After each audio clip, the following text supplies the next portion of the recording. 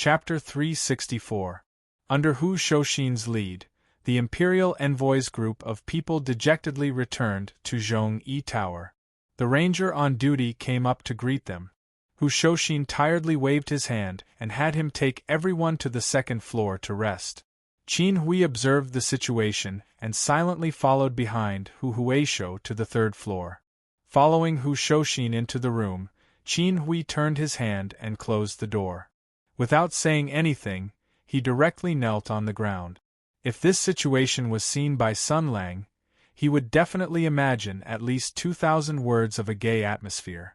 However, Hu Shoshin was not so depraved. Old Hu lit the lamp and turned his head to look at Qin Hui. He coldly said, "Good trick, Sir Qin. If I didn't see it with my own eyes, I really couldn't imagine that those words came from your mouth. What you've learned in the court these few years is to frame others in a crisis to protect yourself." Qin Hui knelt on the ground with his head lowered. "I have nothing to say." Hu Shoshin's expression froze. He felt that the anger in his chest had landed on empty air. If Qin Hui had tried to quibble or be confident, then Hu Shoshin would have scolded the Imperial envoy angrily and even given him a beating. However, Qin Hui had put on a cowardly appearance of lying down and allowing him to do whatever he wanted. On the contrary, old Hu didn't know what to do. He froze for a moment. Most of his anger had died down, but he still said coldly, "Nothing to say? You said a lot at the time." Qin Hui raised his head and revealed a bitter smile. In a quiet voice he said, "I won't defend myself. I just want to ask, if you were in my position, what would you do?" Old Hu was slightly startled and his expression became unnatural. Qin Hui said in a low voice, "I, your younger brother, have struggled bitterly in the court these few years. I've suffered hardships and been bullied. I've waited with great difficulty for this opportunity to stand out. I've counted on the Emperor's heart and wanted to do this job beautifully. I didn't expect to encounter such a situation." He looked straight into Hu Shoshin's eyes. His expression was calm, and his tone was indifferent. However, old Hu could see the huge waves in the depths of his eyes. The Imperial envoy calmly said, "Because I don't have my brother's martial arts and abilities, even if I bowed and bent my knees on the canal, even if I was refined and courteous, I still deserve to be humiliated by a monster. I ran away in panic and almost lost my life. I was even followed by that monster and hung on the flagpole. It's only because I don't have an intelligent and eloquent eloquence, I don't have the mind to anticipate the enemy's moves, and I don't have the ability to see through the hearts of people.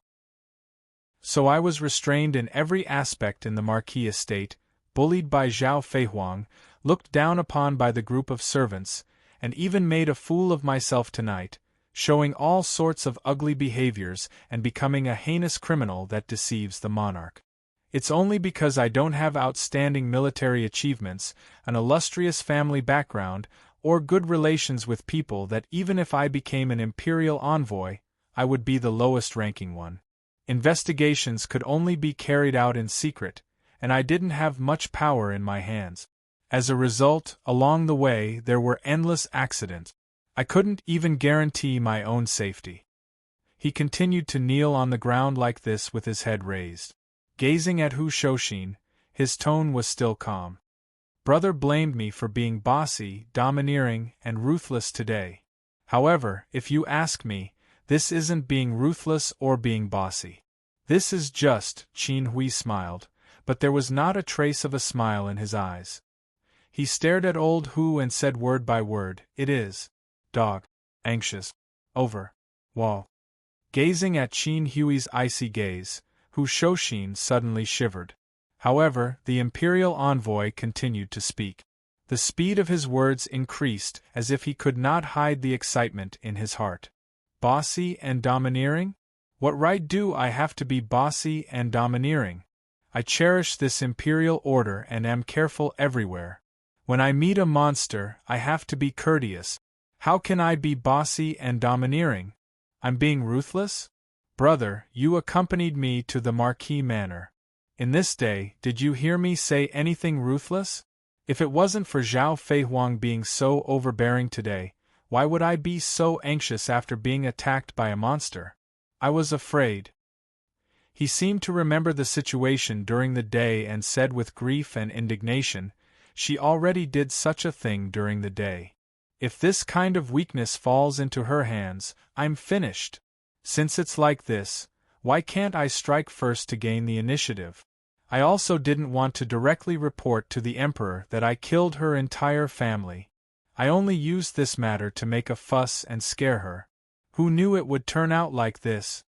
As he spoke, he sighed and said wearily, in any case, it's too late to say anything now. I am indeed wrong in many ways, but there is one thing that is stuck in my throat. If I don't spit it out, I won't be happy, brother. In this kind of situation, this kind of matter, if it were you, what would you do? I just can't accept it. He lowered his head and there were a few more drops of water on the ground. Qin Hui held back her tears and said softly, why is it that as an imperial envoy, Xiong Heir can ride a horse in fine clothes and can wear black armor to accompany him? I carefully planned this job, but I was restrained in every way? I clearly didn't do anything wrong, but I was bullied by a monster. I clearly didn't do anything, but I was targeted by Zhao Feihuang. I am an imperial envoy, but I was hung on a flagpole by a monster and treated as a joke by others. My desperate counterattack was easily resolved by the other party and instead became my fatal weakness. The more he spoke, the more hopeless he felt. He fell to the ground wearily and his eyes were empty. Suddenly, he laughed crazily. However, I actually deserve it. I don't have the ability, I don't have the family background, I don't have the connections, so I can't move an inch in the court. So I can't even do a job well. I was too naive. In this world, in this country, it is too naive to rely on so-called hot blood to realize one's ideals and ambitions. In the end, I can't be a bad person, I can't be a bad person. In the end, I can't be an official. He sighed, his face ashen. He slowly stood up, bowed to Hu Shouxin, and then turned to leave. Hu Shouxin said coldly, where are you going? Qin Hui laughed bitterly. Taking the initiative to ask for forgiveness is better than being accused. I don't want to implicate my family. Moreover, that Zhao Feihuang's hostility is too strong. He must be guilty. That monster acted recklessly and disregarded the dignity of the court. This means that the demon race has been acting strangely recently. Even if I'm removed from my position and never hired again, I can't let these two get away with it. He shook his head and slowly said, I had too many misgivings in the past. I felt that if I reported the matter of the demonic beasts, I would be judged as a troublemaker in the imperial court. Now that the outcome has been decided, I can finally explain the cause and effect of the matter and let the imperial court judge. As an official, I have to tell the truth in the end. After he finished speaking, his hand was already on the door. The door had just opened a crack when Hu Shouxin's voice came from behind him, stop. Qin Hui's body froze slightly. He didn't turn around. He smiled bitterly and said, brother, what else do you have to say? Hu Shouxin slowly said, what did I say before? Tomorrow, we'll go to the Marquis Manor again and give Miss Zhao an explanation and discuss a plan. Are you going to treat my words as nothing? Qin Hui still had his back to Hu Shouxin. He shook his head. The evidence of the monster, the evidence of the guards hitting people, and the evidence of me tonight have all fallen into Zhao Feihuang's hands. The situation is already as bad as it can get. As long as she goes to the Yamen tomorrow to sound the drum and cry out her grievances, my reputation will never be cleared. If I want her to be merciful, I can only compromise with her. Whatever she wants me to say, I'll say it. Whatever she wants me to do, I'll do it. After all, I am an imperial envoy carrying the emperor's trust to investigate a case. How can I deceive the emperor and be coerced by others? He turned his head. Although the expression on his face was still dejected, a bright light flashed through his eyes. he decisively said. Even if I have been schemed against by her and lost my official position, the truth is the truth. The court's suspicion of her will not end. There will still be a new imperial envoy coming.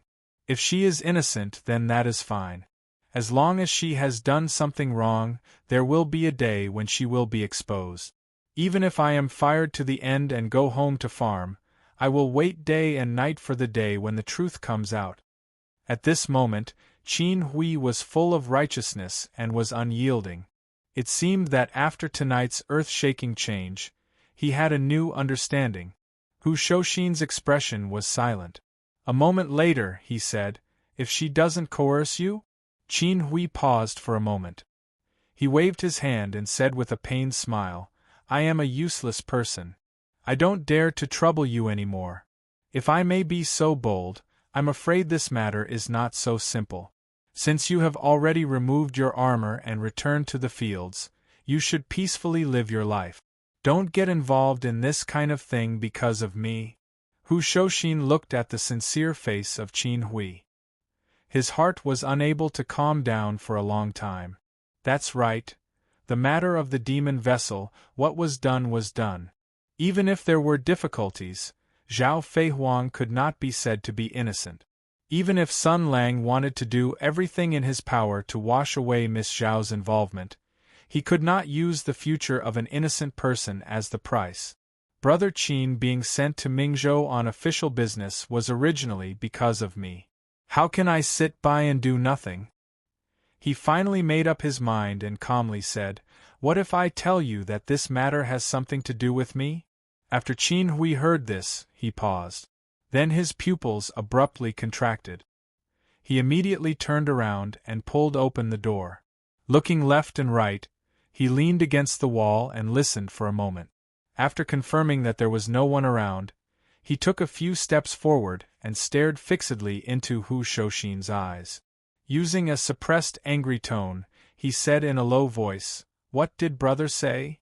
Hu Shouxin calmly looked at him. "If I say that the matter of the demon vessel in Marquis Jinggan Fu has something to do with me, what would brother Qin do?" Qin Hui took 2 steps back. Confusion and disbelief flashed through his eyes. He pointed at Hu Shouxin, his finger trembling. He bitterly lamented, "Brother, since you have already resigned, you should be living out your remaining years in Mingzhou. Why did you touch that thing? You can lose your head for this." Hu Shouxin smiled. "What, does brother want to take my head to receive a reward?" Qin Hui's face was conflicted and hesitant. He was so shocked that he did not know what to do. He stomped his feet and after a while, he said, "Brother, why did you say this to me?" Hu Shouxin smiled slightly and said, "I can't let brother lose his position because of me and ruin his great future." Qin Hui looked at him and suddenly took 2 steps back. He sternly said, "Brother, if you want little brother to feign civility with Marquis Jinggan Fu and deceive the Emperor, then you should keep your mouth shut. Since brother has revealed such a secret, then you will definitely drag little brother into this mess. Although little brother is unworthy, I will not go against the Emperor's grace. Brother, please take little brother's life. Otherwise, Qin Hui will definitely report this matter to the court and investigate thoroughly. Then brother will be sent to the Ministry of Justice's main hall." Hu Shouxin continued to smile. "Then brother wants me to go die." Qin Hui's eyes struggled. In the end, he gritted his teeth and lowered his head. "It is my duty and the Emperor's orders cannot be disobeyed. After completing His Majesty's task, little brother will definitely cut off his neck and commit suicide to thank brother." Old Hu sighed. "Brother, you are underestimating me. When has this who ever done anything that violates the law?" Qin Hui's face revealed joy and then he suspiciously asked, "Could it be that there is another secret to this matter?" Hu Shouxin nodded and sighed. "There is no harm in telling you. Miss Zhao secretly hid a demonic weapon. It is true, but with her courage and identity, she does not dare to have any ideas about the demonic weapon. The reason why she did this was because she was instructed by someone else. That person's identity is very frightening and very subtle. So much so that if it was leaked, it would cause a reign of terror in the court. Qin Hui was confused. Who is it? Hu Shouxin turned around and looked at the imperial envoy in front of him. His tone was calm. Empress Tensei. His voice was extremely soft, but it was like a clap of thunder that exploded in Qin Hui's ears. The imperial envoy widened his eyes in disbelief. His face was filled with shock, and then it turned into anger. This is simply treason. Hu Shouxin sighed.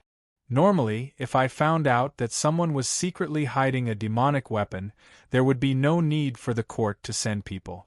I would personally escort the criminal to the court. However, this matter involves a wide range of people and has a great influence. It is simply shocking. I can only think of a way to suppress this matter and then slowly plan. Brother, you are a scholar and also an official of the court. Your knowledge and experience must be much better than mine. Do you think that you should directly report this matter to the court? Qin Hui shook his head.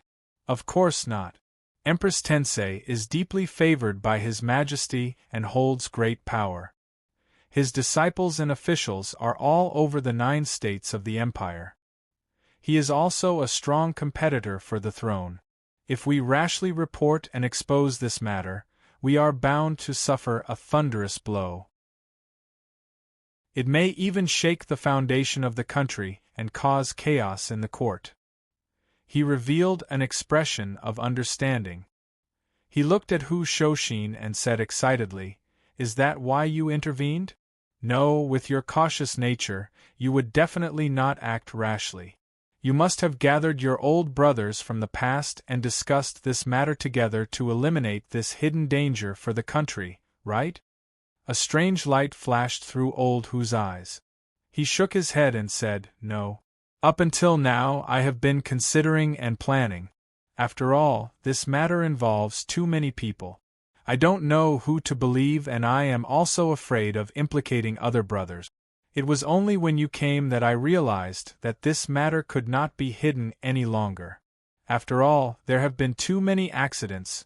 Only then did Qin Hui let out a huge sigh of relief. He bowed deeply and said, "Brother, you have taken a huge risk by telling me the truth. I will definitely not let you down. However, this matter involves too many people. I will be presumptuous this time and ask you to show me evidence.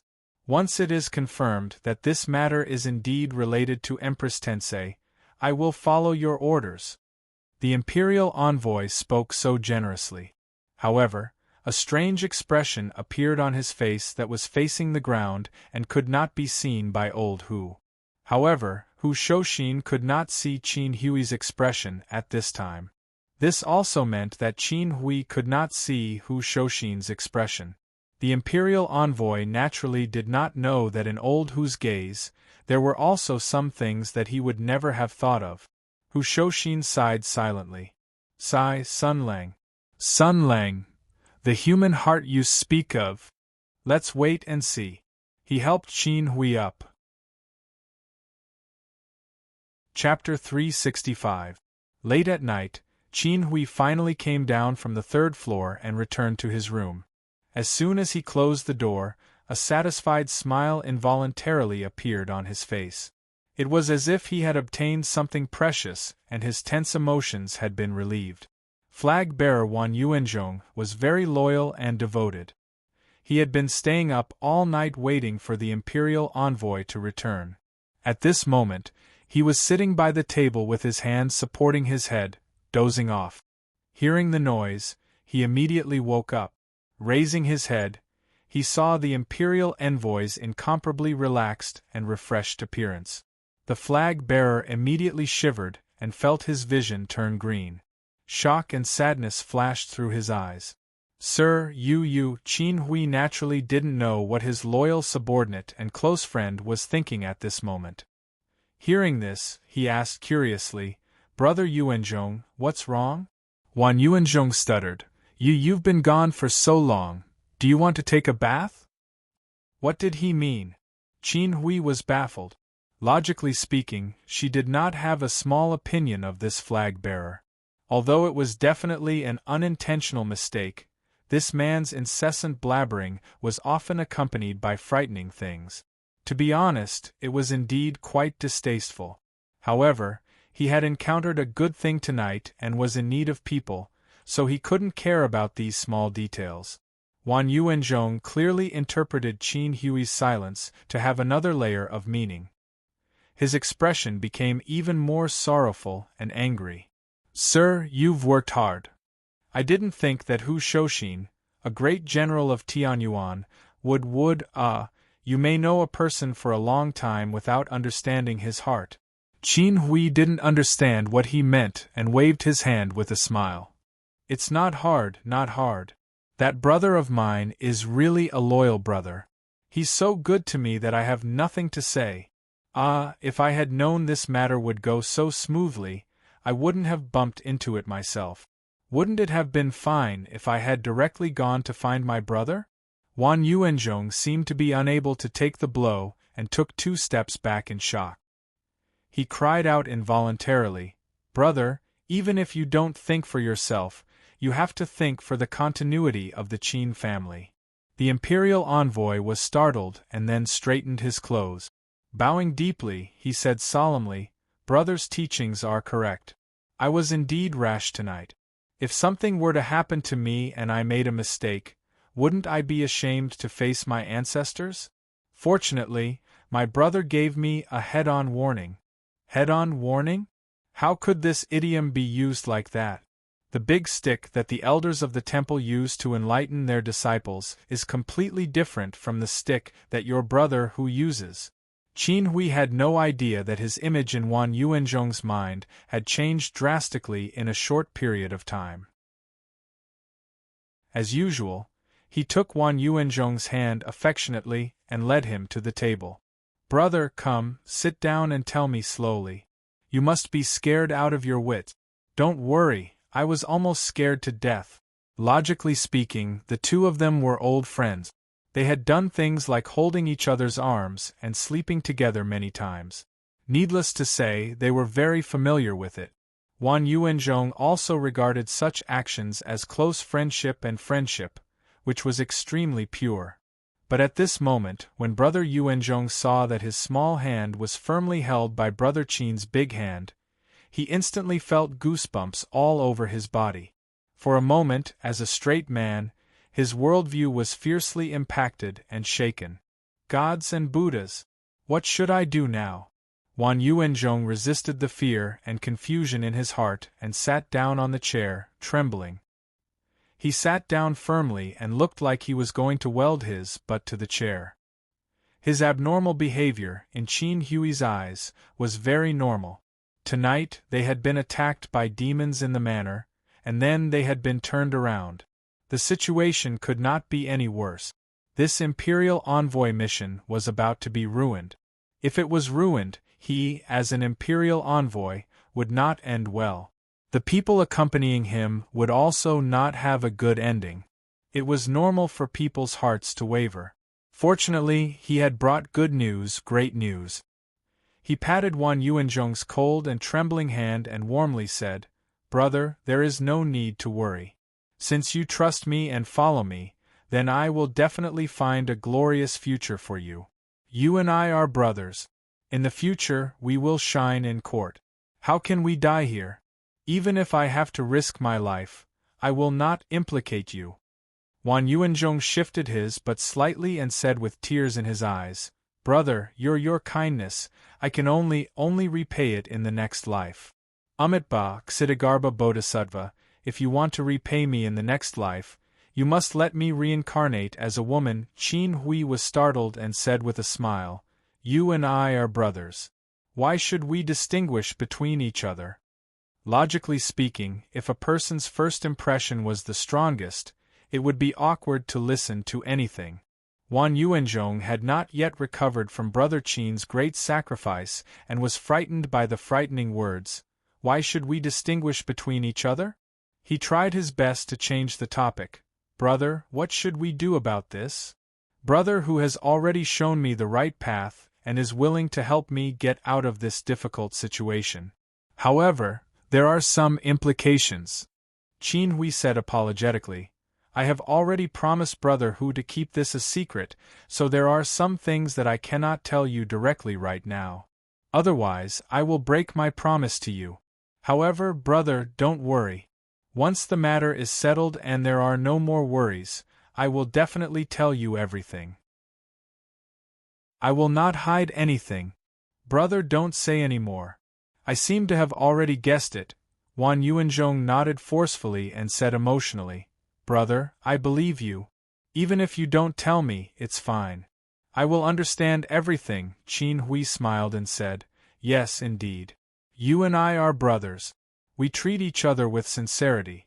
There are some things that do not need to be said clearly. You only need to remember that my brother is one of us and also our benefactor. That is enough.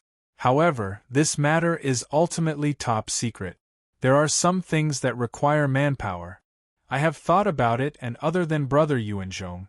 Before he finished speaking, Wan Yuanzhong quietly broke free from Qin Hui's hand and patted his chest forcefully. If Brother has any orders, I will obey. Qin Hui nodded and said in a low voice, There are two important matters. First, something happened tonight. The hearts of the imperial envoys are unstable. I will naturally go and comfort them one by one.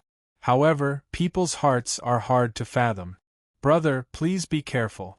Secondly, although this case is generally stable, since we are investigating the case under the imperial decree, the evidence still needs to be more detailed. Therefore, I have something to ask of you, younger brother. Pick some trustworthy subordinates, and when you are free these 2 days, go and find one. The two of them talked for a long time. Wan Yuanzhong nodded and said, Leave it all to me. I will definitely do it beautifully. The imperial envoy cupped his hands and said, Then I will rely on you. Wan Yuanzhong hesitated for a moment but still said, Brother, is this really okay? Qin Hui smiled and said, Brother Hu and I are both old soldiers of Tianyuan.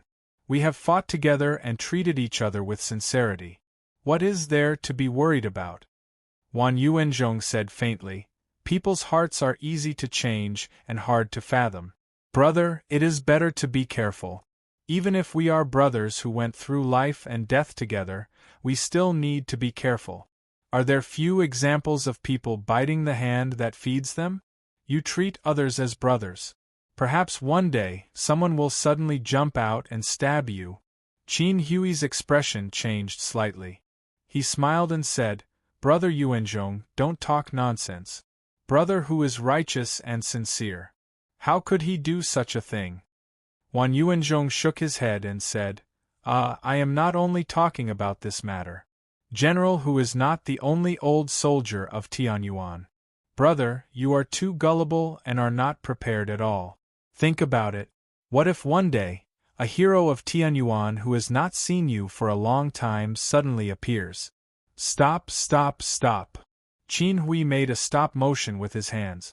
For some reason, he suddenly felt a little weak in his heart, so he decided to end this conversation. It is already late. Brother, you have been waiting here for a long time. You have worked hard for a long time today. You have exhausted your mind and body. Quickly go back to your room and rest. Oh, how about you just rest here? Hearing this, Wan Yuanzhong jumped up as if his butt was on fire. He clasped his hands and said, I will not disturb brother anymore. This younger brother will return to his room now. As he said this, he deeply clasped his hands and bowed in farewell. Then he retreated step by step to the door. Opening the door, jumping, closing the door. The entire movement was as smooth as flowing water. Qin Hui was still a little baffled. When did Brother Yuanzhong become so courteous? But his expression instantly became gloomy, and he casually flicked the candlelight. Brother Hu, our game can be considered to have begun. You are really a good person who is righteous. A good person. The next morning, under Hu Shouxin's lead, the imperial envoy guards once again paid a visit to Marquis Jinggan Fu. The spectators of the imperial envoy guards were already prepared to sink into the vast ocean of people's war. But what surprised them was that the Marquis Fu was completely calm. The crowd seemed to have received 100 Saint crystals as compensation. Each and every one of them was calm and peaceful, as if nothing had happened last night. Everything was incomparably quiet and peaceful. Young Lady Zhao did not go to the yamen to complain. There were also no strange newspapers circulating on the street. Even the gazes of the servants did not have any hostility. It was the same as before in the reception pavilion. But at this moment, the mood of both sides was completely different. The leader of the Central Commission for Discipline Inspection, Qin Hui, met with young Lady Zhao of Marquis Jinggan Fu once again. All unrelated people were chased out. Only young Lady Zhao, housekeeper Su, Hu Shouxin and Qin Hui remained in the room. Qin Hui was a good man. He could rise and fall and was very straightforward. He directly bowed and said, "Last night, this official was like a cornered dog jumping over a wall and spouted nonsense, frightening young Lady Zhao. I am truly ashamed and apologetic. I am ashamed and ashamed. I am ashamed and ashamed. Please punish me, young Lady Zhao." Although his words were very sincere, a trace of sternness flashed across Lord Qin's face. That was an attitude that said, "Do not bully a poor youth." Zhao Feihuang immediately returned the favor and also bowed. She pursed her lips and said with a smile, I wouldn't dare. Yesterday, this little girl was unruly and willful. In a moment of desperation, I said the wrong thing. Please forgive me, Lord Imperial Envoy. Please forgive me. I hope Lord Imperial Envoy will not take it to heart." Although her words were very sincere, young Lady Zhao's gaze was like a Best Actress Oscar winner looking at a loser for Best Supporting Actor. Because they were too polite, Qin Hui did not see young Lady Zhao's gaze that was like a high-end gamer's. The two people pretended to be polite. The simple and honest Hu Shouxin and the simple and honest Su Qingluan had strange expressions. They looked like they wanted to vomit but were too embarrassed to do so. Finally, under Hu Shouxin's suggestion that he could not bear it any longer, the two people finally ended the meaningless pleasantries and sat down as host and guest. Zhao Feihuang was instigated by a certain person again last night and took the initiative to make things difficult. She looked at Hu Shouxin and reproached, "Uncle Hu, since Lord Qin is one of us, why didn't you say so earlier? It was so unpleasant yesterday that I almost went to the government office to complain today." Hu Shouxin's expression froze, and he was furious in his heart. Damn it, it was my fault that it was so big yesterday? Was it my fault? Wasn't it all because of you and Sun Lang?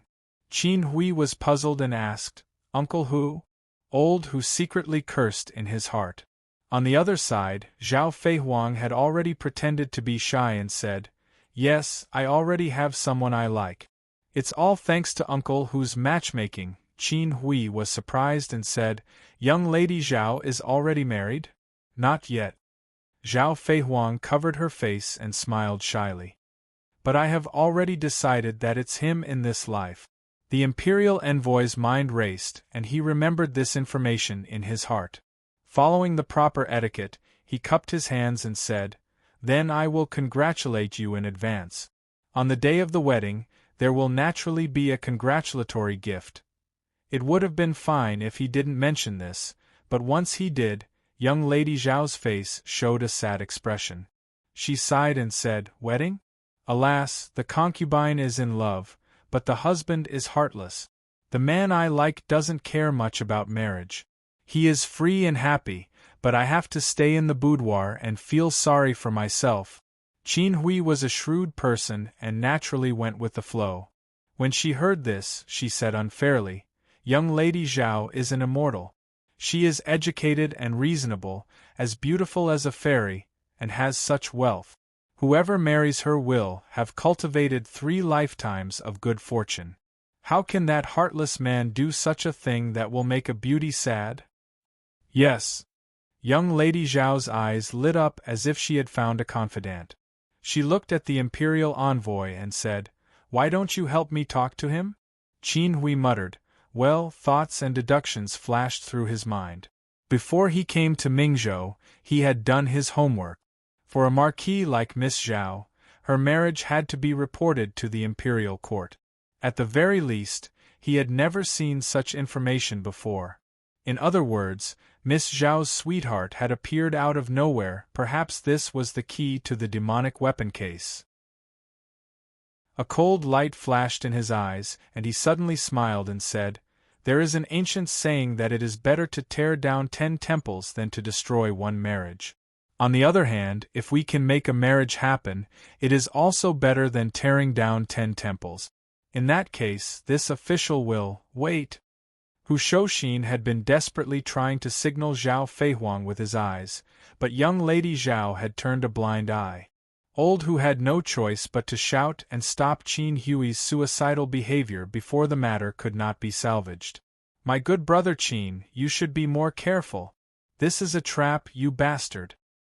He met Brother Qin's surprised gaze and said with a smile, "Young Lady Zhao's lover is not here, so this matter is not urgent. Besides, young Lady Zhao, are you confused? Brother Qin is an outsider after all. Wouldn't it be better if I help you talk to him?" Before young Lady Zhao could speak, Qin Hui said first, that's right. This official is an outsider after all. It is not good for me to interfere in this kind of matter. It is better to leave it to my brother. Young Lady Zhao, let's stop chatting and talk about business. How about it?" Young Lady Zhao was still a bit resentful, but Hu Shouxin said, Yes. Let's talk about business first." Seeing young Lady Zhao's hesitant and unwilling appearance, and seeing Hu Shouxin's unusually positive attitude, as if he was hiding something, Qin Hui calmly took a sip of tea. Humph, there was indeed a problem. Chapter 366. In Marquis Jinggan Fu, Qin, Zhao and Hu, these 3 people were clearly divided into 3 large camps. The kind and lawful Hu Shouxin wanted everyone to be happy. He wanted to end the matter of the demon weapon and protect little brother Qin from Sun Lang's evil clutches. Qin Hui, who was a lawful evil, had an ulterior motive. She wanted to create big news so that she could achieve her long-cherished wish of being promoted and getting rich. The chaotic and evil Zhao Feihuang, under Sun Lang's instigation, wanted to attack Qin Hui, attack the imperial envoy guards, and also attack Hu Shouxin. In short, she wanted to his mother's car and overturn everything, and in the process, resolve the hidden danger of Marquis Jinggan Fu. The 3 of them each had their own thoughts. Each of them had something they wanted to hide, and each of them was on guard against each other. Between them, there was not a shred of sincerity. The conversation and meeting in such an atmosphere could not be more fake. Qin Hui kept the conversation in mind and kept the key clue of Miss Zhao's sweetheart in his mind. His intuition told him that this person must be a key figure and he must secretly pay attention to him. Then, he revealed a sincere expression and slowly said, "Miss Zhao, my elder brother has already told me about you in detail last night. But you must also understand that this Qin has come here on the orders of the Emperor. I am here to help His Majesty with his errands. The Emperor's orders are hard to disobey, and the Emperor's will is unpredictable. If we want to handle this matter properly, we will need Miss Zhao's cooperation. Let's think of a plan together." Miss Zhao had a smile on her face as she readily agreed, "Since Lord Qin is one of us, then I will definitely do my best to cooperate with Lord Imperial Envoy to clear the House of Marquis' name." "Innocent, my ass." The corners of Qin Hui's eyes twitched. She then smiled and said, well said. "Since that's the case, this official will be bold enough to show off a little and share a little bit of my opinion on this matter."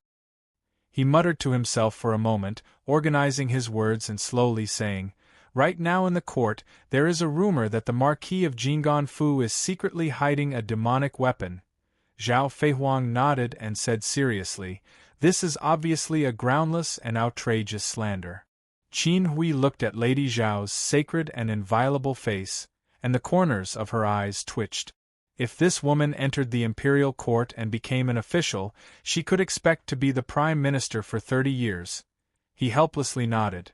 Yes, yes, yes, that was indeed baseless slander and slander, so His Majesty sent me to investigate the truth and give Marquis Jing and Fu justice. In regards to this matter, the explanation given by the Marquis's estate was that extremely ferocious and evil villains entered the Marquis's estate with the intention of plundering it.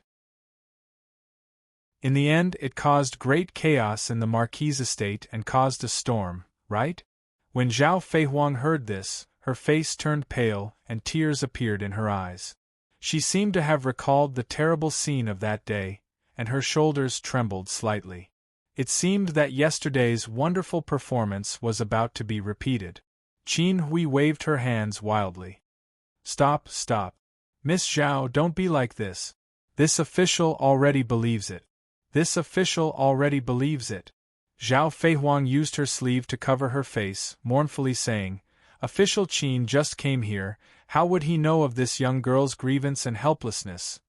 The imperial envoy was afraid that Miss Zhao would cry again, so he quickly and passionately said, Marquis Jing and Fu is full of loyal martyrs. One man died in battle and only relied on the elderly, weak, women, and children to support the family.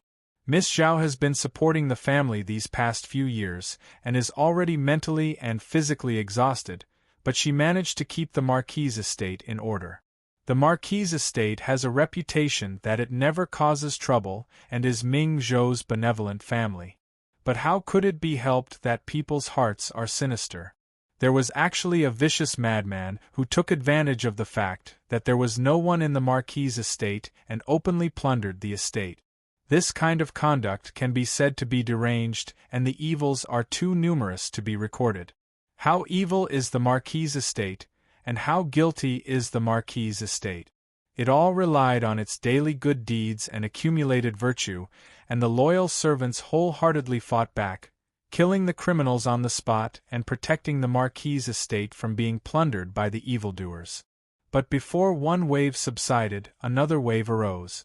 There were also people with evil intentions who spread rumors, wanting to destroy the Marquis's estate. They actually falsely accused the Marquis's estate of secretly possessing demonic weapons to cause trouble. These words were said in a clear and orderly manner, and could be said to be a perfect book of Tao. It caused Hu Shouxin's mouth to gape, Su Qinghuan's eyes to widen, and even Zhao Feihuang stared blankly for a moment. Then, with a face full of admiration, he said, The summary is so good, the words are said so well. Official Qin, in the imperial court, you must also be a good official who works for money. Official Qin was first startled, and then he became angry. How can you say that? Also, didn't King come to a conclusion according to your words? To be able to wash the ground so cleanly and even wash yourself as the victim, you are much more terrifying than me. Qin Hui cursed in her heart. On the other side, Zhao Feihuang seemed to be in high spirits.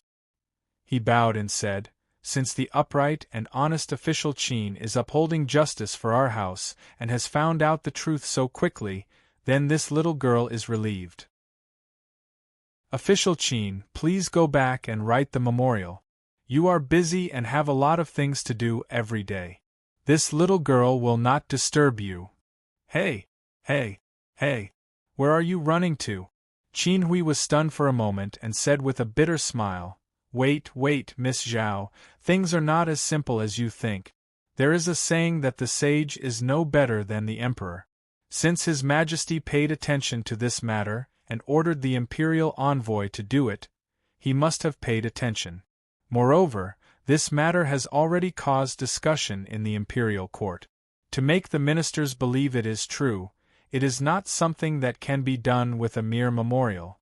A confused expression appeared on Miss Zhao's face. Then she thought for a moment and revealed an expression of understanding. She pointed at Qin Hui and then smiled with a "I was confused" expression. It's good that you understand, it's good that you understand. Qin Hui looked at the beautiful girl's smiling face and smiled as well. Zhao Feihuang smiled and stretched out her small hand. She twirled it mysteriously and said in a low voice, "Official Qin, just say it. How much do you want?" "What number?"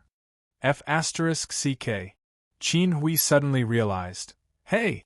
Little girl, why are you so familiar with this? How many times have you bribed people?" He felt extremely strange and shook his head. "It's not about the money, it's not about the money. Money is only used to make connections, to ask people to intercede, to make some ministers who can influence the emperor's wishes speak up and help. That's all. However, solid evidence is the most important. In terms of connections, Miss Zhao was born in a family of heroes of Tianyuan. You are also a woman and have many natural allies and sympathizers. In addition, brother Hu is a great general of Tianyuan and has old friends all over the world. In terms of connections, there is no need to worry. What I mean is that we need more detailed evidence." The imperial envoy's face was full of sincerity, as if he was truly thinking for Miss Zhao's sake.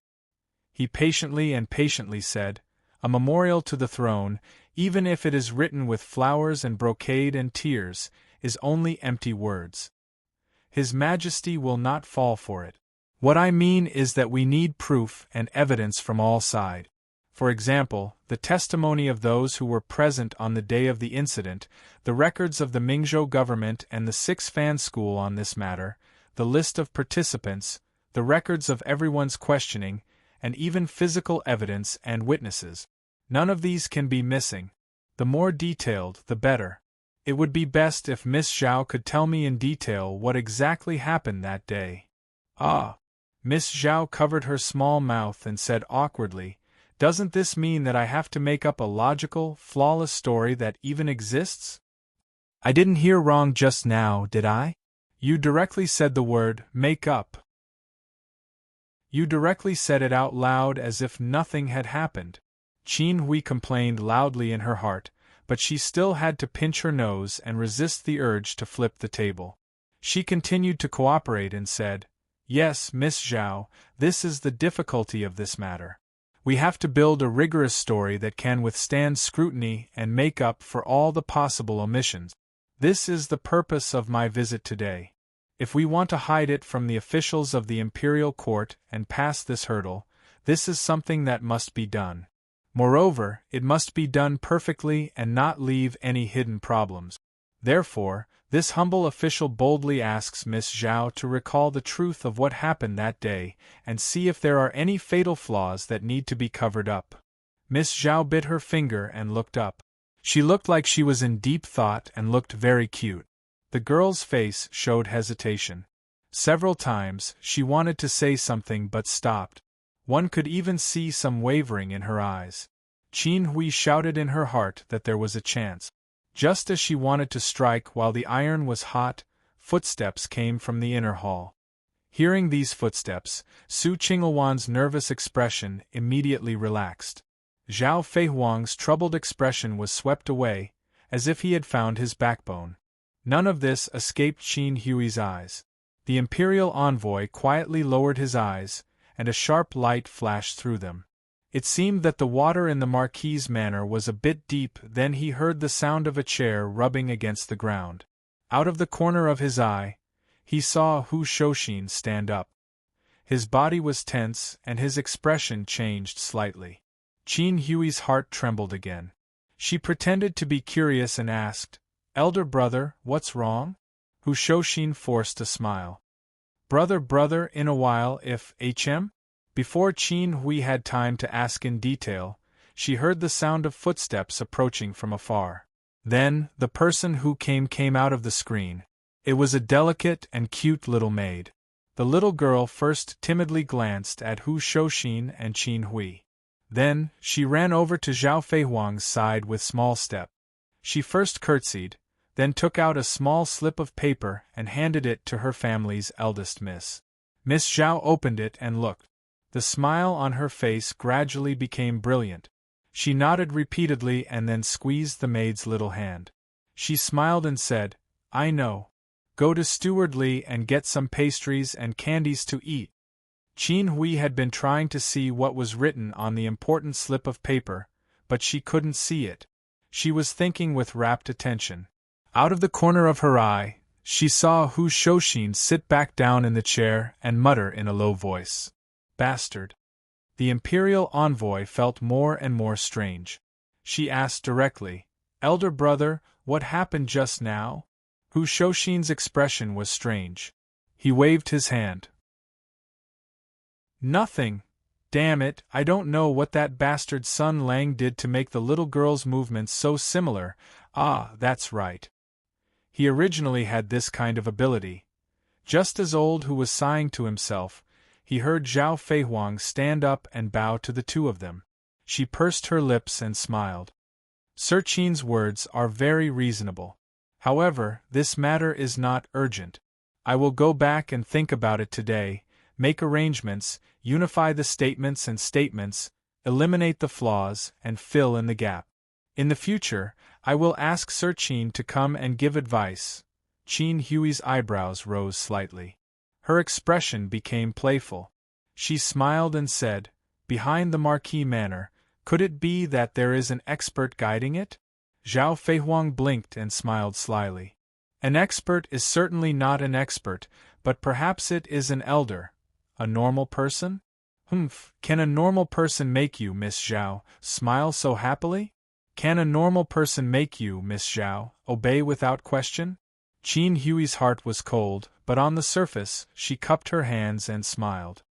"Then, this Qin will come and disturb you again tomorrow.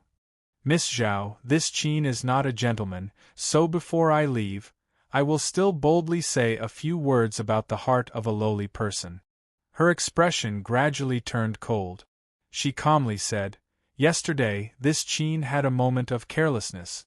My state of mind was agitated and I made a big mistake. I fell into Miss Zhao's hands. This Qin originally wanted to submit a memorial today to ask for forgiveness, resign and return to my hometown. In the memorial, I also wrote about the suspicious aspects of Marquis Jinggan Fu. I didn't want Miss Zhao to win so easily. But fortunately, my brother Hu Shouxin bore the responsibility of a sea of blood and calmly reported this matter. Since this matter is related to Empress and the throne, then it is indeed best to be careful. So this Qin can temporarily hide this secret in my heart and discuss a good countermeasure with Miss Zhao to temporarily deal with this matter. I know that Miss Zhao still doesn't believe me. To be honest, I also don't believe Miss Zhao. The reason why we can cooperate with each other is because of Brother Hu's face. I trust Brother Hu trusts you, then I also trust you.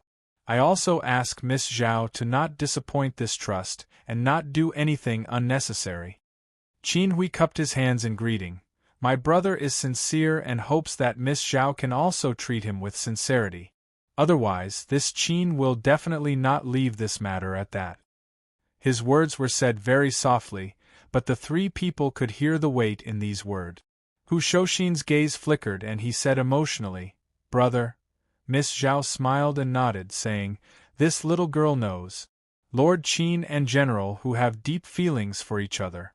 It really makes one envious." Steward Su went to open the door and then led the two people outside, sending them off. Zhao Feihuang watched the two people walk away. He stretched his back and sat back down on his chair. He smiled and said, "If it weren't for Sun Yu explaining things in advance, even I would have been fooled. This Lord Qin's performance, his acting, and even his actions were all so reasonable that it was impossible for anyone to see anything wrong with him." Sun Lang flashed out from behind the screen. He smiled and said, "No matter what his goal is, our bait has already been scattered. He thinks that his acting is flawless and that everything is under his control. Then, when the truth is revealed in the end, it will be more interesting. So, let us wait and see." Zhao Feihuang's expression changed. He turned and looked at Sun Lang. He smiled and said, "Then, does Sun Yu want Qin Hui to take the bait or not?" Sun Lang was startled.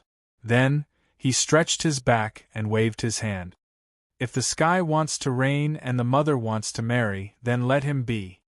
My world is already very small, so it's still very easy to protect it. Chapter 367. When the imperial envoy was sent off by the steward of the Marquis Fu, there was a sincere smile on his face that came from the bottom of his heart. This kind of leisurely and relaxed attitude made the attendants of the imperial envoy let out a big sigh of relief. Just as they thought, the imperial envoy explained to everyone with a smile that he had already reached an understanding with Miss Zhao and resolved the misunderstanding. Regardless of whether everyone believed it or not, the imperial envoy believed it himself. But no one knew that while Sir Qin was talking and laughing, he was thinking about what had happened in the Marquis Fu. A trace of malice flashed through his eyes. That little girl surnamed Zhao still didn't say a single word of truth. Hu Shouxin also followed beside Qin Hui and asked nonchalantly, "Younger brother, it's still early. What should we do today?" Qin Hui pretended to think for a moment and then bowed. "If we want to clarify the truth and investigate the cause and effect, we can't just listen to the words of the Marquis of Jing'an's manor. The opinion files of the Mingzhou Yamen and Six Fan School are also very important. There's no need to trouble two masters for one matter. I'll have to trouble elder brother to introduce me to the Mingzhou prefect and the head constable of Six Fan School." This was showing sincerity. Originally, with his identity as the imperial envoy, he didn't need Hu Shouxin to introduce him. If he wanted to see the officials of Mingzhou, he could just directly visit them and reveal his identity. But Qin Hui knew that this matter was very important and had wide implications. His own identity was also very awkward, so he naturally wouldn't do anything that would make Hu Shouxin suspicious. After all, although this guy looked careless, boorish, and didn't care about trifles, he was still a great general of Tianyuan. For a general who could lead an army on the battlefield and survive 100 battles, which one of them wasn't cautious and suspicious? So, he couldn't act rashly. He had to calm his heart and not make him suspicious. After all, there were still places where he could be of use. But Hu Shouxin was indeed not someone who was easy to deal with. After hearing Qin Hui's words, his brows furrowed slightly.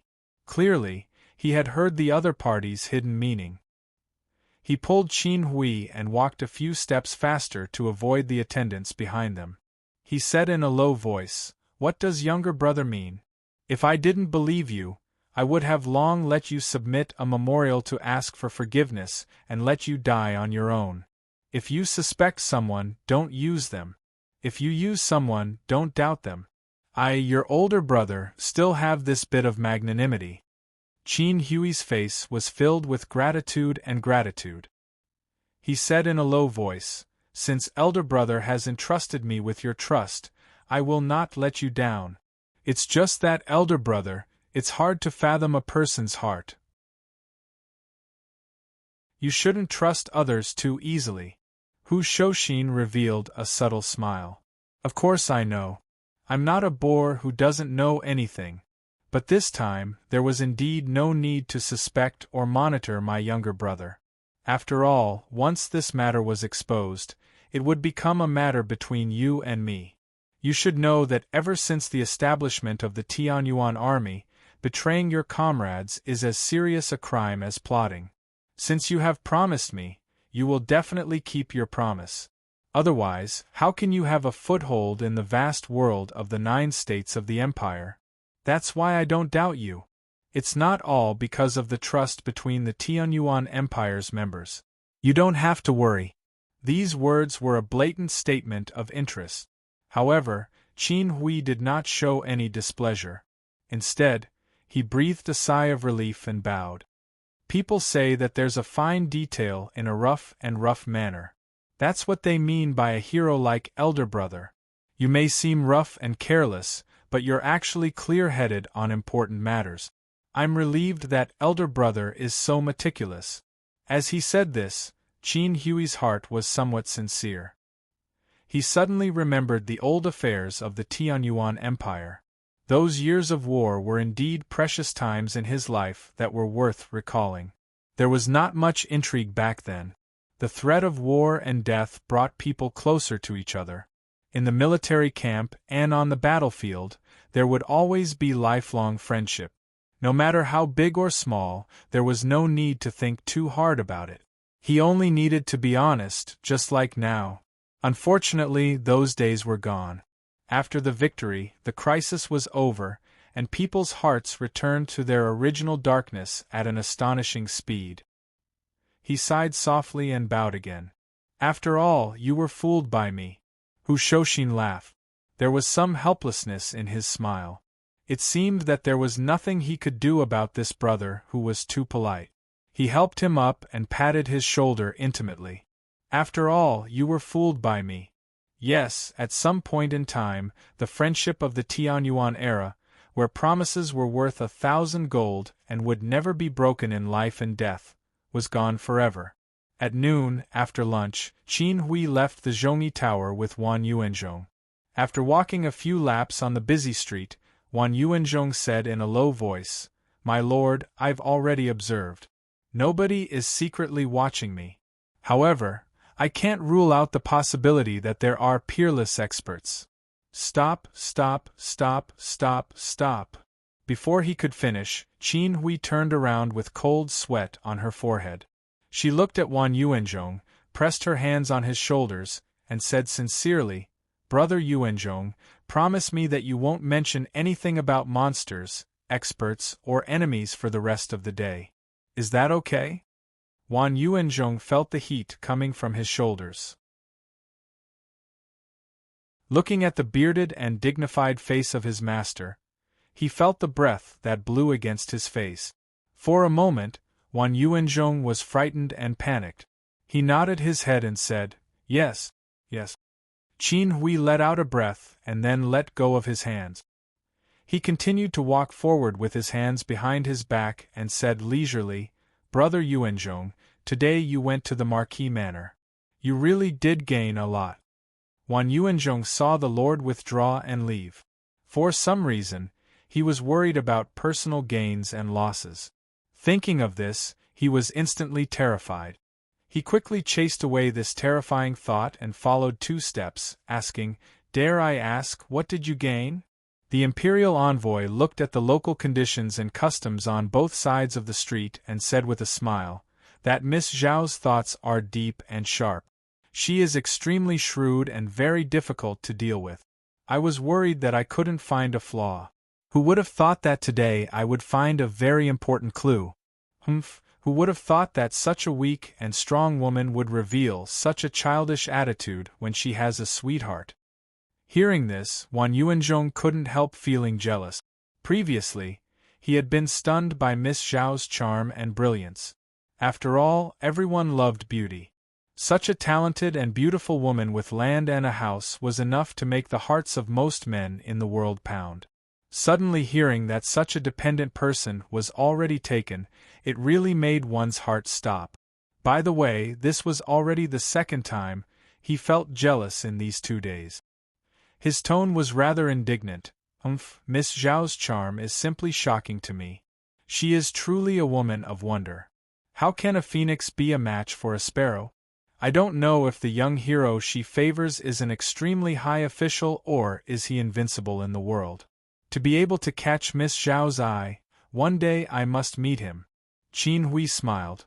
"I don't even know if Miss Zhao's sweetheart is old or young. How do you know it's a young hero? And what do you mean by extremely high official, invincible in the world?"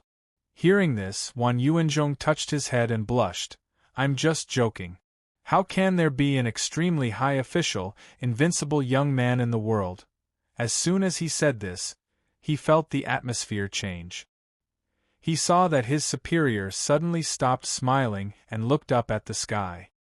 His expression was strange, with a little loneliness and regret. Wan Yuanzhong felt strange and carefully asked, "Sir, did I say something wrong?" Qin Hui suddenly realized and suddenly laughed at himself, softly saying, "Yes, yes, there is no such person in the world." He seemed to be eager to cover up his gaffe just now and directly changed the topic back to Miss Zhao's sweetheart. He smiled and said, "Although I don't know how old Miss Zhao's sweetheart is, what achievements he has, and what his family background is, it still aroused my curiosity and doubts. If I'm not wrong, I'm afraid there's something fishy about this matter. Miss Zhao just happened to mention that she called brother Hu uncle. I was puzzled, so I casually asked. Miss Zhao said that brother Hu was the matchmaker for her." Wan Yuanzhong pondered for a moment and nodded. "So there is this kind of friendship, no wonder." Qin Hui nodded and said, "I also think so. Since ancient times, making two people fall in love with each other has been seen as a good deed. As for being the matchmaker for the noble daughter of the Marquis of Jingganfu, that is an even more glorious and good deed. Since brother Hu was the matchmaker for the Marquis of Jingganfu, he should feel happy and proud." But what surprised me was that when I continued to ask, brother Hu actually took the initiative to interrupt me and didn't want to talk about this matter. It really is strange. The flag-bearer nodded repeatedly. "Hearing you say this, it really is strange. Why does General Hu avoid talking about the identity of Miss Zhao's sweetheart?" A cold glint flashed through Qin Hui's eyes. "This is something we need to clarify. Previously, I had a glib tongue in the Marquis Fu and almost persuaded Miss Zhao to change her mind and cooperate with us to fabricate and investigate the truth. But a maidservant suddenly came out from the rear hall and handed over a small piece of paper.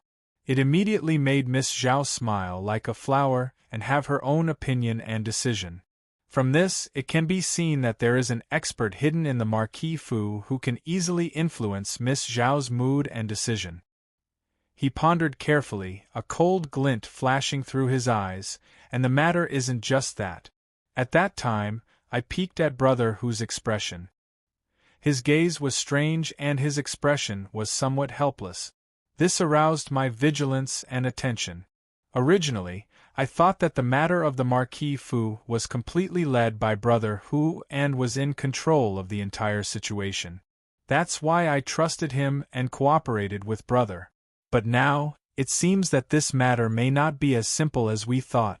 Wan Yuanzhong understood the meaning of the song. His eyes moved. "There is a problem with Miss Zhao's sweetheart?" Qin Hui nodded slightly and said seriously, "I originally thought that Miss Zhao was indeed wronged and bitterly endured until now. In this matter, there must be difficulties.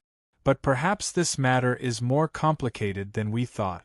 Her sweetheart, who is so mysterious that even brother Hu is unwilling to talk about, may be the key factor in this matter. He may even be the main culprit. The situation may be even worse.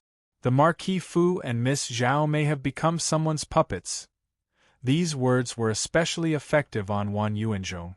Official Wan originally had a lot of opinions about Miss Zhao's sweetheart. Hearing Qin Hui's provocative words, he immediately jumped 3 feet high and rolled up his sleeves, saying, "Outrageous! Preposterous! Deceiving the noble daughter of the Marquis Fu is a serious crime. We have the imperial order. How can we sit by and watch this happen? No need to say it, no need to say it.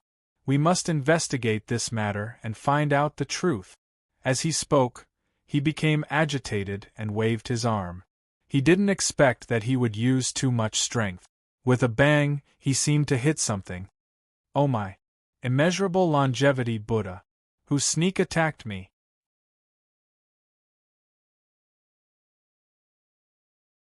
Chapter 368. Qin Hui and Wan Yuanzhong, the two of them were both civil officials. That is, the kind that cared more about face, knowing etiquette and not power. As long as it didn't harm their own interests, they were usually tolerant, kind and courteous. When Wan Darren expressed his opinion, his body language was too big and accidentally hit a passerby. It was clear that he was in the wrong. He naturally didn't have the mindset of a low-level bully villain. Listening to the tone of this person's voice, it was clear that he was an old Taoist. With the conduct that a scholar should have, no matter if it was an old man or a Taoist, they all had to show respect. So he hurriedly turned around and retreated 2 steps, apologizing. It's this small one's fault, this small one apologizes to Taoist. Qin Hui also restrained her smile.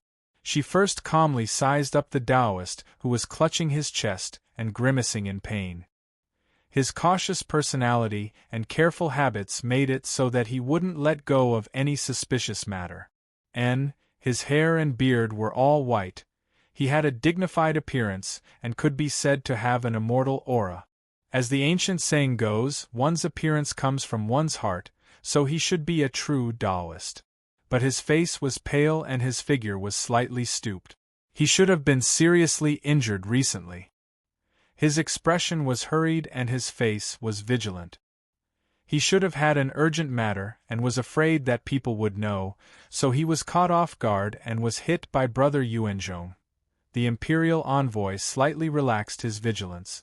Although he was a little curious, he had the emperor's orders today and the matters of Marquis Jing and Fu were complicated. He really didn't want to complicate matters. Just an ordinary Taoist. He smiled and cupped his hands, saying, Taoist is too courteous. My worthy younger brother's temper is a bit impatient and accidentally offended Taoist. I apologize on his behalf. At this point, according to the normal plot development, this matter should have ended here. It was just a small misunderstanding. The person who accidentally made a mistake would politely and considerately apologize, and the person who was offended wouldn't have any losses. Seeing the other party's sincere attitude, they definitely wouldn't pursue the matter. The 2 sides would meet and smile, and the matter would be resolved. This was a typical small matter of humility and tolerance, but that Taoist clutched his slightly painful chest and sized up the 2 scholars in front of him. His expression was a bit shocked. This husband. He bowed to Qin Hui and slowly said, This poor Taoist is proficient in the art of physiognomy. You recently. I'm afraid that there will be a bloody disaster. This was fucking awkward. It was rather awkward.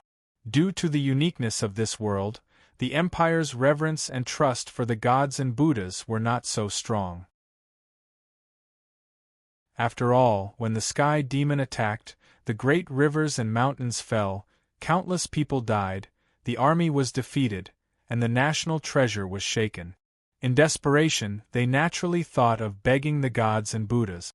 But no matter how sincerely they prayed, no matter how pious they worshipped, the heavenly court did not send a single heavenly soldier, and the western paradise did not show a single arhat. In the end, it still depended on the blood of the people and the soldiers to reclaim the land and protect the country. Since you can't help us get through the difficulties, then what's the use of your hammer? In addition, martial arts were prevalent in the Empire.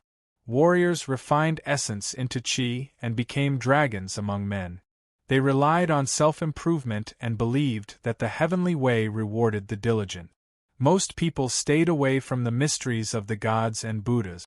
They thought that the greatest use of these things was to fool the people and stabilize the country.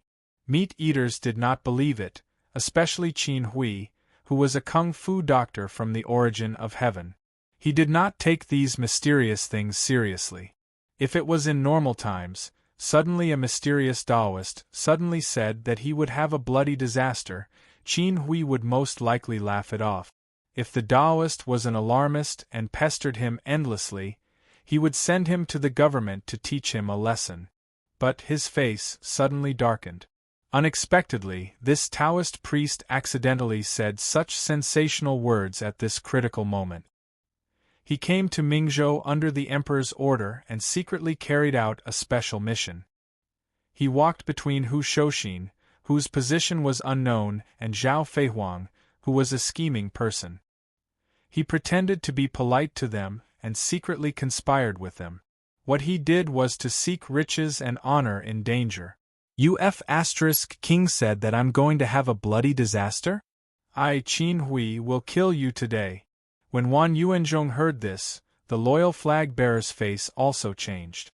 He also had the same thought as Qin Hui. You Taoist, you really know how to pick the right time to fan the flames. He stepped forward and glared at the Taoist. Ignoring his previous impoliteness, he glared at the Taoist and said angrily, "I've often heard that in big cities and small towns, there are often deceivers who pretend to be wandering Taoists. They are known as iron-mouthed Taoists, and they specialize in fortune-telling and cheating people of their money. When they see rich people, they will threaten them and say that they will have a bloody disaster. Or they will be shocked and say that they are afraid of losing their lifespan, so they don't dare to do fortune-telling. Once they have hooked the person's appetite, they will lure him into a jar and use their glib tongue to coax him into giving up his savings. They will trick him until he is dizzy and then run away." These are the words of a Taoist. The old Taoist said unhappily, "I used to travel the world. Although I make a living by reading people's faces, I only ask for food and warm clothes. I never ask for more, so why would I cheat people of their money? Moreover, I have an urgent matter to attend to today. I only saw that the two of you are gentle and polite, and this one is facing a disaster. I couldn't bear it, so I reminded you. It was completely out of kindness. You little brat, you became angry out of humiliation and hurt people. It's unreasonable." He squinted his eyes and looked at Wan Yuanzhong carefully. He said, "Looking at you carefully, you don't seem to be very stable recently.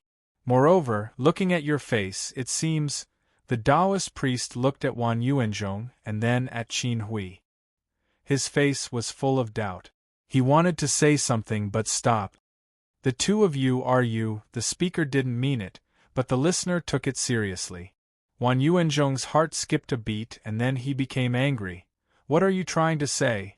Brother Qin and I are innocent, there is nothing between us." He said angrily, "Shut up! Shameless old thief, not only do you dare to talk nonsense to threaten my brother, you even dare to have ideas about me. You're really abominable. Hurry up and get lost, otherwise, I'll definitely send you to the authorities and convict you of speaking nonsense." The Taoist priest was also angry. He blew his beard and glared at them. "I only saw that the two of you were polite, so I gave you some advice. I didn't want your money. You and I don't know each other, so why would I bully you? Although honest words are unpleasant to the ear, there is no harm in listening.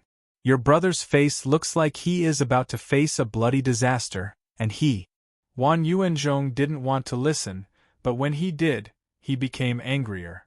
"Shut up! Do you know my brother's identity? Be careful with your words and actions, and don't you want to retreat? He is loyal to the king, indomitable, and never betrays his friends. He is righteous and has many noble people helping him. He also has fierce warriors following him.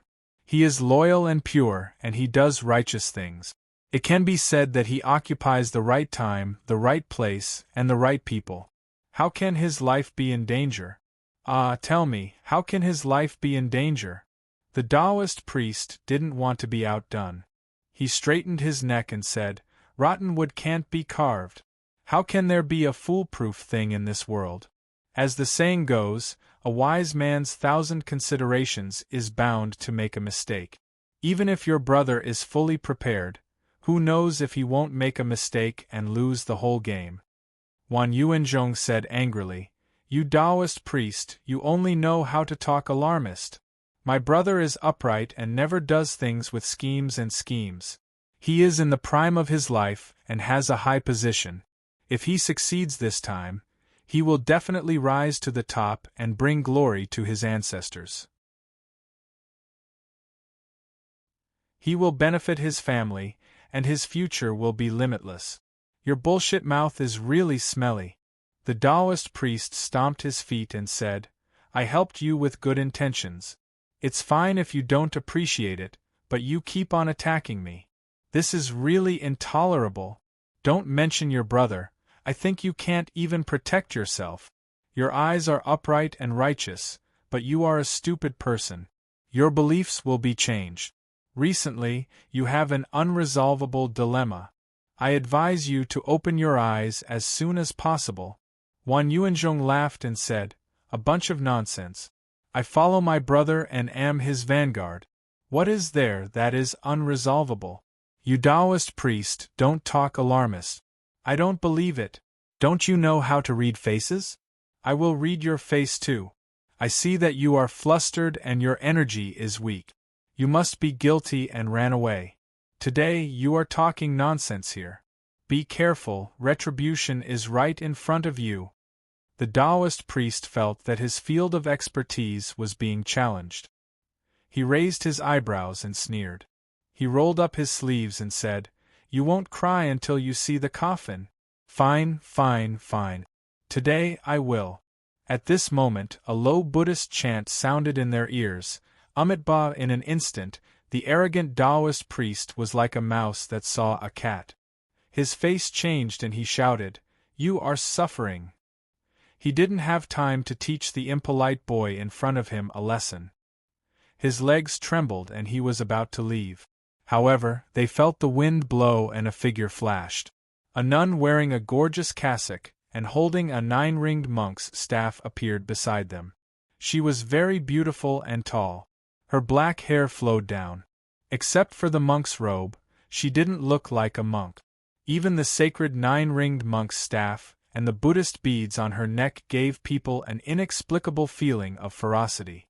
She held the staff in one hand and saluted with the other.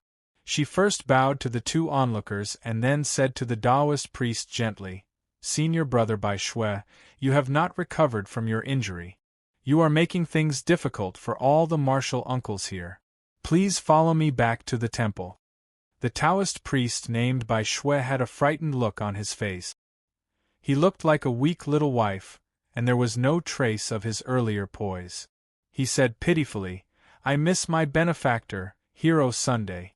I haven't seen him for a long time. I don't know how he is, whether he is happy or not. He is my benefactor, but I have nothing to repay him with. I just want to see him. If he is well, I will be relieved. Can you do that? Is that okay?" The demonic monk who was jokingly called Giant Nun by Sun Lang was a nun of the Deju Temple. Her reputation seemed to be so well known in the world of cultivation that Taoist Bai Shui was afraid of her. Her Buddhist name was Sanzang. On the day when Taoist Bai Shui was attacked by a horned tiger, he was seriously injured and couldn't return to the Xingyang Palace to recuperate for a while. Based on the principle of solidarity and helping each other, and the guiding ideology of the feudal and harmonious religious view of the world's Buddhism and Taoism, Xingyang Palace sent a letter to the Deju Temple and asked the Deju Temple to take care of this poor 80-year-old boy. From Deju Temple's roaring and swearing after hearing the news, it was clear that there must be an unimaginable deal between friends and evil conspiracy because the Deju Temple was a nunnery. Asking a male Taoist to live in a nunnery was like throwing an Oriental man into a group of moon chefs. Taoist Bai Shui's mood could be imagined. According to him, this was an evil conspiracy and shameful suppression by the Xingyang Palace against him, and he would definitely be retaliated thousands of times. Although he said so, he still couldn't resist the brute force and coercion of Sanzang of the Tang family. He was forced to follow her to the Deju Temple to recuperate. However, although his body was submissive, his soul was always free. This time, he took advantage of the unpreparedness of the nuns and escaped from the Deju Temple. He originally wanted to go back to the Xingyang Palace directly to reason with those bastards who hit him when he was down. However, he felt that his injury had not healed and he was not well prepared. If he went back rashly, he would probably be beaten by his master and his fellow apprentices again. It was really not good. Moreover, the nuns in the Deju Temple would definitely pursue him if they found that he had escaped. He thought hard and finally had to admit that the current plan was to go to Mingzhou as soon as possible and ask for Master Sun's protection. After the strange doctor passed away that day, for some reason, the ever-changing fate surrounding Master Sun became a little clearer. Although he still felt dizzy and nauseous when he looked at least he could see some things clearly. Taoist Bai Shui couldn't hold back his curiosity. He carefully looked at Master Sun's face and obtained an important piece of information. This man was probably invincible among all the women in the world. Yes, the tip of the iceberg did reveal such news. Swordsman's son seemed to be the nemesis of all women in the world. No matter how strong a woman was, as long as she was a woman, no matter how strong she was, she would not be able to last more than a few rounds in Swordsman's son's hands. His face did indeed show that he had a natural suppressive advantage over all women. It was as natural as tigers and wolves preying on cows and sheep. Although he didn't know why this was only effective on women, there was no doubt that Master Sun was obviously a strong man who could kill all the women, from 8-year-old children to 80-year-old women. Of course, this included the infamous Tang family's Sanzang. Therefore, when Taoist Bai Shui saw that he couldn't escape, he pitifully made such a request. "I just want to see Master Sun once. Just once. After confirming that he's safe, I'll go with you obediently." Although he said that, he couldn't help but sneer in his heart. Master Sun is honest, simple, and kind-hearted. When the time comes, I'll cry and beg him, and he'll definitely stand up for me. However, I have to repay the kindness of others. I haven't repaid the kindness of saving my life before. Today, I have to ask him for help, but I can't repay him. Even if I'm a monk, I'll feel ashamed. I'm just a monk. I don't have anything on me. I can only use the art of physiognomy to repay Master Sun. As the saying goes, when things reach an extreme, they will move in the opposite direction. All things are balance. Master Sun is the bane of all the women in the world, so he's bound to be feared by all the women in the world. He looks like he's surrounded by women, but in reality, it's hard for yin and yang to work together, so he can't achieve a positive result. This poor Taoist isn't talented, but I can't watch my good friend be alone for the rest of his life. It just so happens that this demonic monk's mortal karma has yet to be settled. He'll definitely have an ill-fated relationship. Rather than benefiting others, why don't I see if I can help Master Sun? But isn't this a little bad? Just as he was hesitating for a moment, he heard the demonic monk laugh. Ba. This poor nun admires the friendship between Senior Martial Brother and Master Sunday. However, Senior Martial Brother can be at ease. A few days ago, when this poor nun completed her mission and left Marquis Jingganfu, I had a brief meeting with Benefactor Sunday. He was in high spirits, and the faint haze between his brows had dissipated quite a bit. He must have thought through another matter. Does Senior Martial Brother feel at ease? Then follow this poor nun back to the temple. Oh, I've decided. You demonic monk, this poor Taoist will definitely trick you this time. Qin Hui first met this Taoist who was spouting nonsense, then she met this strange nun. Hearing these two monks who didn't know what was good for them chatting in front of her, she felt a little awkward. Just as she wanted to flick her sleeves and leave, she suddenly heard the words, Marquis Jingganfu. To the current imperial envoy, this word was like a clap of thunder. He suddenly showed a pleasantly surprised expression and cupped his hands. This great master, you were just talking about Marquis Jingganfu? Taoist Bai Shui coldly watched from the side. His heart trembled slightly. That immortal face of his did not show it, but his heart was slightly surprised. Humph, such a fake act.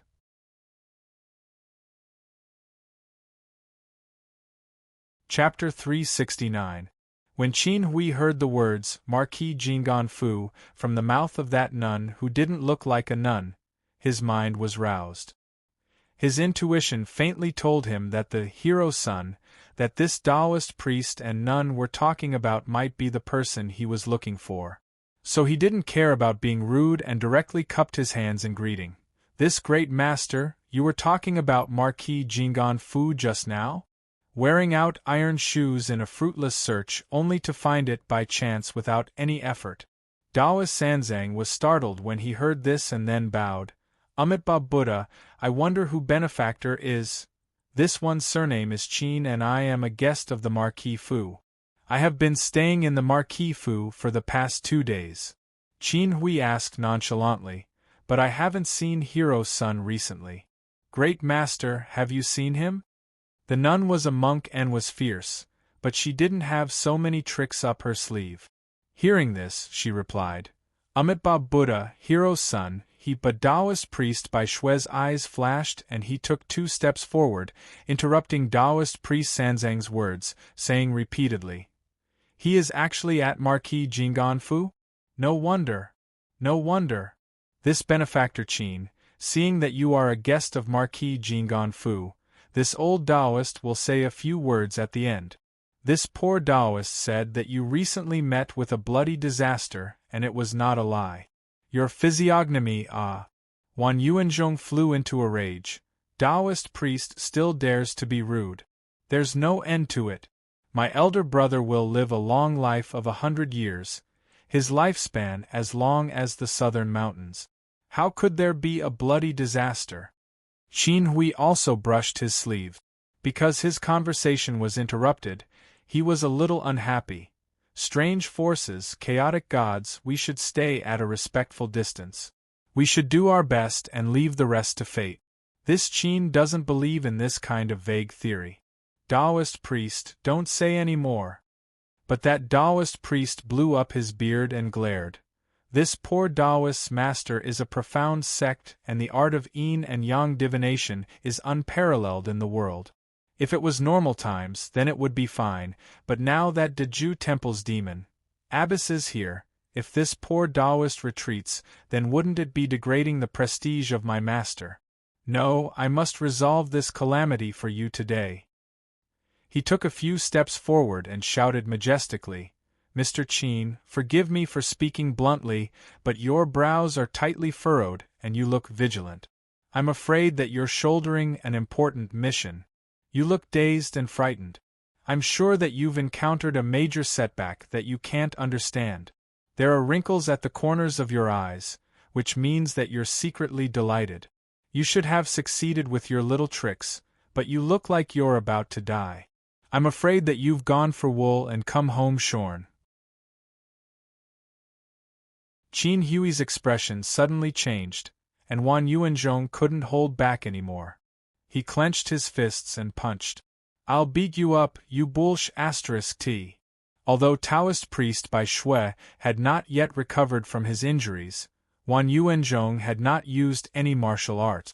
Furthermore, Taoist priest Bai Shui had learned to be outspoken during his time in the sect.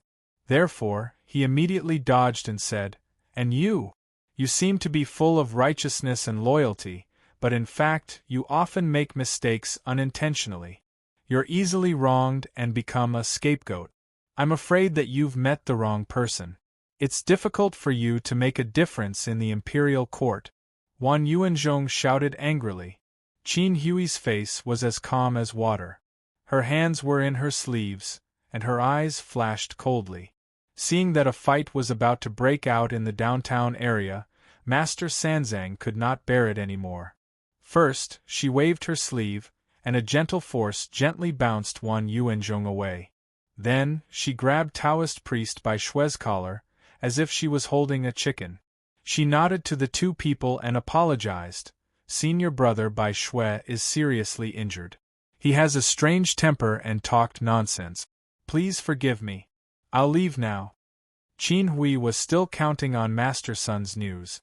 She wanted to say something, but Master Sanzang did not stop and directly dragged Taoist priest Bai Shui away. Taoist priest Bai Shui was waving his limbs and white hair. He did not forget to shout, Mr. Qin. Be careful. Practice morality. Don't do anything sinister. Looking at your face, I'm afraid that you'll die in the hands of an unexpected acquaintance. Wan Yuanzhong was still angrily cursing, How show? Old bastard. My brother has a noble status and is blessed with good fortune. Who dares to kill him? Who dares to kill him? Who dares to kill him? He naturally thought that the old Taoist priest was talking nonsense, but Qin Hui was slightly shocked. She did not chase after him. She first looked at Tang Sanzang's back with fear, and then began to think in her heart. The nun had just bounced Brother Yuanzhong away. Her cassock was filled with gentle force, and she lifted heavy things as if they were light. She had already mastered the breaking monk kung fu. Just now, the old Taoist priest said that she came from Deju Temple, so it was probably true. She could be called senior brother by the masters of Deju Temple, and claimed to be from the Orthodox sect. The nun did not deny it, so it was probably true. Although this Taoist priest kept saying that I would face a bloody disaster, his speculation just now was almost completely correct. I did come under the orders of the Emperor, and there was also the order of that Lord in the dark. I inexplicably encountered a big monster causing trouble, and I was also tricked by Zhao Feihuang to the point that I was speechless. I was secretly happy because I had successfully deceived Hu Shouxin, and his evaluation of Brother Yuanzhong, these were all true.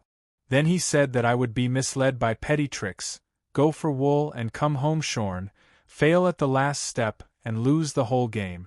Was it true or false? And he also said that I would die at the hands of an acquaintance I would never have expected. A ray of cold light flashed through his eyes. Hu Shouxin. For a moment, his mind was in a mess, and his heart was beating wildly. Wan Yuanzhong had scolded enough and came to his side, still indignant. The flag-bearer saw the imperial envoy's worried face and thought that he was frightened by the Taoist priest's nonsense. He comforted him, "Sir, you don't have to worry. That Taoist priest is just a person who deceives the world to gain fame. Now we have reached a consensus with Miss Zhao, General Hu's help, and the imperial envoy's brilliant power. I am not talented, but I can analyze the facts and measure the chances of victory. I am a genuine scholar. Let me ask you, we have such a big advantage, how can we fail?" Wan Yuanzhong saw that the imperial envoy was silent, so he struck while the iron was hot and said, "Brother, cheer up and complete the task given by the emperor.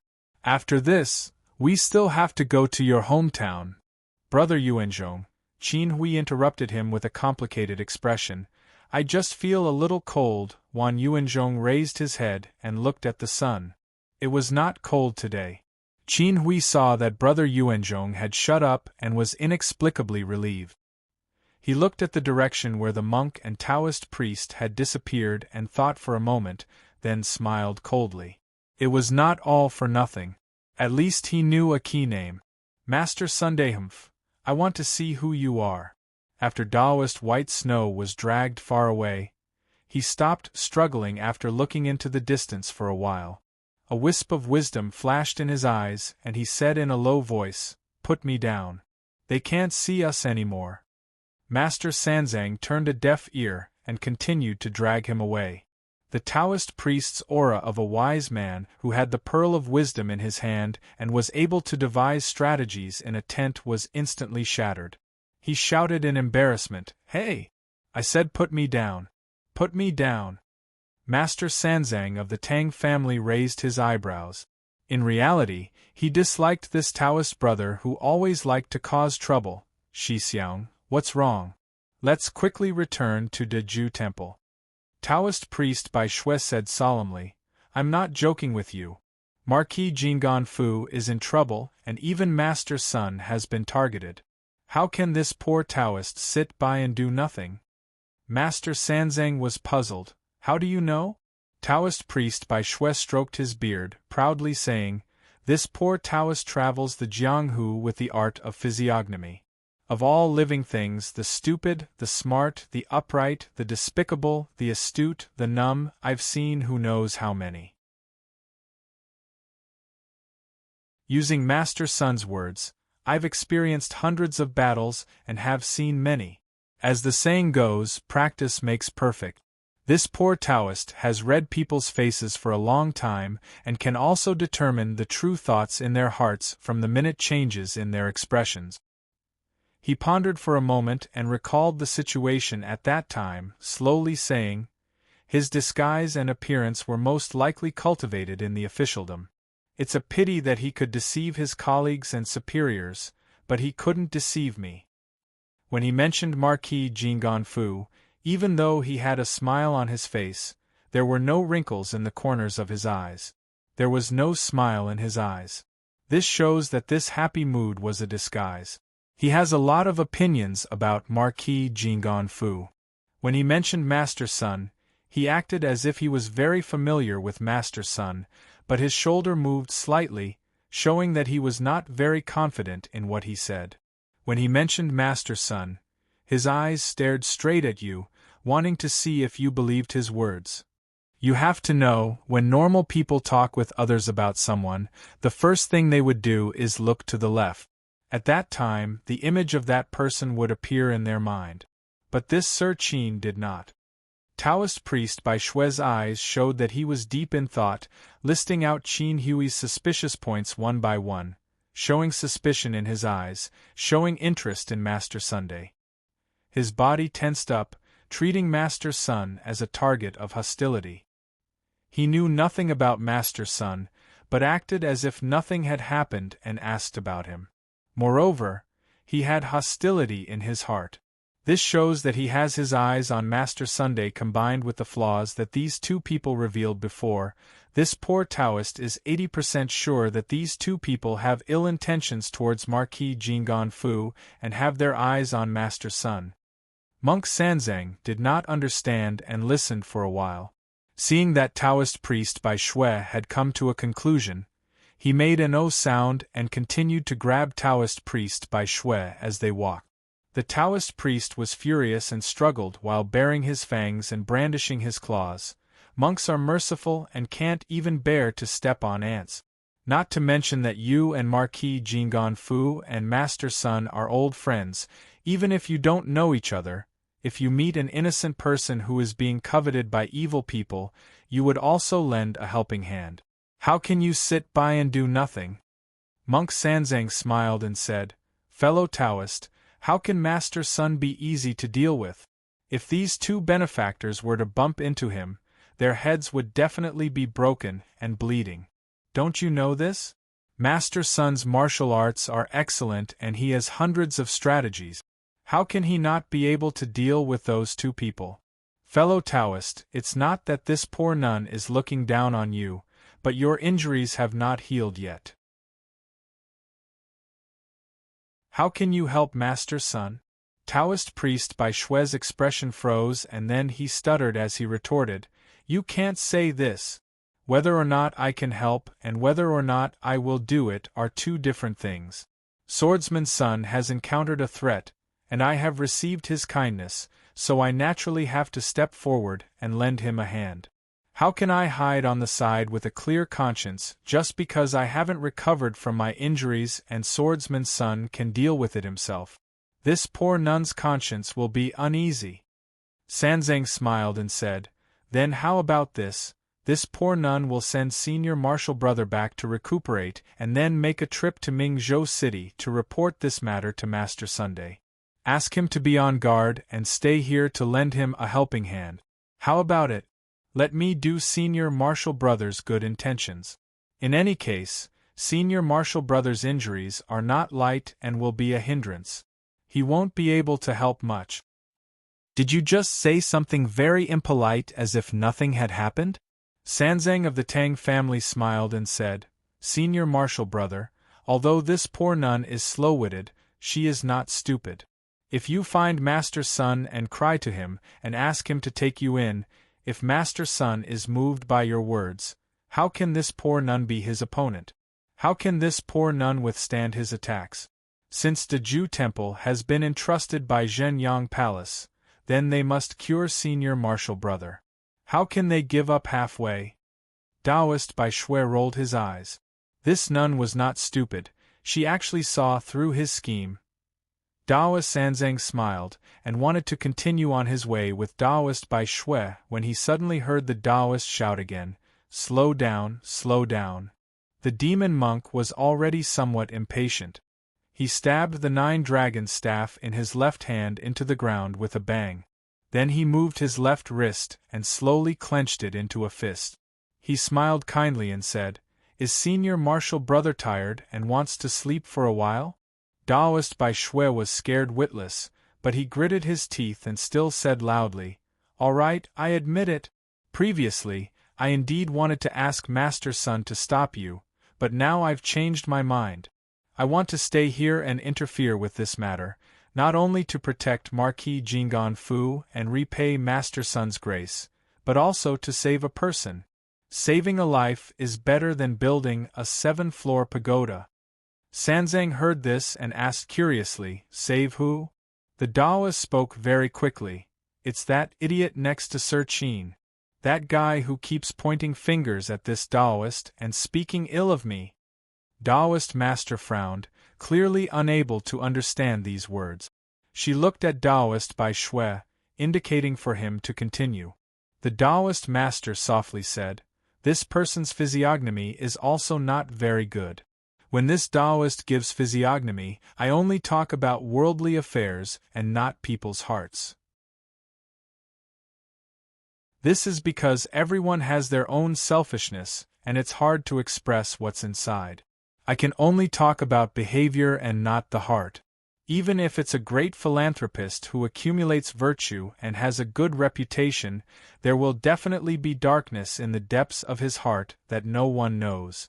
So I have always avoided revealing the true appearance of people's hearts.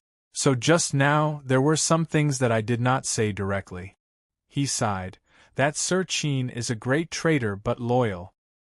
His stance is uncertain, he chases after benefits and is prone to change his mind. He is definitely not a good person and is only good at disguising himself to be able to deceive the world. That arrogant brat was also deceived by him. That brat's personality is upright and honest, loyal and devoted. It's just that his master is about to meet with a great calamity soon. If a person is about to die, he will definitely fight like a cornered beast and do everything to continue living. The mask that he usually pretends to be torn apart and his ugly face will be completely exposed. I'm afraid that at that time, that brat will, because of his upright personality, give his life in vain." He quietly said, "Master Sun's personality is free and easy. He is more disillusioned with the world of mortals than us monks. He feels that life and death are fated and each is in the hands of the heavens. He will not purposely save the life of a person that he does not care about." Taoist Sanzang somewhat understood. "So, you want to save him?" "Not to save, but to enlighten." Taoist Bai Shui revealed an interested smile. "I don't know why, but I see something very familiar in this rude brat. I feel something very similar to me. His physiognomy is not suitable to be an official, but he is suitable for something else. This Taoist is not talented, so I want to enlighten him."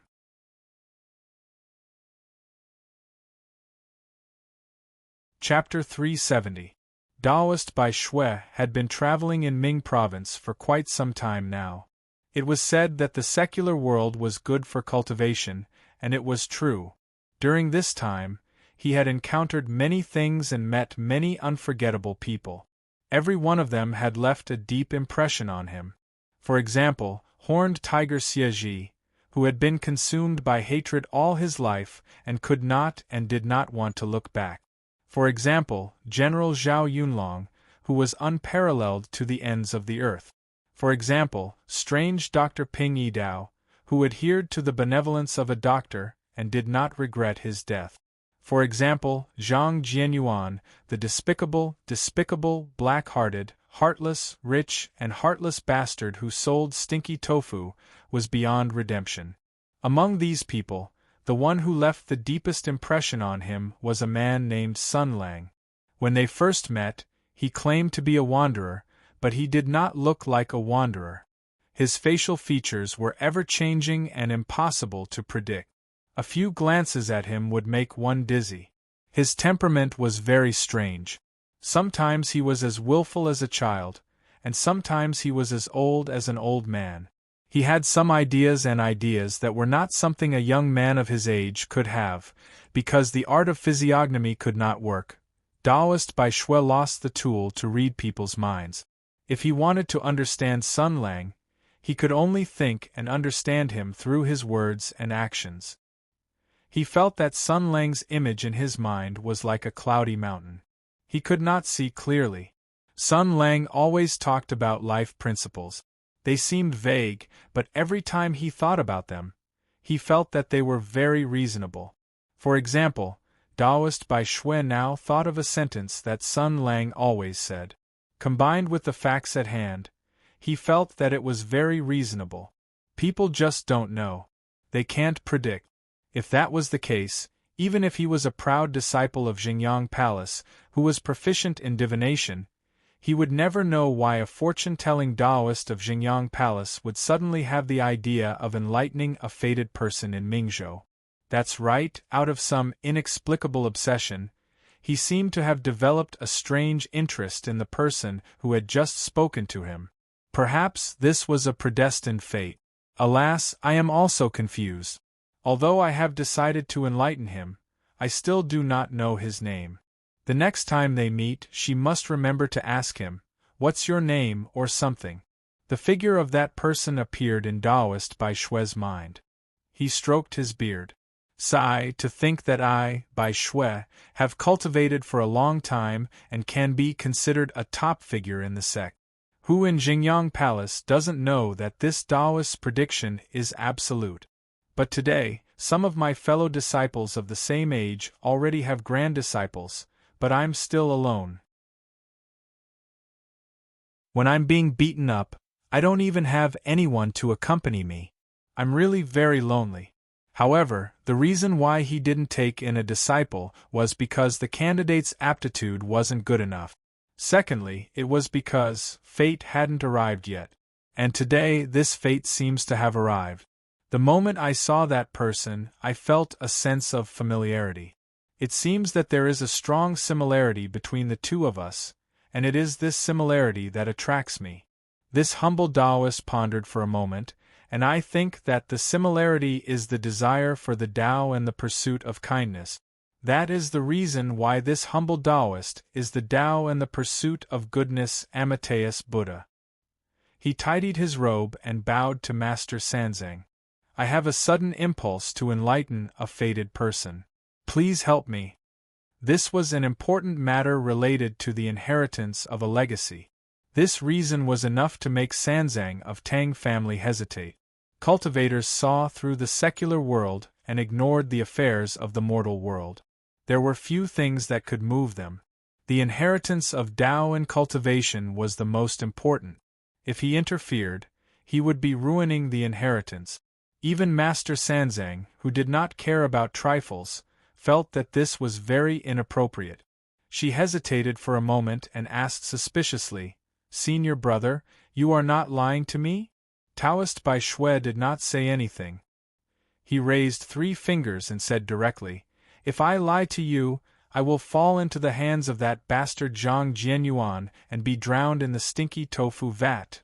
Seeing his solemn expression and desperate momentum, Master Sanzang couldn't help but shiver. Although she didn't know who Zhang Jianyuan was, and didn't know what stinky tofu was, she clearly felt that this fellow Taoist was serious. So, she thought for a moment and finally nodded. "Good. Senior Marshal brother, this is what you said. If you lie, this poor nun will definitely catch you and hand you over to that benefactor Zhang. I will personally watch him soak you in the stinky tofu jar." Although he wasn't lying, Taoist White Snow still had a complicated look on his face. "Master, has anyone ever told you that you always say things that monks shouldn't say?" Master Sanzang was a little confused, but she was not a person who wanted to get to the bottom of things. Hearing this, she just smiled. "Even so, I still have to make an appointment with you.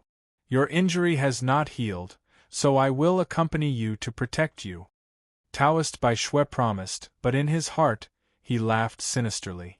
"Humph, although I did not lie and also made an oath, I did not say that I would not plot against you. You evil monk, these days you have trapped me so hard. I will repay evil with good, and lead you to connect with Master Sun so that you can resolve your ill-fated relationship. You took the initiative to ask to accompany me. Humph, when the time comes, you must enjoy it well. Fortunately, Master Sanzang did not practice the mind-reading technique. Otherwise, if she perceived Taoist Bai Shui's thoughts, that nine-dragon staff would be stained with Taoist Bai Shui's brain. She mentioned 2 more agreements, and Taoist Bai Shui agreed to them one by one. In the end, Master Sanzang chose to compromise. He chanted the name of Buddha and smiled. Then, I will congratulate you in advance for finding a good disciple. As he said that, a rare look of envy and embarrassment appeared on the face of the demonic monk of Deju Temple. I also want to teach a disciple, but I don't know when my fate will come. Taoist Bai Shui glanced at her and laughed in his heart. Dream on. You don't look like a person who has disciples. Your children are quite prosperous. Good luck to your children.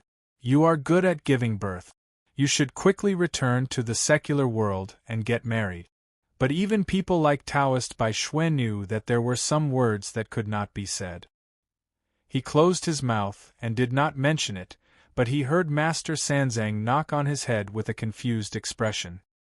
He said softly, "But I vaguely feel that I seem to have 3 disciples before, but I can't remember clearly. I feel that those memories are shrouded in a cloud and I can't see clearly. I asked the elders in the sect, but they refused to tell me. They just told me that what happened yesterday can't be traced and held." Taoist Bai Shui's expression changed. He faintly thought of a taboo thing that his master accidentally mentioned. He felt a chill in his heart and said with a smile, "Master, we should be on our way." Master Sanzang also came to his senses. He restrained his confusion and helplessness and turned back into the brave and energetic evil monk of Deju Temple. She nodded. "Where shall we go first?" The Taoist Bai Shui said, "That Mr. Qin has bad intentions toward Master Sunday. No matter what we want to do, we have to do our duty as friends first. Let's inform him to guard against this and be careful. Let's go to the immortal fishing house first." Tang family's Sanzang immediately showed a vigilant expression and looked at the Taoist Bai Shui with suspicious eyes. "Senior brother, you won't go directly to Master's son and sell me out, will you?" In the context of Master Sanzang, sell me out meant betrayal. It meant that priest Bai Shui had made a promise to Master Sanzang, but he turned around and went back on his word to seek refuge with Sun Lang, asking him to take him in and resist Master Sanzang. But in the ears of priest Bai Shui, who had a guilty conscience, it obviously made him feel guilty. Wasn't he planning to sell this demon monk to Master Sun? Ahaha, ahahaha, ahahaha. He laughed a few times. Am I such a person? It's just that we have to do this. We must remind Master Sun to be on guard. It's easy to dodge a spear in the open, but difficult to guard against a stab in the dark. Besides, I've made that kind of oath. Master Sanzang, you still don't believe me? Although Master Sanzang's combat power was as high as 6 Hanzangs, much higher than Taoist Bai Shui who sold his mouth, but in terms of bluffing and deceiving people, he was really inferior. He was quickly convinced by Taoist Bai Shui. The 2 people rushed towards the direction of the fishing immortal building. However, to Taoist Bai Shui's disappointment, the fishing immortal building was guarded by iron generals. Master Sun and his wives were nowhere to be found. He walked in circles on the spot a few times and was a little anxious. Strange, usually even if Master Sun isn't here, Miss Zhang will look after the house. If not, that chrysanthemum spirit will also stay behind. Why aren't they here? Master Sanzang was previously persuaded by Sun Lang to be Miss Zhao's bodyguard for a period of time. With Miss Zhao's diplomatic skills, the 2 people must have formed a basic friendship. Seeing that Sun Lang wasn't here, the Taoist Bai Shui suggested, "Then how about we go to Marquis Jingan Manor? Miss Zhao admires benefactor Sun. Maybe she has news of his whereabouts." Taoist Bai Shui pondered for a moment and shook his head. No, didn't that Qin guy say that he lives in Marquis Jingan Manor? If we go to his door like this, we will most likely alert him and attract his attention. It won't be good. We have to first think of a foolproof plan. And let me think, hey! I got it. He looked at Master Sanzang and smiled brightly. I almost forgot, Master Sun and the head of Mingzhou's Ranger Association, Hu Shouxin, are close friends. Why don't we go find Master Sun and tell him about this and ask him to help us pass the message? Speaking of which, this old man also has some friendship with Master Sunday. Last time when I was injured, it was thanks to him that I received treatment. Tang family's Sanzang didn't know much about Hu Shouxin. She only instinctively felt that it wasn't right for Sun Lang and Marquis Jinggan Fu's matter to involve an outsider that he didn't want to do. She casually asked, "Is there no problem? What problem can there be? You don't know how strong the friendship between Master Sun and Master Sun is." The Taoist Bai Shui smiled brightly and gave a thumbs up. "Let me tell you, once Master Sun knows, this matter will be settled."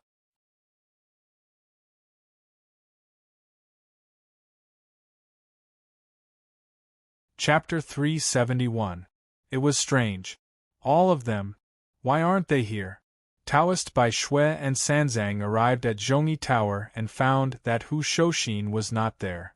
Fortunately, Hu Shouxin had recuperated in Zhongyi Tower before, so most of the rangers knew him and asked him enthusiastically. However, even though they were familiar with Hu Shouxin, when Taoist priest White Snow asked about Hu Shouxin's whereabouts and what he was doing, those paladins kept their mouths shut. Taoist priest White Snow asked a few questions, but he still didn't know when Hu Shouxin would come back. He had no choice but to say, "Then I'll leave a letter. When Lord Hu comes back, please pass it to him immediately. Remember, it's an urgent matter." The ranger saw that White Snow was serious, so he found him a pen and paper and asked him to write a letter. White Snow sat in the hall and wrote for a while. Then he carefully sealed the letter and handed it to the ranger for safekeeping. He turned around and saw that the hall was full of people. Rangers who were not on a mission were sitting in the hall, chatting and drinking. Then he felt something strange. He looked up and saw two people leaning on the railing on the second floor, looking down. Out of professional habit, he narrowed his eyes and glanced at the two people's faces. They looked distant and a little reserved. They seemed to be unfamiliar with the surrounding environment. They should not be members of the local ranger guild.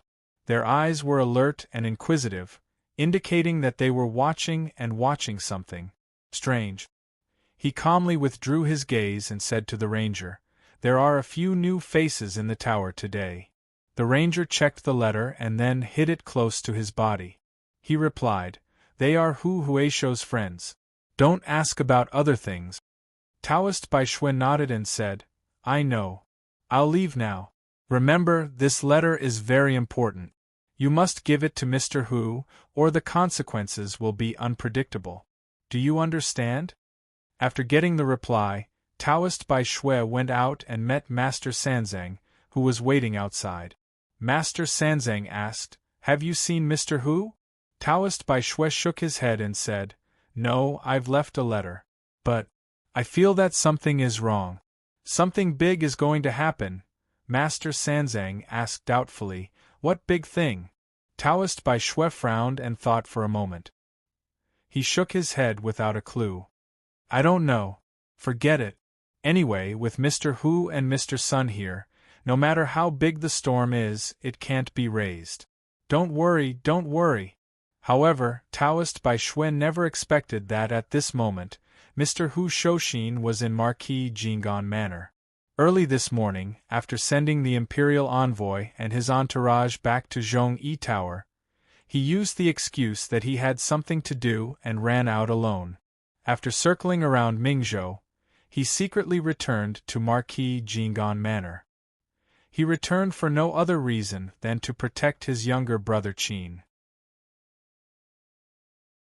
Because in the negotiations with eldest Miss Zhao Feihuang this morning, Mr. Hu keenly sensed that Zhao Feihuang very abruptly directed the matter to Sun Lang. He was trying to lure Qin Hui and let him know that there was such a person here. In old Hu's mind, Zhao Feihuang had already completely become Sun Lang's echo. Any decision that Sun Lang made, Zhao Feihuang would resolutely protect it. Any instructions that Sun Lang gave, Zhao Feihuang would unswervingly follow them. Therefore, in old Hu's eyes, Zhao Feihuang's actions were no different from Sun Lang throwing out bait with the intention of catching a big fish named Qin Hui. But old Hu came aggressively to denounce Qin Hui and instead ate Sun Lang's stick. Misunderstanding, it's all a misunderstanding. Sun Lang tightly gripped Hu Shouxin's hand. His expression was pained as he said, "This Miss Zhao, she's really scheming. Sometimes, she's too childish. She actually stirred up trouble and wanted to create big news. Tell me, why did she mention me for no reason? She's stirring up trouble for no reason. This is great, new problems have arisen. Qin Hui probably already has suspicions. I'm very ennuyé." Hu Shouxin turned his head with a strange expression. Then, he saw Zhao Feihuang sobbing with tears in her eyes. "Sun Lang, I won't dare to do it again. Can you forgive me?" Old Hu turned his head with a strange expression again.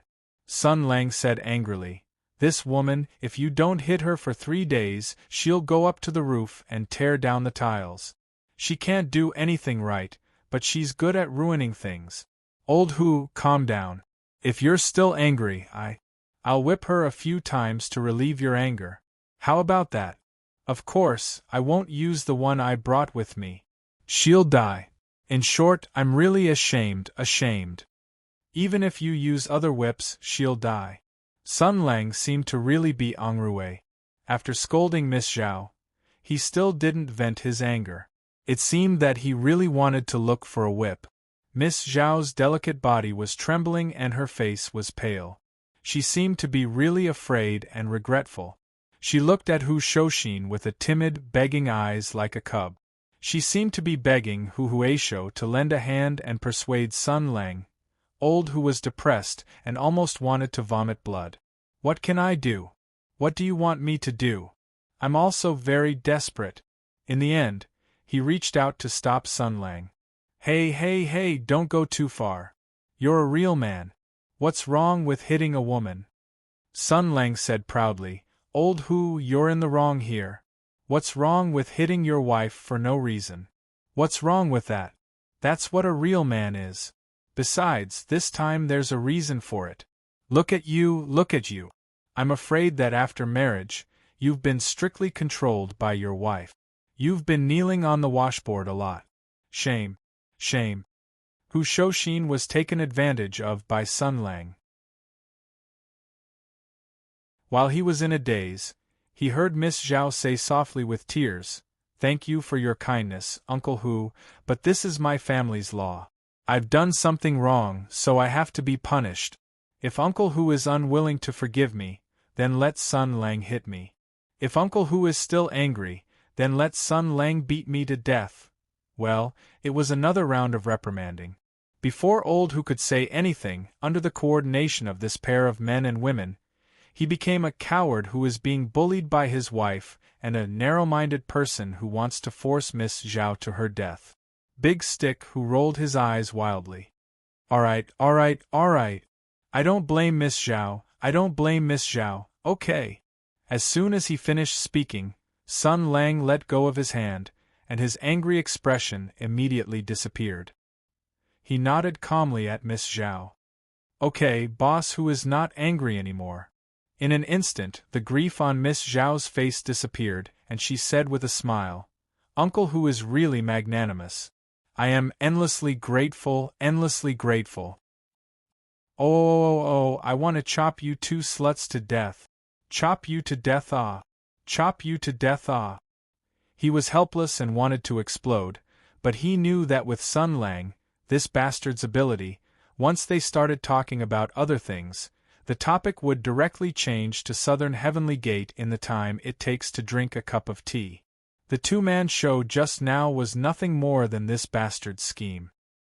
He sneered for a while, and used a sharp gaze to stare at Sun Lang and Zhao Feihuang, attempting to arouse the shame and guilt in the hearts of this adulterous couple.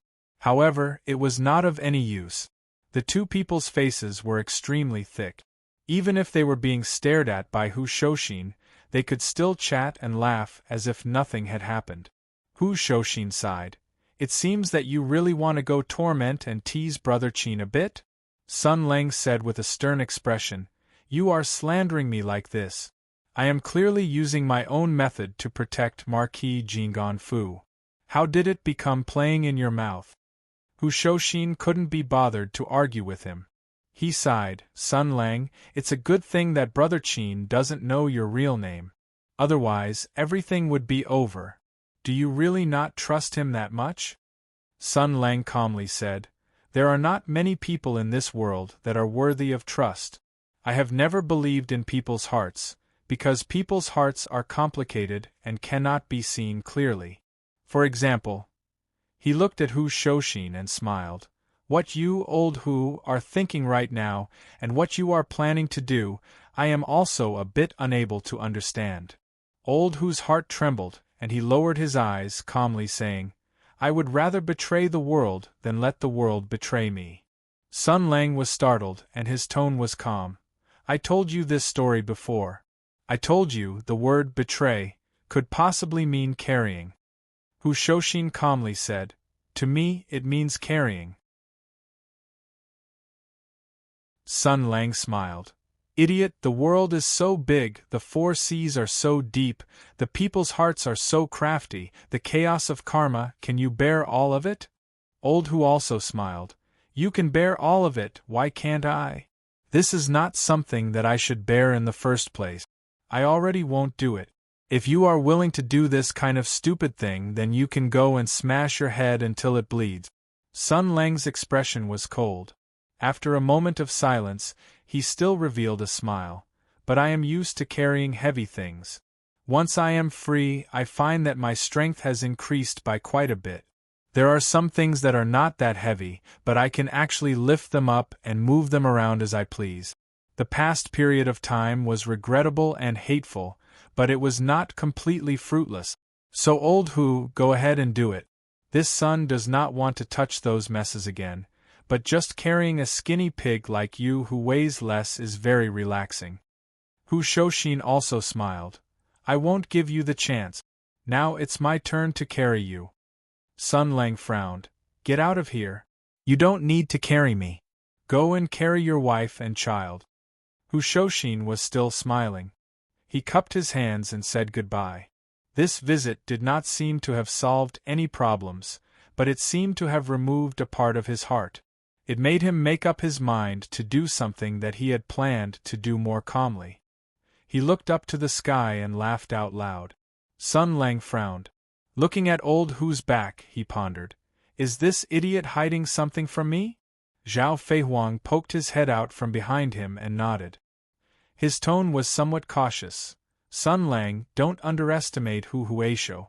I know that you two are very familiar with each other and are comrades who have supported each other through life and death. But it is precisely because people are too familiar with each other that they overlook some things, isn't it? In your eyes, he seems to be just a passionate and straightforward idiot. But in the eyes of an outsider like me, how can a general who can survive on the heaven's origin battlefield only have courage and strength? That's indeed the case. But fortunately, old Hu is already married and has a wife and a daughter. Because of all the restrictions, the hateful dog will think twice before he does anything. Generally speaking, he won't do anything stupid that will put his life at risk. Sun Lang said gloomily, as long as he has concerns in his heart, he will think twice before he does anything. The moment of hesitation and consideration is enough for me to discover the clue, break his legs, and throw him home to nurse his baby. On this side, Hu Huaisho had solved a difficult problem and returned to Zhongyi Tower with light steps. Before he could sit down, he was hit on the head again. Taoist White Snow's letter was placed on the table. He didn't know much about this Taoist White Snow from Xingyang Palace. He came from an orthodox sect and seemed to be very good at fortune-telling. Sun Lang's evaluation of him was that he was a very scary person. When he goes crazy, he will even nurse himself, or something like that. Although he didn't understand, people who could be evaluated as very powerful by Sun Lang were usually the type who had problems in the head. What kind of letter could a Taoist priest with problems in the head send him? Most likely, he would say some inexplicable bullshit. Thinking this, he drank a mouthful of tea and opened the letter. He casually glanced at it twice. With a puff, the tea in his mouth sprayed out. He opened his eyes wide and read it twice more. He immediately panicked. What the hell? Brother Qin actually noticed the clues and had already stepped half a foot into Sun Lang's trap? For a moment, he was anxious and angry. More than that, he hated Qin Hui for not living up to his expectations. Brother Qin, oh Brother Qin, what should I say about you? It's fine that you're suspicious of Sun Lang, but even Taoist White Snow, this Taoist White Snow's brain-damaged nose, can see through your thoughts. How honest and straightforward are you? A flash of lightning appeared in his hand and immediately destroyed the letter. As for Taoist White Snow's mention of inform Hiro-san as soon as possible so that he can be prepared, and so on, it was naturally ignored. What kind of joke is this? Should I tell Sun Lang? Isn't that the same as telling him that your plan is already half a success and you should hurry to the next step? Old Hu sat in his chair with his brows tightly furrowed. His thoughts were in a mess. The situation had become very troublesome. Qin Hui kept running down the path of death, leaving him helpless.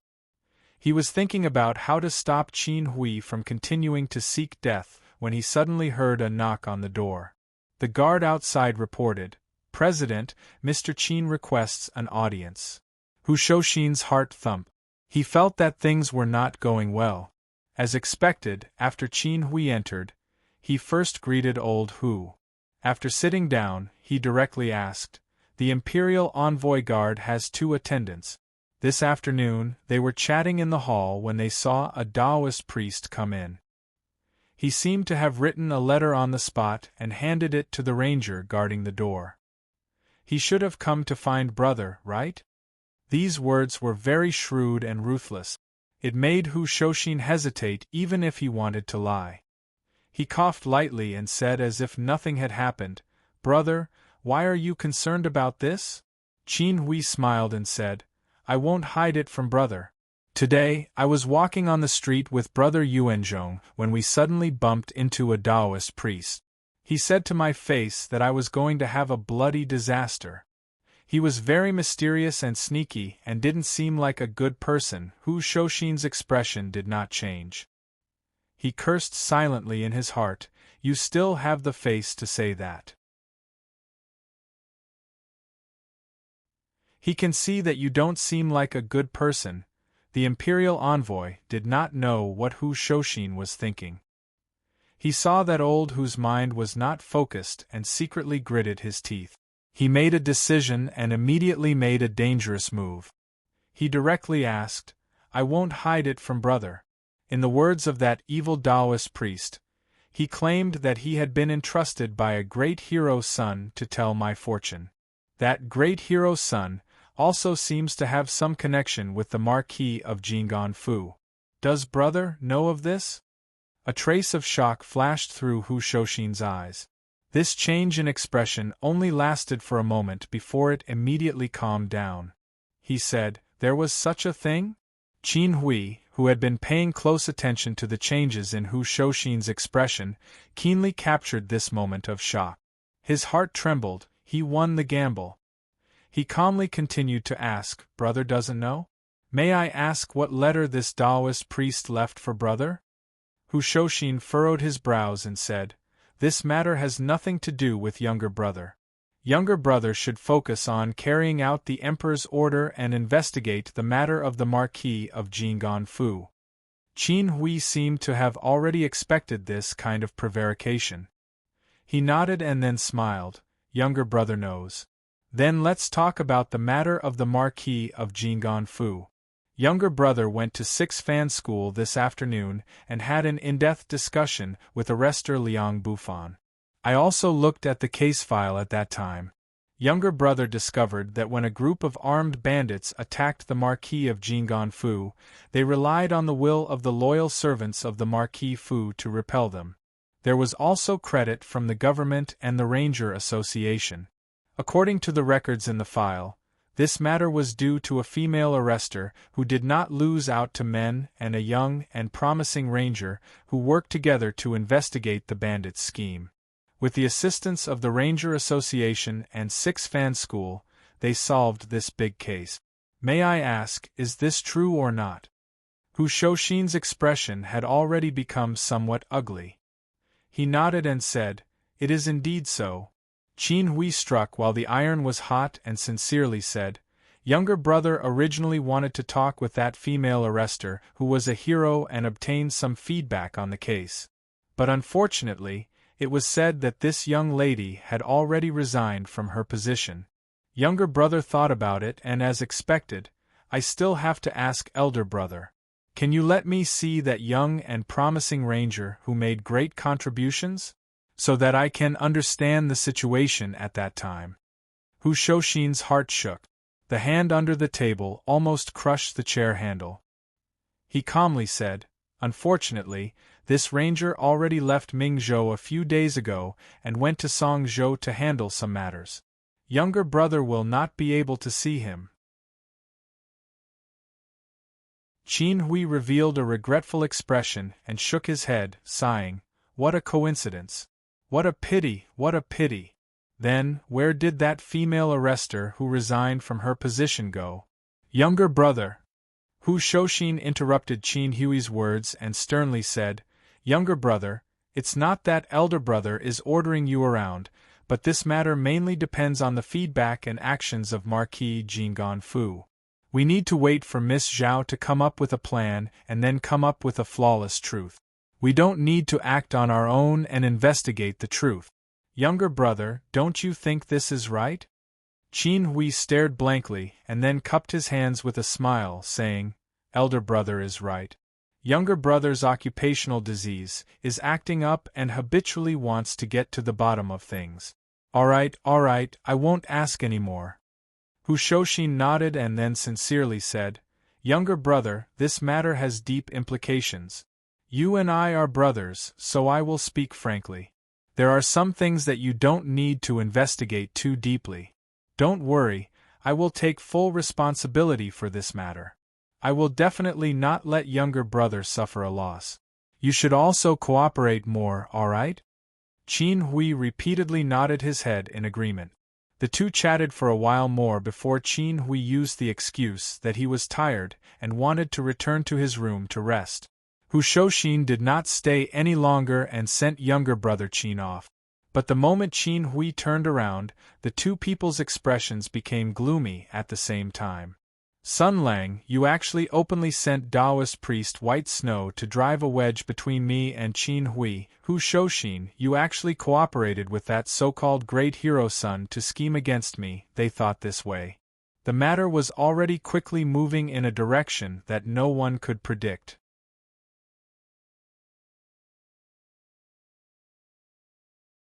Chapter 372. This is simply too miraculous. Wan Yuanzhong placed the last prepared confession in front of Qin Hui's desk and exclaimed, "I didn't think that the truth would be like this." The imperial envoy pinched the space between his brows and sighed with a complicated expression. Right now, it was already the second day.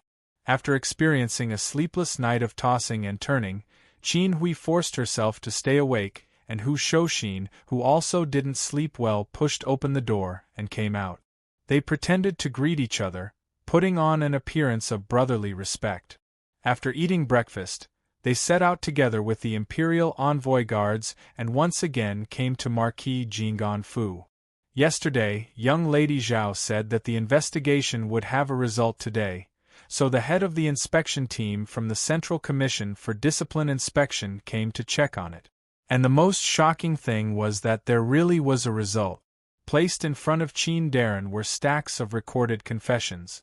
Today, the Imperial Envoy Guards spent half a day in Marquis Jingon Fu to once again investigate and collect evidence. It was clear that the work this time went very smoothly and received the support and cooperation of the people of the Marquis Fu. He casually flipped through the confessions one by one, and an amazing story slowly unfolded in front of him like a picture scroll. The testimonies on this table covered all levels of the Marquis Fu's inner household steward, outer household steward, courtyard guard, carriage driver, servants and retainers, maidservants and nannies. The structure was rigorous and the words used were exquisite. From each person's point of view, it reconstructed the soul-stirring scene at that time. Their statements echoed each other and were flawless. Carefully deduced, there were no flaws.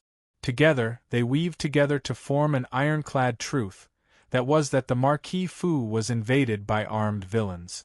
It was all thanks to everyone's unity that they repelled the villains. As for the magic weapon and so on, it was complete nonsense. Bullshit your mother. If Wan Yuanzhong wasn't here, Qin Darren simply wanted to flip over the table in front of him. This woman actually made up such a flawless story? No, that's not right. Qin Hui thought of something and her expression became serious. Brother Yuanzhong, the matter I instructed you to do, have you properly informed them? Wan Yuanzhong nodded and said, naturally, how could this official handle the matter Darren instructed? The imperial envoy looked at the writing table in front of him and slowly said, then these testimonies, are they all true? Wan Yuanzhong patted his chest and said, our brothers have been harboring a bellyful of anger for a long time now. In addition to Milord's orders, how could we let our guard down?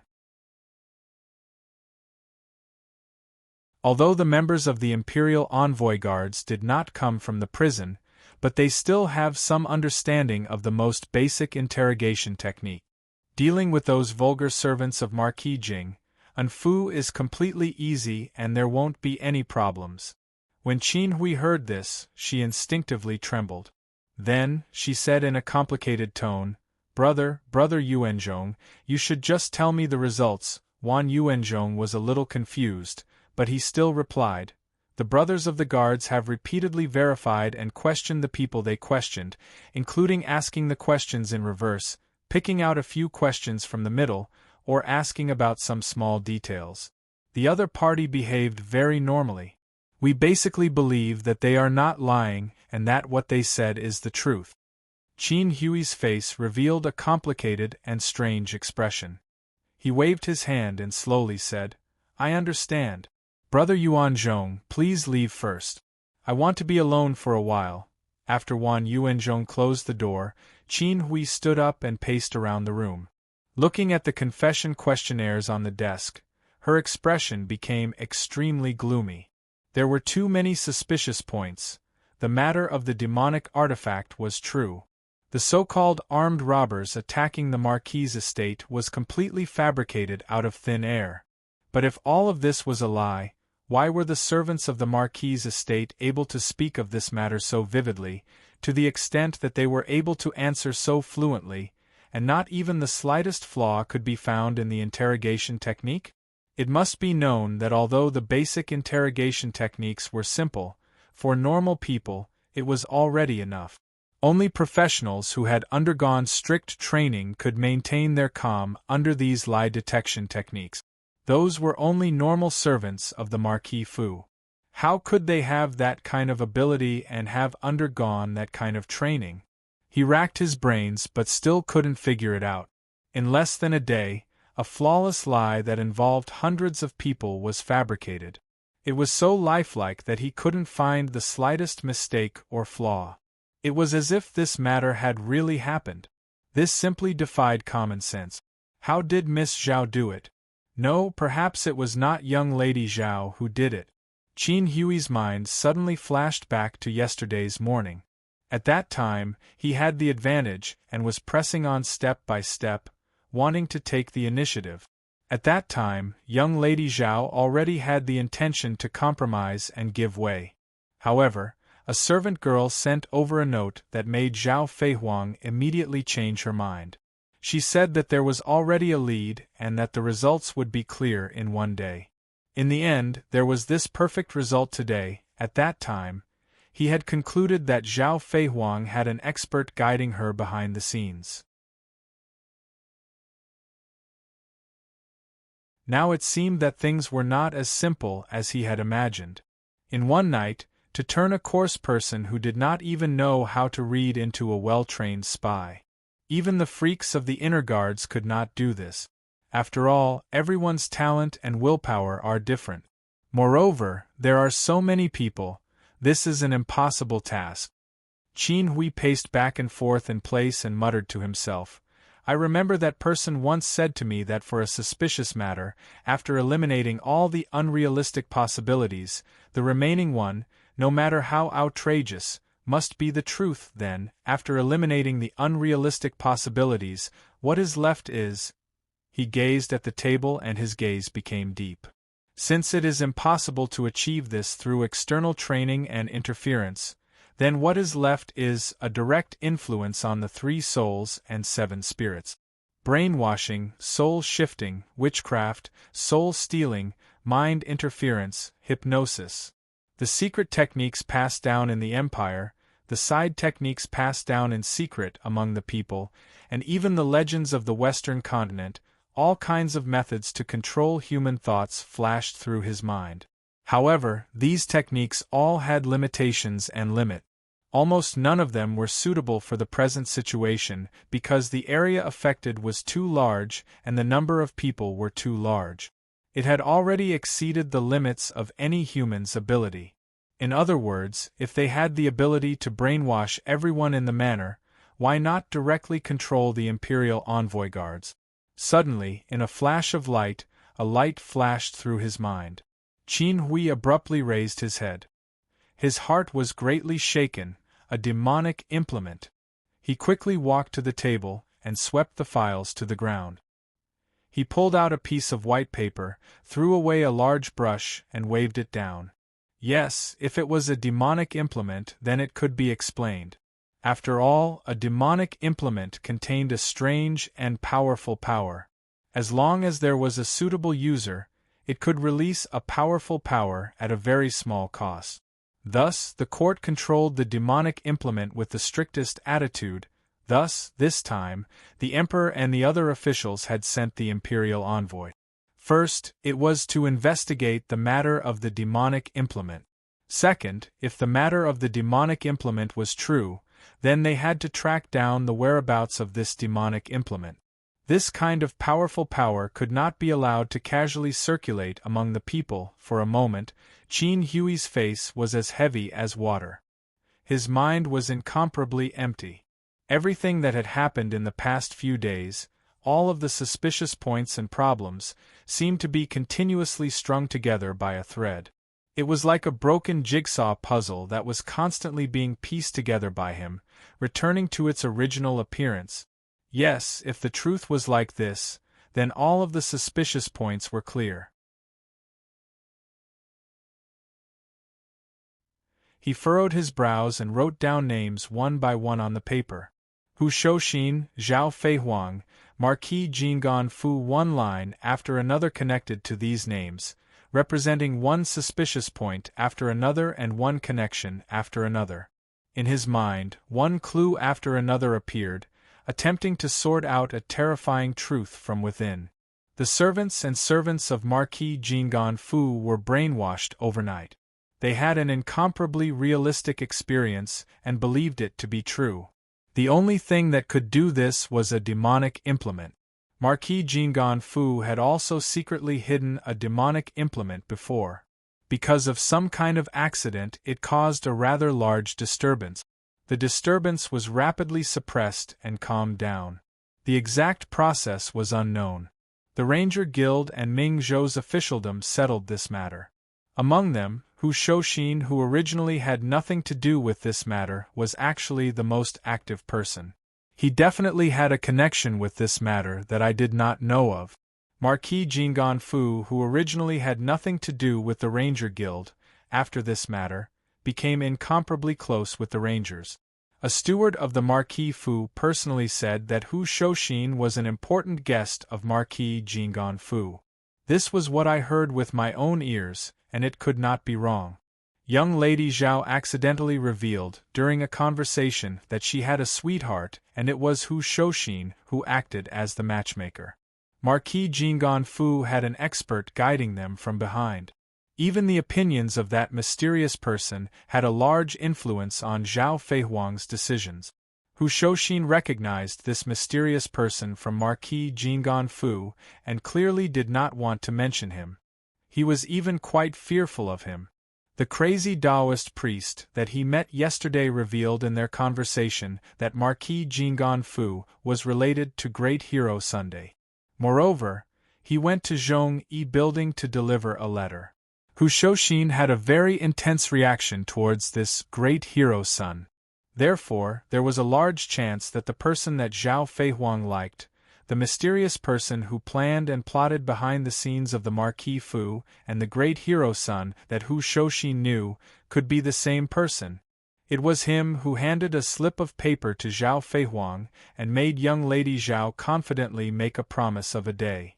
After a day, the entire Marquis Fu had a false memory. If this was his doing, then that meant he held a demonic weapon that could control people's hearts. Furthermore, he might have even controlled young Lady Zhao and indirectly controlled the entire Marquis Fu. This frightening power made Hu Shouxin extremely fearful. But the Ranger Guild was still responsible for covering up and clearing the Marquis Jinggan Fu's tracks during the change in the Marquis Fu some time ago. That is to say, the two people were familiar with each other and at least were not complete enemies. They had mutual interests but kept each other in check. Therefore, Hu Shouxin's attitude was ambiguous. Six Fan School's official document mentioned that this matter was completely investigated by a ranger and a Six Fan School constable, but Hu Shouxin did not want to let me see this ranger and his tone was very unnatural. Qin Hui took a deep breath, as if he discovered that a huge conspiracy was slowly unfolding before his eyes. He said softly, "Then, let us conclude." Raising the brush, the ink that was soaked in ink left a strong mark on the clean white rice paper. Hu Shouxin's name was drawn in a large circle. Although I am an imperial envoy, I secretly carry an even more sacred mission. Therefore, the truth is not important. As long as we can obtain the result we want, it is enough. You are the biggest target, so the main culprit must be you. No matter whether the truth is like this or not, as long as there is sufficient evidence, that is enough. Qin Hui said silently, using this result to deduce your motive, then the person who wants to collect the demonic weapon is you, Hu Shouxin. Marquis Jinggan Fu is only your chess piece. In the next circle, there was Great Hero Sun. This person surnamed Sun is a ranger and is undoubtedly your lackey, Hu Shouxin. What does he do? He must be a spy that you used to contact Zhao Feihuang. This time, the demonic weapon mutated and caused a huge commotion. Due to a freak combination of factors, that demonic weapon actually chose its owner, which is this Great Hero Sunday. Then, an ordinary ranger had the power to control people's hearts. He even controlled Zhao Feihuang and turned her into his own exclusive property. The entire Marquis Jinggan Fu also fell into his control. You, Hu Shouxin, wanted to destroy the evidence, but what is done cannot be undone. The other party has already gained momentum and took advantage of the situation to propose cooperation. You must have something that can be used against you in the other party's hands, so you had no choice but to compromise. Thus, you used your own connections and power to clean up and cover up Marquis Jinggan Fu. But you cannot cover up this matter. His Majesty is wise and the sun is bright, sending this official to investigate your crime. But you thought that this official would wallow in the mire with you and wanted to drag this official into the crime. This official feigned civility with you all while enduring humiliation to investigate the truth. After paying a huge sacrifice, I finally understood all of your schemes and exposed your crimes in broad daylight. He gripped the pen tightly and his eyes were filled with murderous intent. He stared fixedly at Hu Shouxin's name and shook his head, saying, "Not appropriate, not appropriate. You, great General Hu, have outstanding achievements and have countless old friends in the court. Even if you have committed such a huge crime, there will be people who will protect you. You must be convicted to death, so that those people will have nothing to say." "And I got it!" A cold light flashed through Qin Hui's eyes. His lips trembled and he laughed soundlessly. "What is the purpose of you, General Hu, collecting demonic artifacts? Of course it's for one person, for the greatest taboo of this court, for the reverse scale of His Majesty and Empress. How can you not die for being so deranged?" The pen moved like a dragon and snake, and Hu Shouxin's name was crossed out with a large cross. "And you?" His gaze turned to Great Hero's son, and Qin Hui sneered. "How powerful are the demonic artifacts? How tempting is the power to control people's hearts. However, this official came for the demonic artifacts this time. His Majesty has been enlightened and bestowed upon me a powerful weapon to resist the demonic artifacts. This official was afraid that you wouldn't come." The words, "Great Hero's son," were also crossed out with a large cross.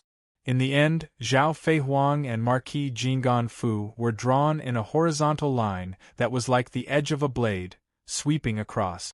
Qin Hui threw down the pen and spat. "Little pawn, you can't help yourself.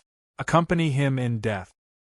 He looked at this piece of paper filled with scribbles, as if this was the King of Hell's talisman, deciding life and death with a single stroke. This was the power that he pursued. "Sooner or later, there will be a day when I will reach this level." Qin Hui closed his eyes and slowly tore this piece of paper to shreds. "Since the crime has already been determined, it's time to weave the evidence. First, I need to understand more about this so-called Great Hero Sunday."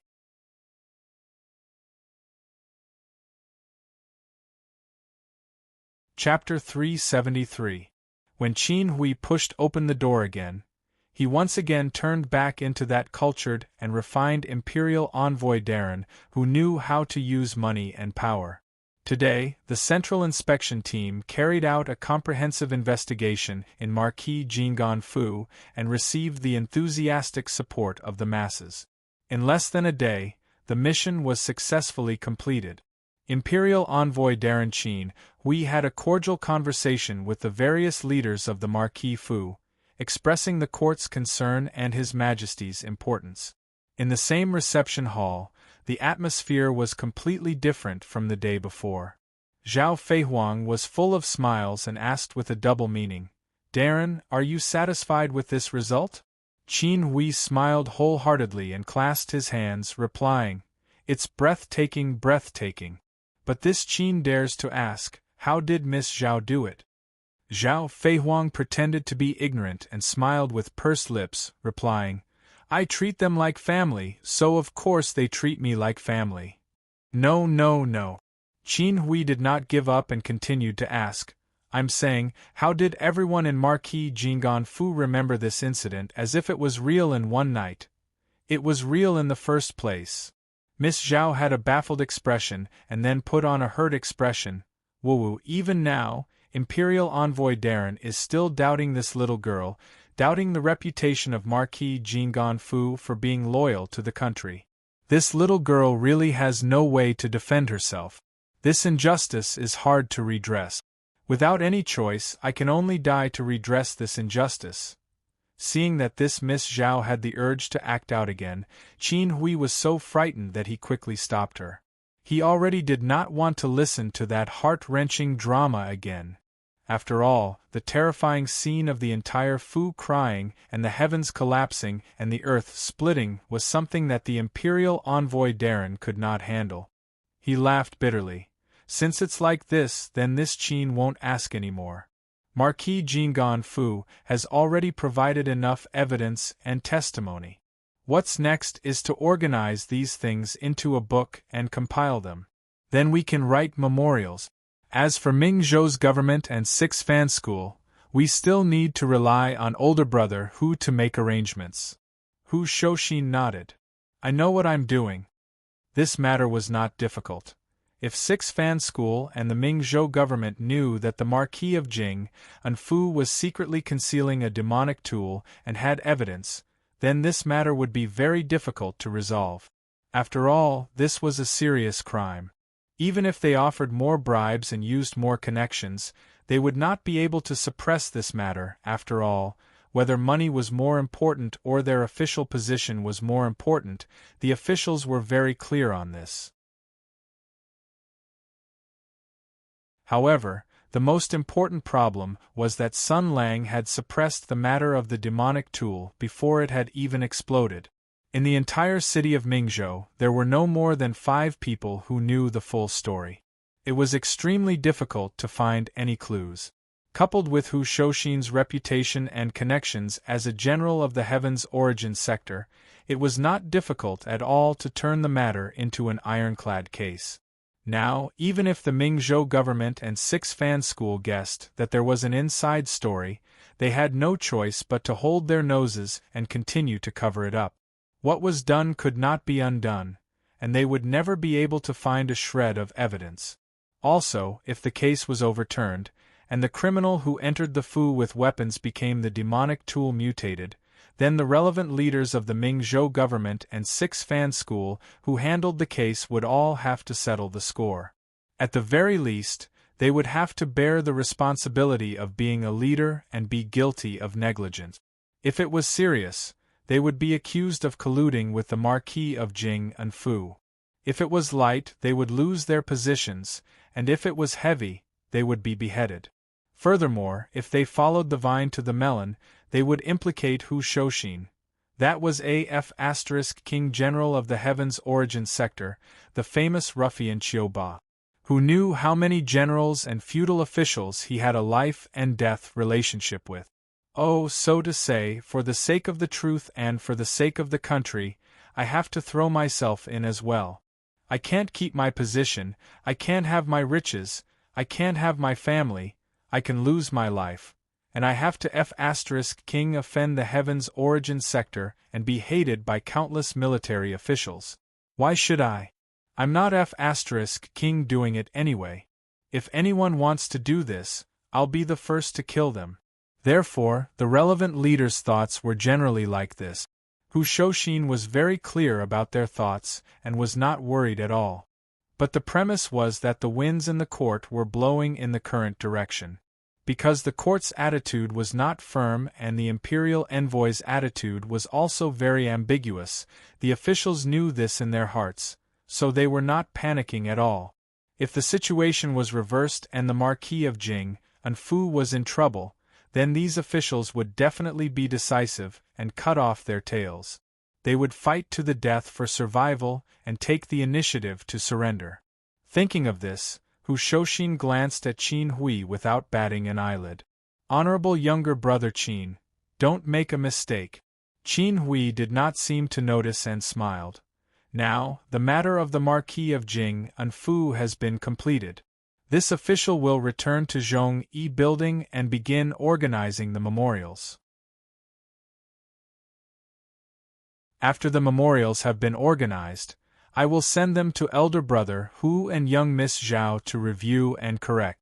After confirming that there are no mistakes, the 3 of us will personally seal them and send them to the capital on a flying horse. How about it?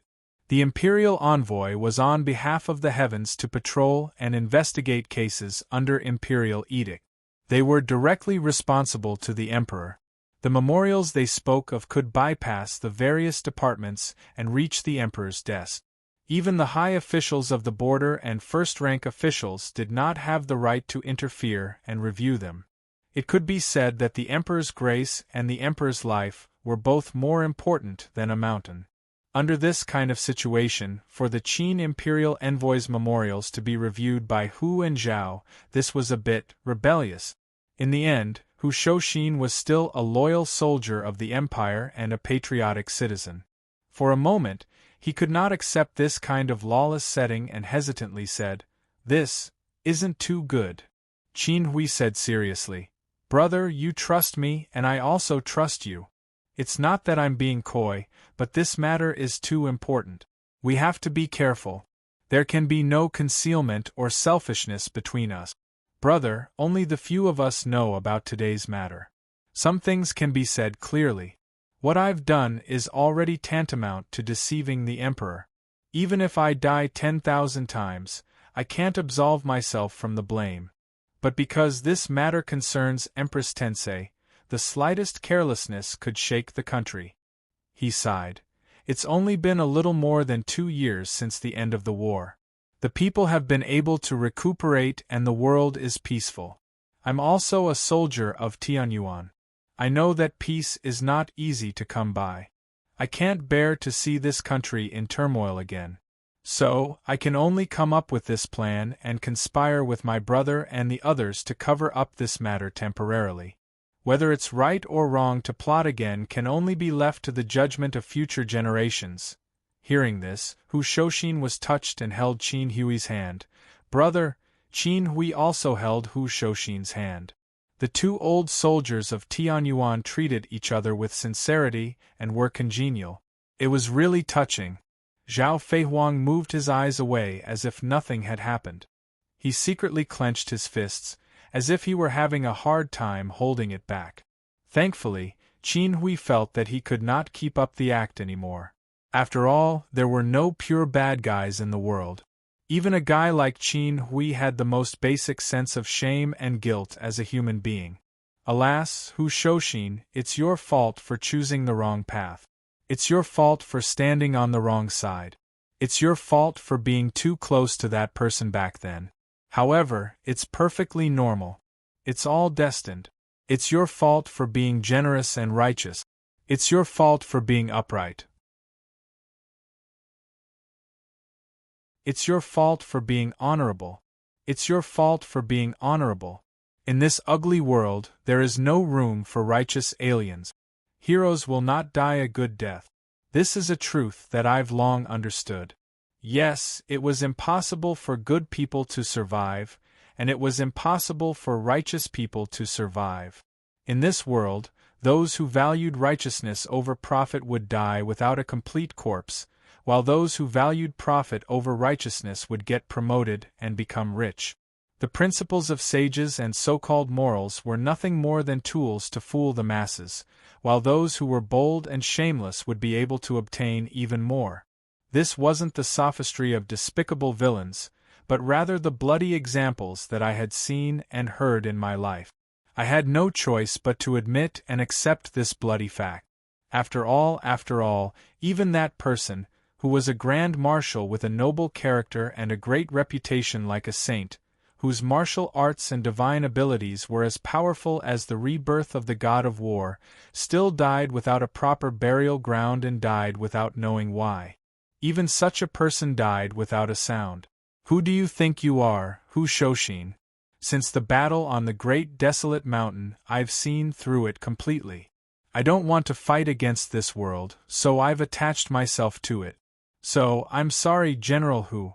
This Qin is a despicable person. This Qin has long seen through everything. This Qin has compromised, this Qin has attached himself to it. This Qin wants to step on your bones and become a marquis. Because that person is already dead. The things that he once showed you and everyone else, the light that everyone admired and followed, have all collapsed with his death. This world is still the same as before. It will always sink into depravity and darkness. No one can change all of this with their own strength. You've resigned because of this, and I've abandoned my past because of this. Qin Hui lowered his eyes. The last trace of hesitation and pity was cut off. His smile became even more sincere. He gripped Hu Shoshin's hand tightly. So, I know that elder brother believes in me. But this time, you have to listen to me. After all, you can't make a single mistake. You have to be very, very careful. You have to read this memorial a few times. Hu Shoshin nodded slowly and said solemnly, I understand. Since brother has shouldered the responsibility of a sea of blood for me, I won't be unreasonable. I'll read this memorial. Qin Hui smiled and said, since it's like this, then younger brother will go back first. Elder brother, please do as you please. He seemed to know that Hu Shouxin and Zhao Feihuang had something to talk about. He tactfully stood up and left. Without waiting for Hu Shouxin to urge him to stay, he pushed open the door and left with a smile. He left with a smile, looking like he had no ill feelings, and went to gather the imperial envoy guards. Once the imperial envoy left, the atmosphere in the hall became strange. The smile on Hu Shouxin's face gradually disappeared. He asked faintly, "Where's Sun Lang?" Zhao Feihuang showed a moved expression. Both hands clasped in front of his chest, he said emotionally, "Sun Lang, he of course is running around for the safety of Marquis Jingan Fu and me. After all, this is his home, his son's home, a place filled with our children and grandchildren." Hu Shouxin said coldly, "He didn't run off to play again, right? I thought he would keep an eye on the imperial envoy all day and not let go." Zhao Feihuang said with a smile, "With Sun Lang's personality, if you let him keep an eye on official Qin all day, there are only two outcomes. The first is that he can't resist playing tricks on the imperial envoy and tormenting him until he becomes paranoid. The second is that he gets impatient and directly blows official Qin's head apart. After all, keeping an eye on one person all day is also a boring job. Uncle Hu, I'm afraid you don't want to see either of these situations."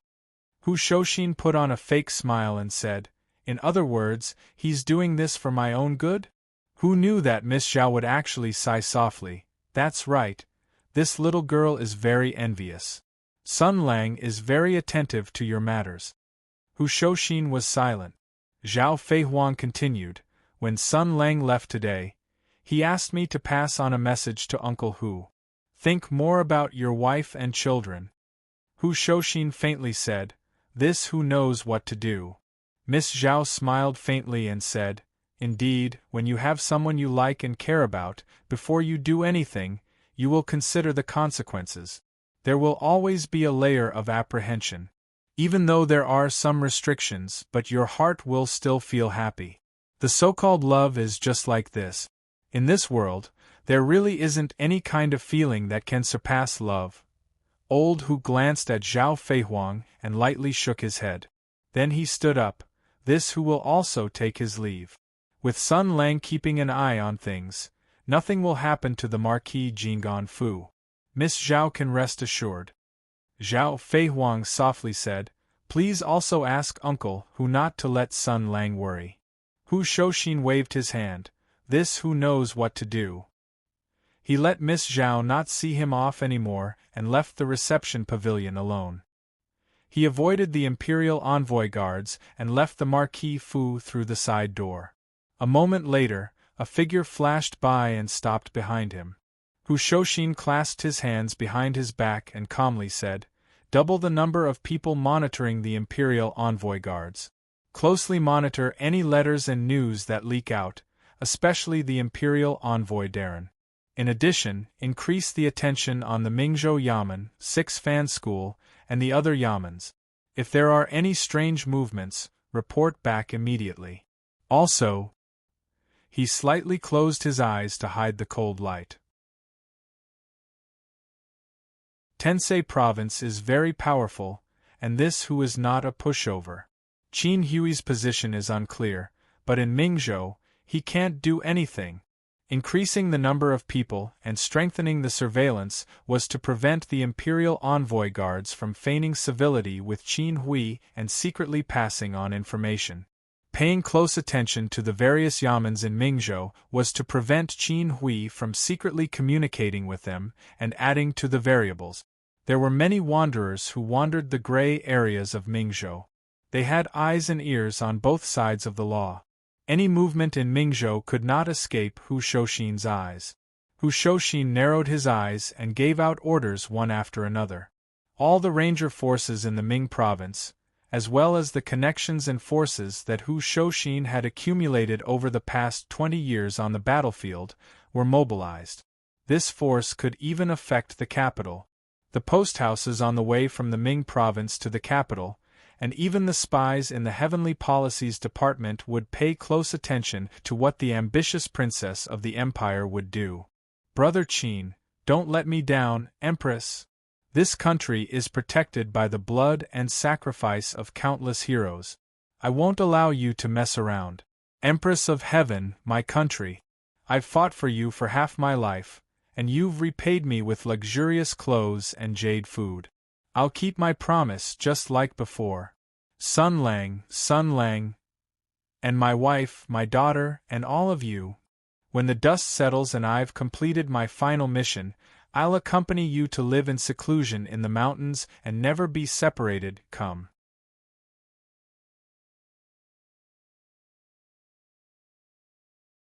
Chapter 374. The Power of the Marquis, the Power of the Wandering Knights, and the Power of the Imperial Envoy. Sun Lang, Hu Shouxin, and Qin Hui. The three of them each had their own ulterior motives and schemed against each other. They were immersed in the tense and exciting transactions between friends. It was a complete mess. What was more dramatic was that although the leaders schemed against each other, the subordinates did not know the truth. They were kept in the dark and passively carried out orders. This was the fate of being a chess piece. They would never know how wide the chessboard was or what the situation was like. Wan Yuanzhong was a typical example. He saw Qin Hui as his elder brother and the person who helped him in the officialdom. He was grateful for his kindness and hoped to repay it with his life. However, Qin Hui had never told him the truth. From beginning to end, he was kept in the dark. He did not know what kind of vicious betrayal the brother Qin he respected so much was planning. Now, he was still loyally guarding Qin Hui. He seemed to be casually but vigilantly observing his surroundings. Sir, the atmosphere today is not right. Qin Hui showed an expression as if he was constipated. If he could, he really did not want to bring Wan Yuanzhong out again. However, the crux of the problem was that he sorrowfully discovered that Wan Yuanzhong was still the most reliable of the Imperial Envoy guards. Although, when did Brother Yuanzhong become like this? He did not seem to be like this before. He sighed soundlessly and said tiredly, Brother Yuanzhong, what's wrong now? Wan Yuanzhong did not detect the helplessness and resentment in his superior's words. With a serious expression, he said, Sir, it seems like someone is following and monitoring us. Qin Hui furrowed his brows and looked around. He also detected some clues. He smiled freely. Brother is probably worried about us, so he sent someone to secretly protect us. The color of the flag leader's face suddenly changed. He shouted in a low voice, monitoring the imperial envoys is a disgraceful act. How could General Hu do such a thing? My lord, this matter is unusual. Could it be that Hu Shouxin is hiding something from you, or is he plotting some scheme? I think this is not so simple. Sometimes I really want to kill you. Qin Hui rolled his eyes but scolded in a low voice, Quiet? Brother who is open and upright, magnanimous.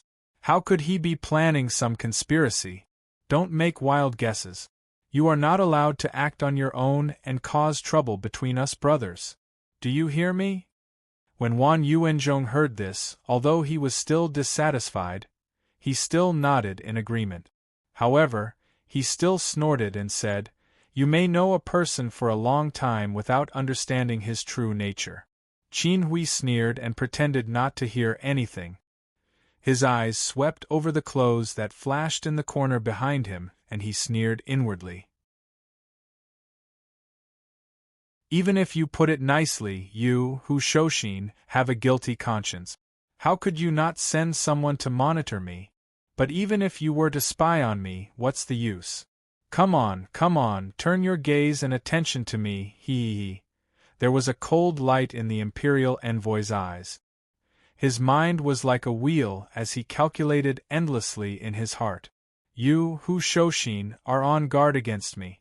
You must be afraid that I will investigate that great hero Sunday. I'm afraid that this person has an extraordinary significance to you. Since this is someone you care about, then if I investigate this matter, it will certainly divert your attention, right? Today, I asked a few rangers in Zhongyi Tower whether there was a ranger with the surname Sun who was very close to you recently. You, who Shoshin, manage the guild like an army. The rangers are strictly disciplined and will not easily reveal information. However, the flash of anger on their faces is enough to explain some things. That great hero Sun is also a ranger, but he made the other rangers angry. There is probably only one reason, and that is betrayal. My guess was indeed correct. That great hero Sun was originally your subordinate, but then he betrayed you. Other than this, there are still many clues, enough for me to investigate that great hero Sun one by one. If I can cause him to be unable to hold himself back and appear to deal with me, that would be the best. I have a sharp weapon bestowed by the Emperor.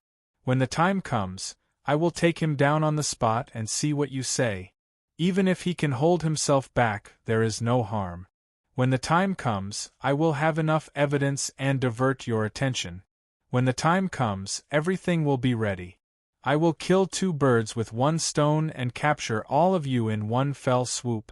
Qin Hui was here calculating a foolproof plan. Wan Yuanzhong could not help but ask, "Sir, where are we going?" The imperial envoy said calmly, "When I went to 6 Fan School yesterday, I chatted with a few constables and understood some things. They happen to know some things. It is said that before the incident at Marquis Jing'an's Fu, a constable and a ranger from 6 Fan School had worked together to capture a female cat burglar. This female cat burglar was said to be the accomplice of that group of criminals. After experiencing a series of events, she finally chose to abandon the dark for the light and reported this big case to the government. It can be said that she made a meritorious contribution, so her merits offset her demerits. Wan Yuanzhong had also seen the file and knew that there was an awkward part of the entire case. The file clearly said that the armed criminals attacked Marquis Jing'an's Fu.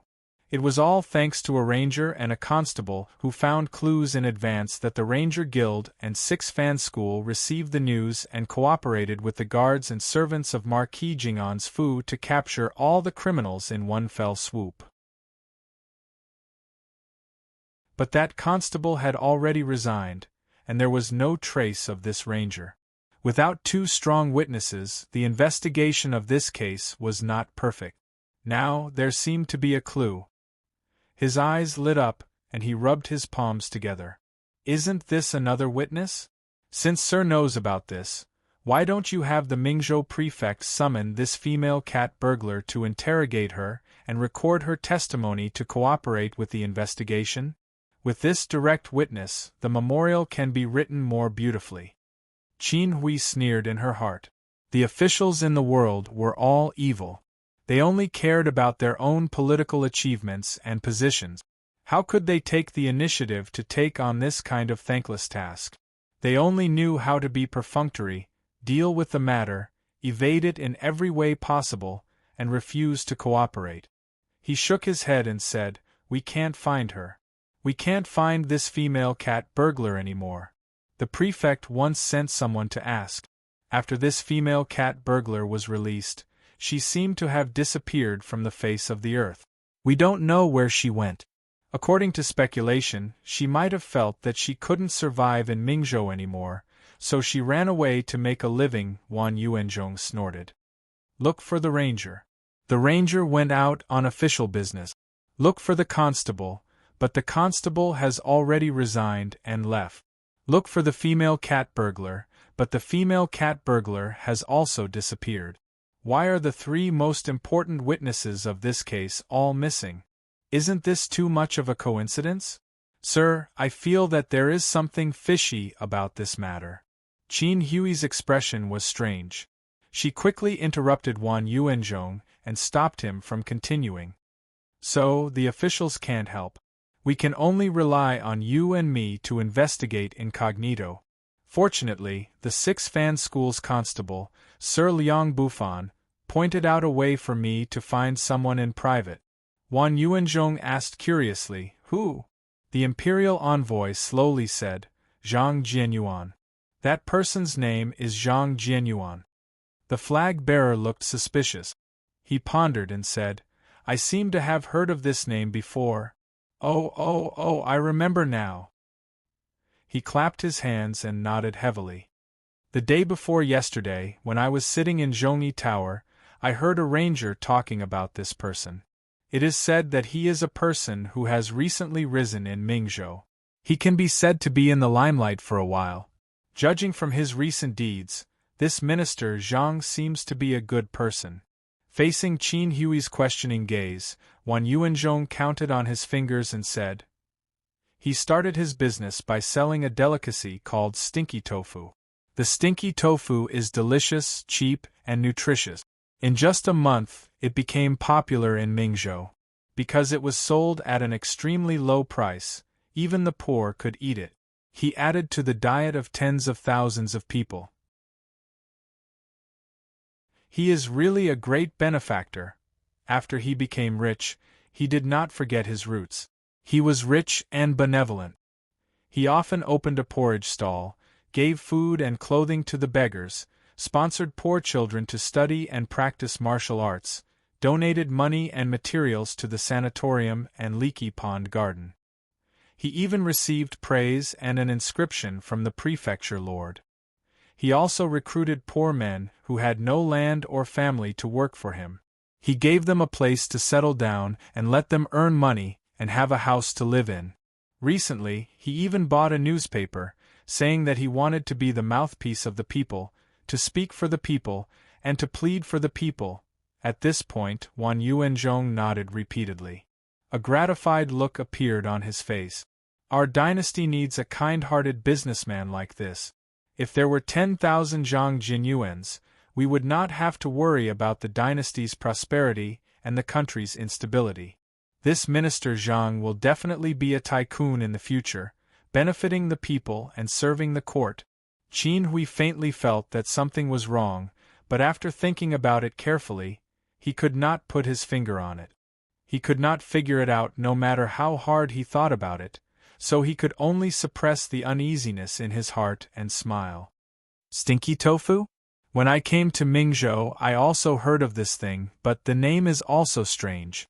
Why is there a stinky in a good food? But since so many people like it, there must be something special about it. This time, we're in luck. Let's go visit this Minister Zhang and try this snack that is popular in Mingzhou.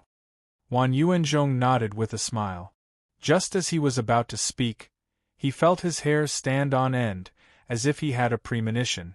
Sure enough, in the next moment, a loud shout came from the corner behind them. Amateus Buddha! The two benefactors in front, please stop, please stop. I see that your figures are bleak and your auras are obscure. I'm afraid that you're about to encounter some black-hearted merchant and be contaminated with filthy things. Be careful, be careful.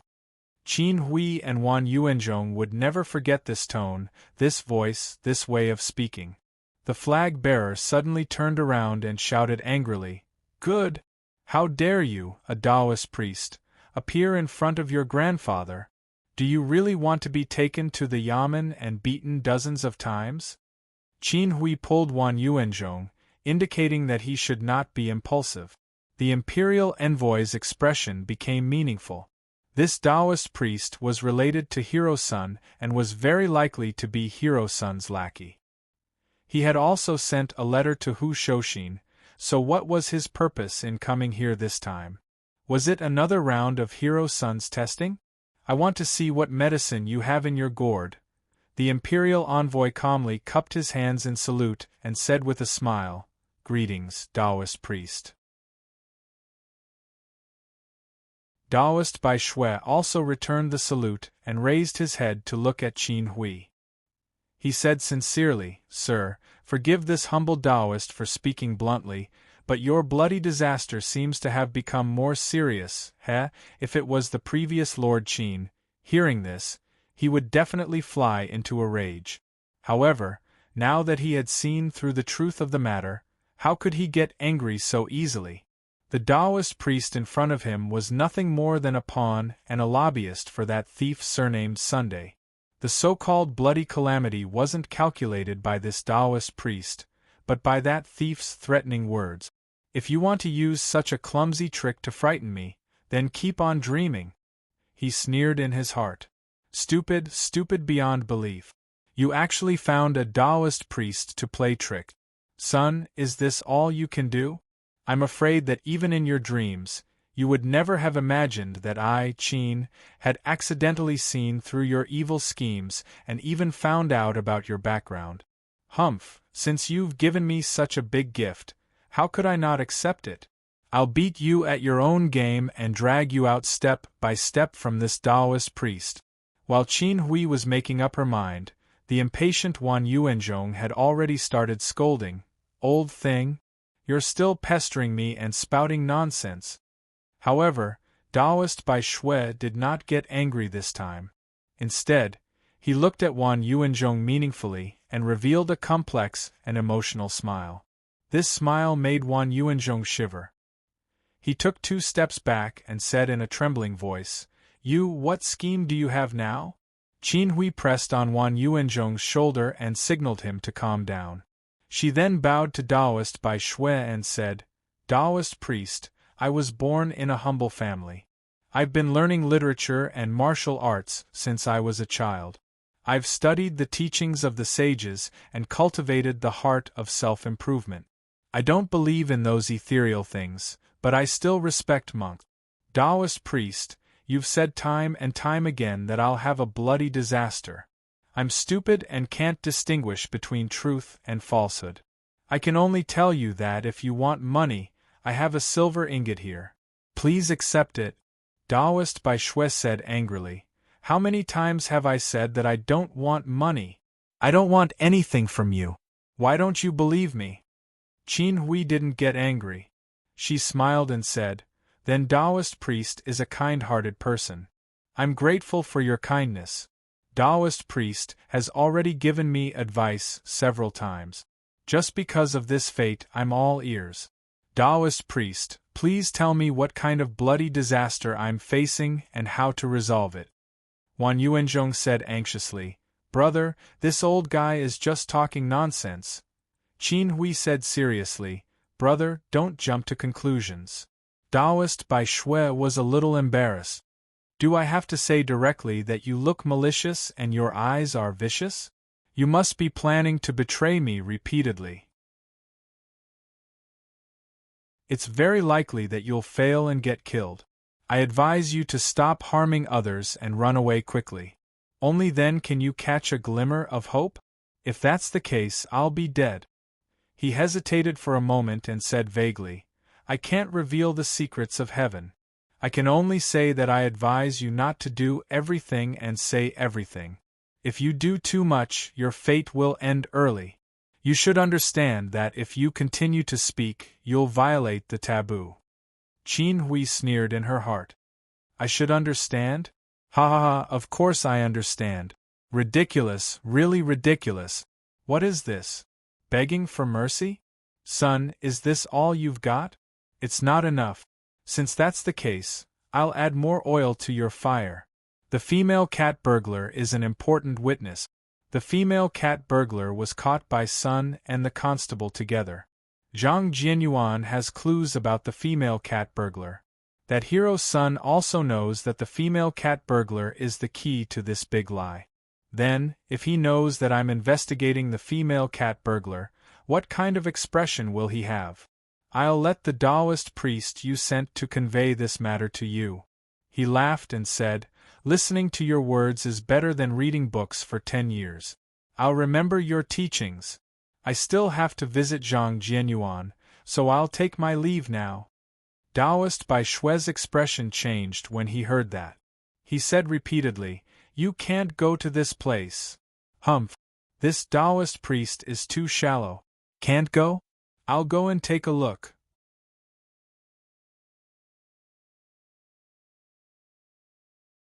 Chapter 375. Qin Hui still had a smile on his face, but he sneered in his heart. Why can't I go? Humph, you're afraid.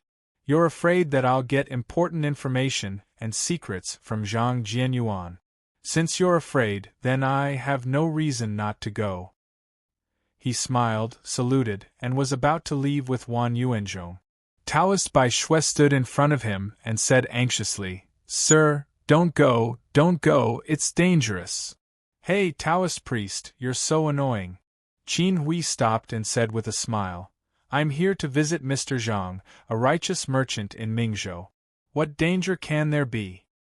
"Righteous merchants?" Taoist White Snow said angrily.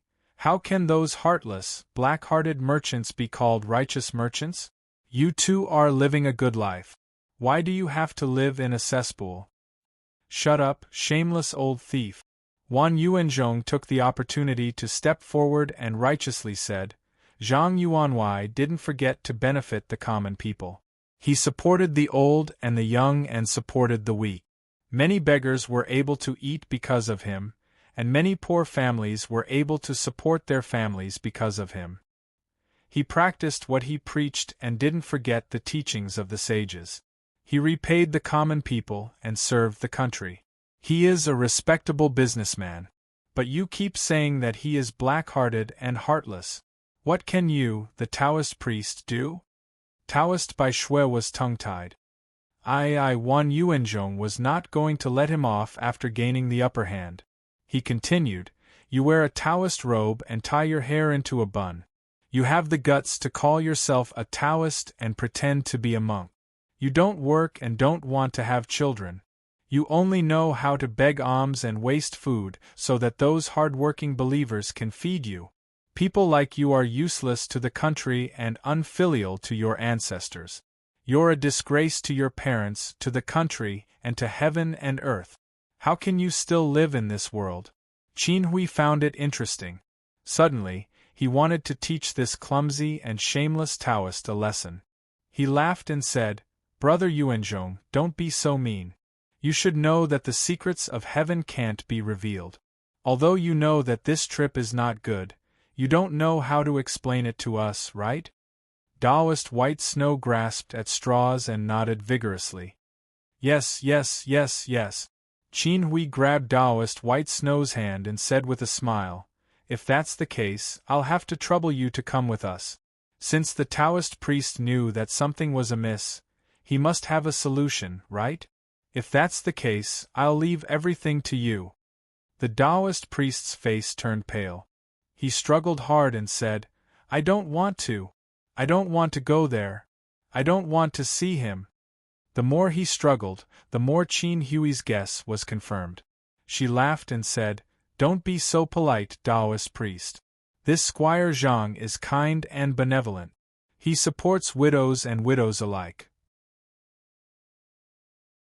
He will definitely treat a wandering master like you well. Just go and beg for alms and eat a delicious stinky tofu. It's also good." Taoist Bai Shui's legs trembled when he heard this. He resisted with all his might. "I don't want to eat it.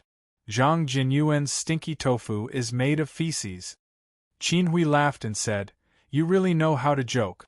Although I haven't tasted the stinky tofu, I don't think the people in Mingzhou are stupid. If the stinky tofu is made of feces, how can it be sold so well?" "Taoist priest, you're making irresponsible remarks and accusing the local merchants of selling poisoned food. According to our court's crime of false accusations, you should be executed." He gave Wan Yuanzhong a look. Wan Yuanzhong also understood. He laughed and grabbed Taoist White Snow's other arm. The two of them exerted force and carried the poor Taoist White Snow away quickly. The poor Taoist priest had not recovered from his serious injuries and was a Dharma professional. His close combat skills were poor, and he could not resist at all. Therefore, he could only shout, "Help! Help!" Wan Yuanzhong covered his mouth as if nothing had happened. Thus, the poor Taoist White Snow was carried away just like that. A moment later, the figure of Sanzang of the Tang family appeared from the corner of the street. Looking at Taoist White Snow's desolate and desperate figure, he chanted the name of Buddha. She praised, "Senior brother White Snow is really sincere and has a good foresight. He told me early that no matter what happens, as long as his life is not in danger, I should stay in the dark to protect him and not show up. He should have expected this situation, to make such a big sacrifice in order to take in a disciple. After that, a puzzled look appeared on her face. Why did I say sacrifice? Suddenly, a familiar voice sounded in the master's ear. At this breast, Sanzang of the Tang family? Why are you here? The nun's expression changed. She turned her head and looked, then put her palms together and saluted. Benefactor's son, how have you been? Sun Lang said proudly, of course I'm always healthy. The marshal and so on did not attract the attention of the Tang clan's Sanzang. In any case, the demonic monk already knew that this benefactor surnamed Sun, in addition to his shocking martial arts, also had an earth-shattering mouth.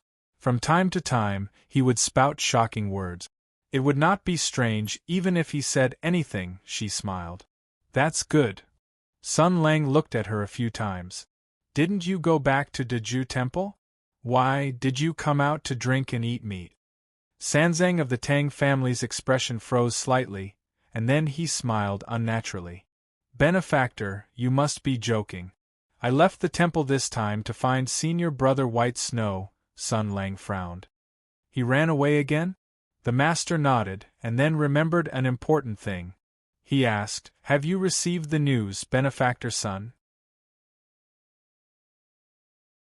A person surnamed Qin is asking about you. It seems that he wants to harm you. Sun Lang showed an, oh, Moses Roy expression. Meow, meow, meow, meow. How did you know? Thus, Sanzang prepared to talk about what had happened, from Daoist Bai Shui's chance encounter with Qin Wan and the other person, to their quarrel, to Daoist Bai Shui's physiognomy divination. After hearing that Daoist Bai Shui had gone to Zhongyi Tower to deliver a letter, a strange light flashed in Sun Lang's eyes. Rubbing his chin, he muttered, what a coincidence! I didn't expect an unexpected variable to appear. Daoist Bai Shui interfered, and then happened to run into Qin Hui, who assisted him a few times. A person's fate is really unpredictable. Even if it seems like a very, very stable plan, for some small reason, it can develop in the opposite direction from what we expected. Sanzang clearly didn't understand. Benefactor, what are you talking about? Sun Lang came back to his senses and just smiled. So, what about Daoist Bai Shui? The demon monk honestly told him about the Daoist priest and Wan Yuanzhong. Hearing this, Sun Lang rolled his eyes wildly. Does he want to set up the office of strategic deception? When he heard that Daoist Bai Shui had been taken by Qin Wan and the other person to look for Zhang Jianyuan, his eyes immediately flashed with excitement. He rubbed his hands together and murmured to himself, great, great. I haven't opened for business in a long time, and my hands are itching. This is really a great opportunity sent to me by the heavens. Looking at him like this, Sanzang's bright and transparent heart, as a cultivator, immediately sensed immense and terrifying malice. She asked warily, Benefactor, what are you doing? Sun Lang smiled sincerely. Look, Daoist Bai Shui is my friend, and Zhang Jianyuan is also my friend. Qin Hui is up to no good. Both my friends are in danger, so how can we just sit back and watch? Come, just in time. Master Sanzang, let's team up to clear Embroidery Hall's instance. The nun was a little hesitant. Although she was simple, she wasn't stupid, and could clearly sense the malice emanating from Sun Lang. But she had to go to Embroidery Hall anyway, and didn't know the way, so she could only say helplessly, Benefactor, please lead the way. Sun Lang frowned. You don't know the way? Master Sanzang was puzzled. I don't know where Embroidery Hall is, and I don't know who Zhang Jianyuan is. How can I know the way? No. Sun Lang pinched the space between his eyebrows. You don't know who Zhang Jianyuan is? Didn't I tell you? When Ping Yi Dao died, Daoist Bai Shui lost his temper and refused to go to Deju Temple. Let me tell you, he has a close friend called Zhang Jianyuan. If you go to him for help, he will definitely be able to persuade Daoist Bai Shui to go and recuperate. It happened about half a month ago. I think if it's a novel, more than 100 chapters have passed. Master Sanzang raised his eyebrows and raised his voice. Close friend? Sun Lang was startled and felt a little guilty. But on second thought, he thought, I can destroy 10 of you with one breast-grabbing dragon claw. What's there to be afraid of? So he said calmly, yes, they are close friends. What's wrong? Master Sanzang said indignantly, I knew it. Senior brother Bai Shui is cunning.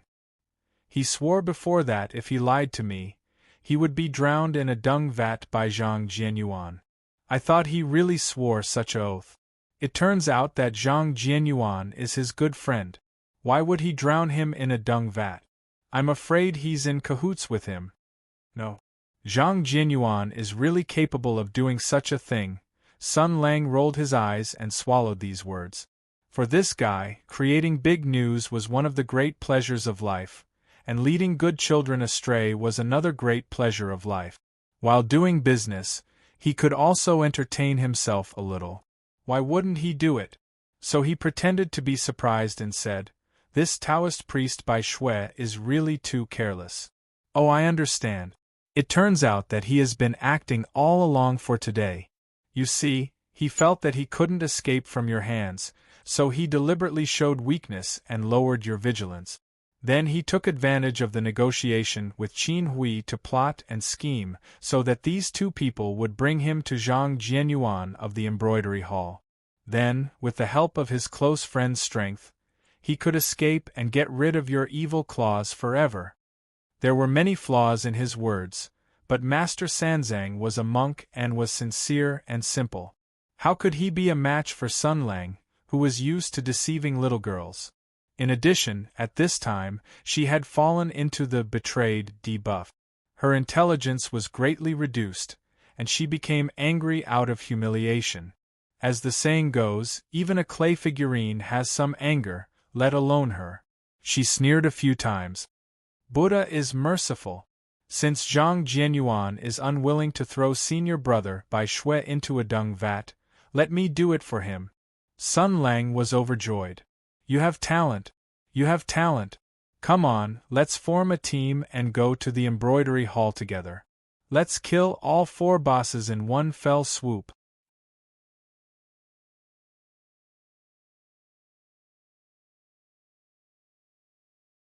Chapter 376. Sun Lang was overjoyed. You have talent. You have talent. Come on, let's form a team and clear the embroidery hall together. Let's catch all 4 bosses in one fell swoop. Master Sanzang looked suspicious. Catch all of them in one fell swoop? Sun Emo waved his hand and said, There's no time to talk. Mantis Shrimp, let's go. Therefore, after Qin Hui, Wan Yuanzhong, and Priest Bai Shui made up the double flag insertion and double flag insertion team and rushed to the embroidery spring hall, the journey to the west team made up of Sun and Master Sanzang also set off. Zhang Jianyuan had obviously become a wild monster shining with golden light and was in an awkward position. Along the way, Master Sanzang's expression was a little uncertain. Sun Lang turned his head as he walked and asked, What's wrong with you? The demon monk was in a trance for a moment, then hesitated and said, Benefactor, you said that you told me about Zhang Jianyuan half a month ago? You also told me that if senior brother Bai Shui was unwilling to go back to Deju Temple with me to recuperate, I should find Zhang Jianyuan to persuade him? Sun Lang was a little confused and nodded. Yes. Master Sanzang frowned even more. Why?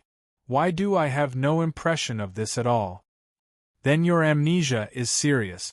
Sun Lang squinted at her and said, If you don't remember this clearly, then how did you send priest Bai Shui to Deju Temple? Master Sanzang of the Tang family thought for a moment, and a helpless look appeared on her face. She shook her head and said, I don't know why. I don't remember this clearly. Are you a fish? What? Sun Lang waved his hand, obviously not taking it to heart. Nothing. You should also forget this matter. Master Sanzang closed her mouth. She was a monk and was not used to troubling others, but a trace of worry floated between her eyebrows and her lips were pursed. The two of them hurried on in silence. Their martial arts were excellent and their speed was fast. Even if they set off from another road, they were ahead of the flag insertion team. The embroidery hall, a place filled with beautiful memories, was right in front of him. This was the civilian area of the city. It was a low alley. After embroidery hall made a lot of money, they didn't move their factory. Instead, they bought land on the original foundation and expanded the factory area to form a standard for industrialization. They built a food processing factory around it. This Counselor Zhang didn't forget his hometown when he became rich. He helped the poor people in the surrounding area and recruited them to work in the food processing factory with generous reward. He was also worried that the villagers wouldn't have anywhere to spend the money they earned, so he continued to build various gambling houses, taverns, tea houses, and so on in the surrounding area. He was also worried about the housing problem of the next generation, so he bought a large piece of land to build houses for his fellow villagers. In short, they had not seen such a kind person for a long time. With the help of Squire Zhang Jianyuan, these poor squares began to be full of vitality. Everyone praised Squire Zhang Jianyuan for being such a good person. He was blessed by the Bodhisattva, Amitabha. Even though Master Sanzang was a monk, he could also see the thriving scene here. He put his palms together and said, "Good, good." A gentle light flashed in Sun Lang's eyes, as if he was recalling something. This place was indeed filled with beautiful memories. This was the place he and Zhang Yinluo had come to. At that time, they had just met. That reckless and silly girl had shamelessly begged him to meddle in Qin Yu's business. So they came here. At that time, the embroidery hall was still a mafia organization. They had a battle of wits and courage with Zhang Jianyuan. They used very powerful tools to defeat these vicious scum of society. They also used love to influence them, making them turn over a new leaf and become good people. Now, under his teachings and guidance, Zhang Jianyuan had already grown into an extraordinary person. So fast. Moreover, the fate between people was truly miraculous. At that time, I was afraid that I would never have thought that the bustic constable beside me would be such a precious treasure. At that time, I was afraid that I would never have thought that Zhang Jianyuan, who had been blown up and taken away by me, would become so promising now. Sun Lang seemed to have realized something. He said softly, "Who is the most famous capitalist in Mingzhou City?" With Master Sanzang's state of mind and political awareness, he probably didn't even know what the term capitalist meant. However, she knew who the two of them were here for, so she asked tentatively, "Zhang Jianyuan?" Zhang Jianyuan, 2 Malawian kwachas, Capitalist Limited Edition. Sit. Master Sanzang looked around. Where should I sit? However, Sun Lang was already talking to himself. On average, he sells 350 pieces of stinky tofu every minute. He does charity among the people to increase his reputation. He colludes with officials and businessmen to find backers. He accumulates capital to recruit workers. He can continuously exploit, monopolize, expand production, and play in real estate. He is a hero among capitalists. Then he raised his thumb and pointed at himself. He said proudly, "I taught him." Master Sanzang's mouth twitched. He didn't know how to answer, so he could only say, "Amitabha." For some reason, Sun Lang's mood suddenly became better. He smiled and looked at the other side, at the 3 people who were rushing in the direction of the embroidery hall. "Forget it. I'll save Zhang Jianyuan some face today. I really want to see how far he can go." Speaking of this, he narrowed his eyes and smiled. "I've decided. I'll find a chance in the future to pass down the way of the sickle and hammer. Maybe the history books of the future will record that a cannon in the imperial city of the empire sent communism to the divine power of flames." He had no idea what almsgiver's son was talking about. At this time, Zhang Jianyuan, who had escaped because of Sun Lang's sudden change in mood, was sitting in the study and looking at the reports. The daily sales, the delicious food that was popular in Mingzhou, the constantly expanding production scale, and the multifaceted industrial layout. All the results made him full of enthusiasm and energy. He also felt that he was an idiot in the past. Damn it, I was really an idiot in the past. Doing business is so much more profitable than opening an incense hall. And it's so much better. Sure enough, this business is just like what my master Sun, said, a sea of blue, a sea of blue. One of his trusted subordinates was standing next to him. He carefully reported, big fragrant head. Oh no, President, we caught 2 more bugs today. 2 lazy and dissolute little bastards were spying on the stinky tofu production technique. They should have been sent by someone with ulterior motives who wants to snatch our rice bowl. How do you want to deal with them? Do you want to cripple one of their hands, or… Damn it, we are businessmen with a clean background. How can we do such a bloody thing? Zhang Jianyuan rolled his eyes and then said earnestly, my master once taught me that we are businessmen and capitalists. We can't kill people with blood, do you understand? The confidant seemed to understand, but not quite. Zhang Jianyuan sighed. Sure enough, it was just as his master had said. What was the most important thing in the world? It was talent. He had to train a few capable assistants. He patiently said, the workers we recruited are all from the surrounding residents. Go and find out the origins of those 2 little thieves. Then, get 2 eloquent people from the public relations department to suppress those 2 little thieves and send them to the authorities with great fanfare. While you're at it, tell the villagers about their crimes. Yes, tell them that if they steal the secret of stinky tofu, then people who are jealous of our industry will compete with us. They will use shameless and underhanded methods to make us go bankrupt and kick us out. Then, everyone's jobs and money will be gone. The confidant said happily, if that's the case, let alone those 2 little thieves, their whole families will be finished. Zhang Jianyuan kicked him and scolded, finished my ass? Then, you personally bring some people with some gifts and go to the 2 little thieves' families to express your concern. Tell them that the child was possessed and made a mistake. Although he has to go to the authorities, the prefecture lord has already made arrangements and won't give him a heavy sentence. Send him to the authorities to teach him a lesson or something. In any case, pick some good words for me. Oh right, remember to open the door when you speak so that the surrounding villagers can hear you. Do you understand? The confidant was confused for a long time before he finally understood. President, brilliant, brilliant. CEO Zhang waved his hand and said, compared to my esteemed teacher, they are far inferior. Oh, that's right.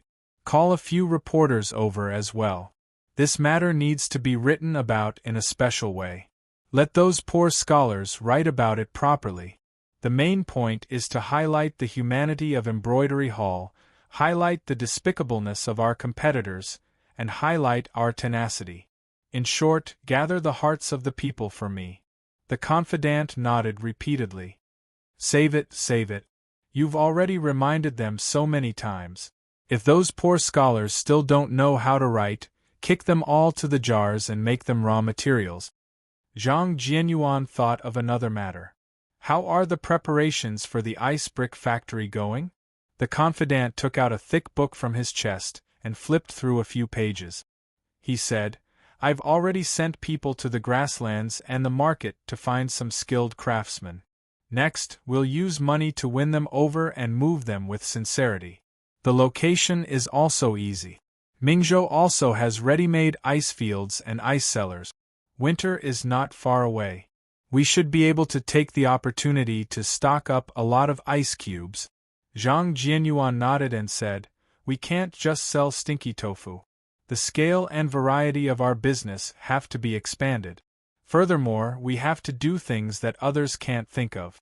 We have to make them eat our dust forever. The idea of making ice bricks was personally decided by my master. There must be a way to do this, and we have to pay attention to it.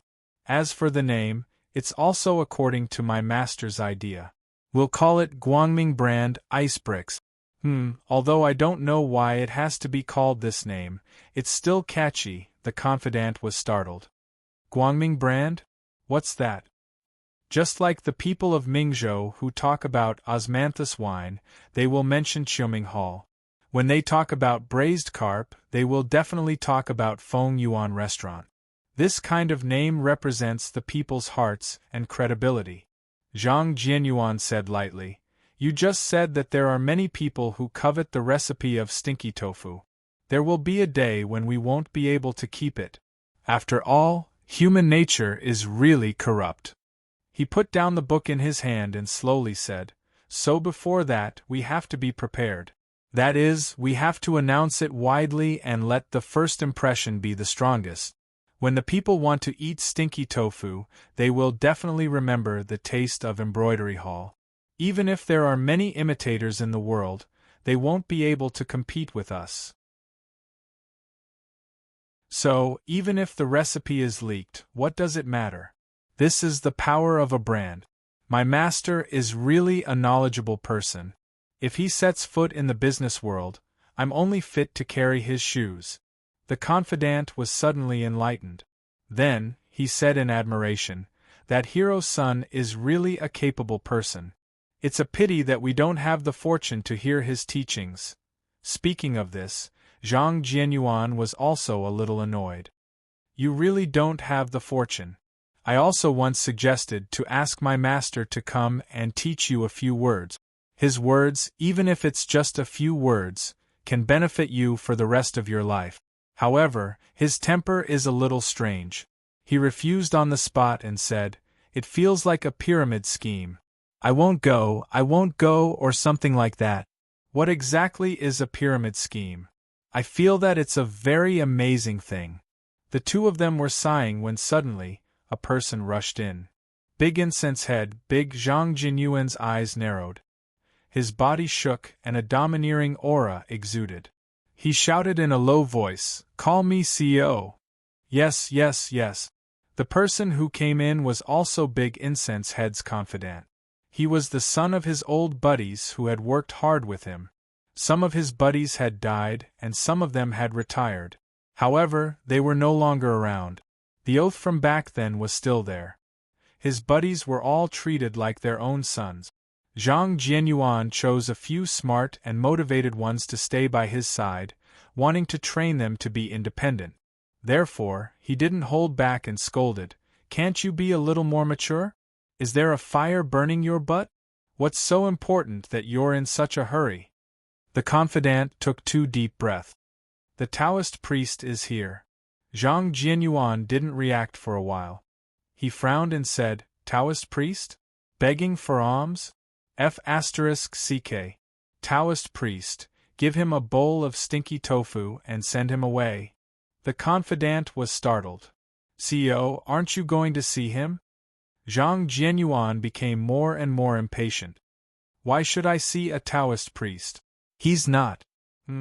That's right." The confidant felt wronged. "You haven't seen that Taoist priest for half a month. Aren't you very worried about him? You always ordered the brothers who set up the arenas in the city to pay attention to the Taoist priest's whereabouts. You even sent someone to Zhongyi Tower to ask. Later, you found out that he went to a temple to recuperate. Only then did you feel relieved. However, you still felt that he would run out, so you still ordered us to pay attention to him. Once there was news, we would inform you." The more Zhang Jianyuan listened, the more he felt that something was wrong. He raised his hand and threw a book over. He scolded, "Bullshit! When have I ever been worried about him? I'm just afraid that he'll die too early and I won't be able to enjoy myself to my heart's content. After all, this old thing is quite interesting. Where is he now?" "He's already 2 miles away. It won't take long for him to come over." Big Incense Head had already stood up. He clenched his fists and sneered. "He even came himself. Third Wazi, I personally prepared a jar of stinky tofu half a month ago. You know where I put it, right? Go and get it for me. I'll personally entertain him today." After saying that, Big Incense Head walked out of the door. "He's so fast." The young man who came in to report glanced at his companions inside and whispered, "It's as if his ass is on fire." Taoist by Shui was driven all the way to the embroidery hall with a sad face. He had said all the good and bad things, begging and threatening, saying that this trip would be dangerous.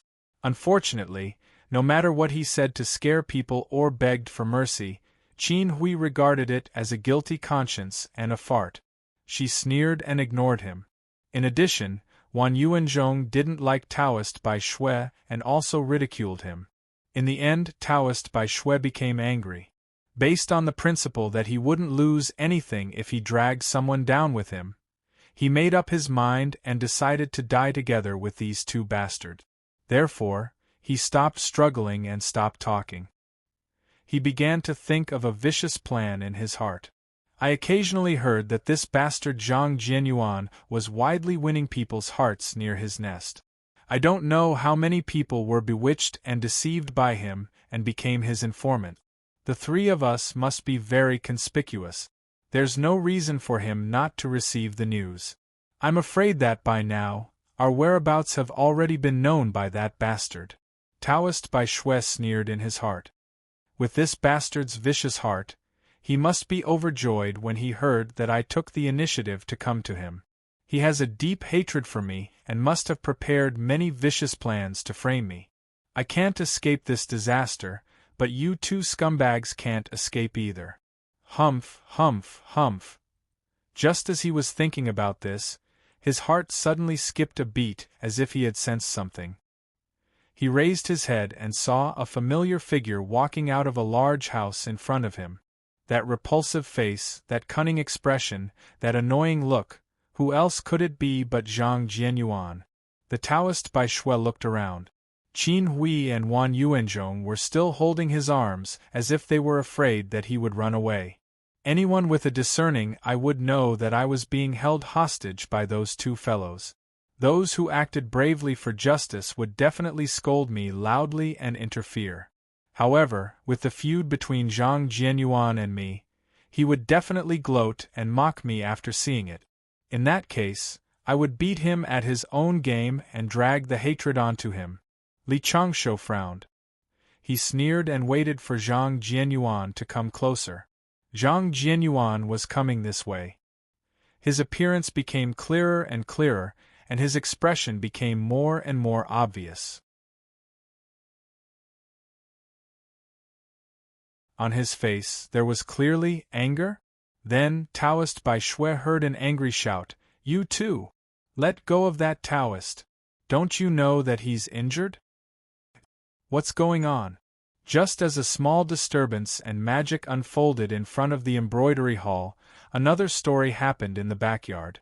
Near the treasury of the embroidery hall, Sun Lang had just climbed up the wall when he saw a young man carrying a jar and walking out with a subtle expression on his face, as if he was facing a great enemy.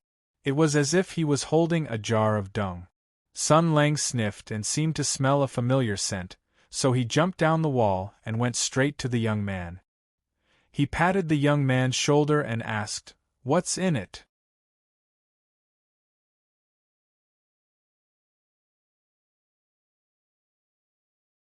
Chapter 377.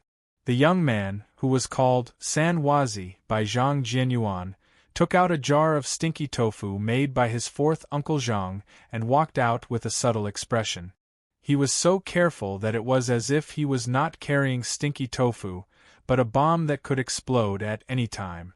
Although this terrifying thing was well sealed, it still emitted a horrible smell, constantly reminding San Wazi of the horror of this thing.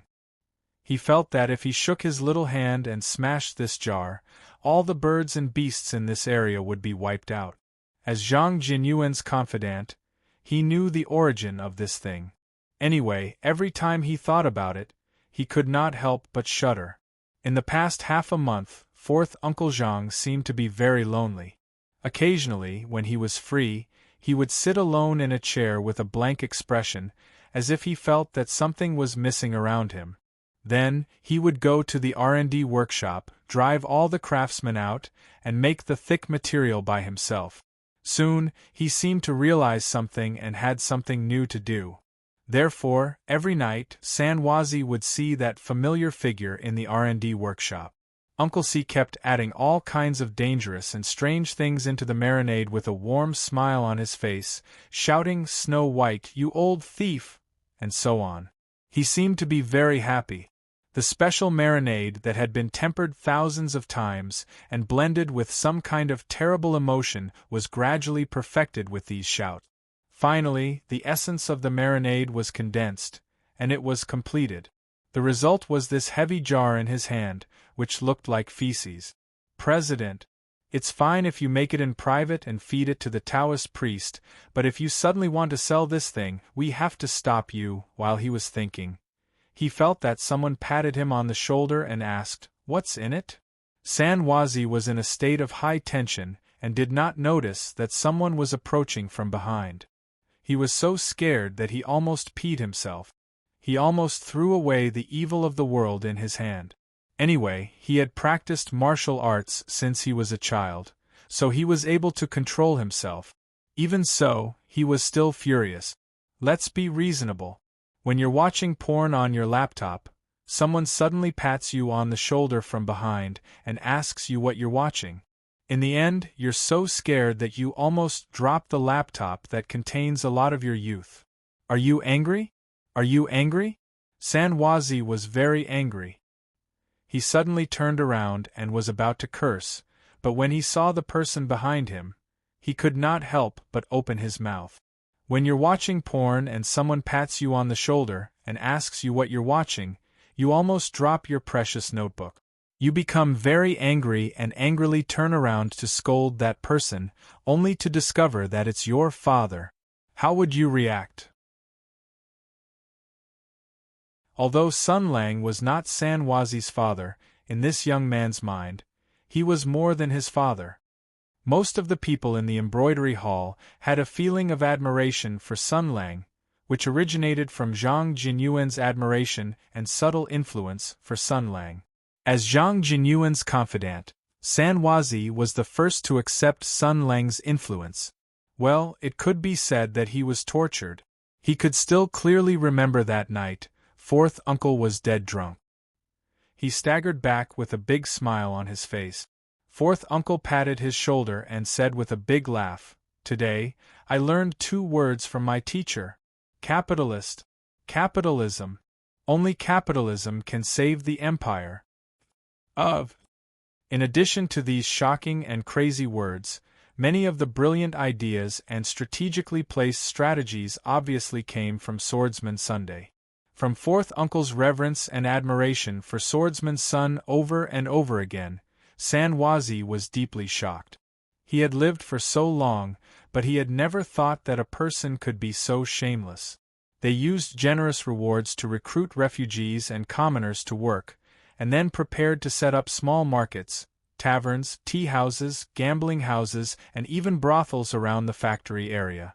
They also bought land to build houses.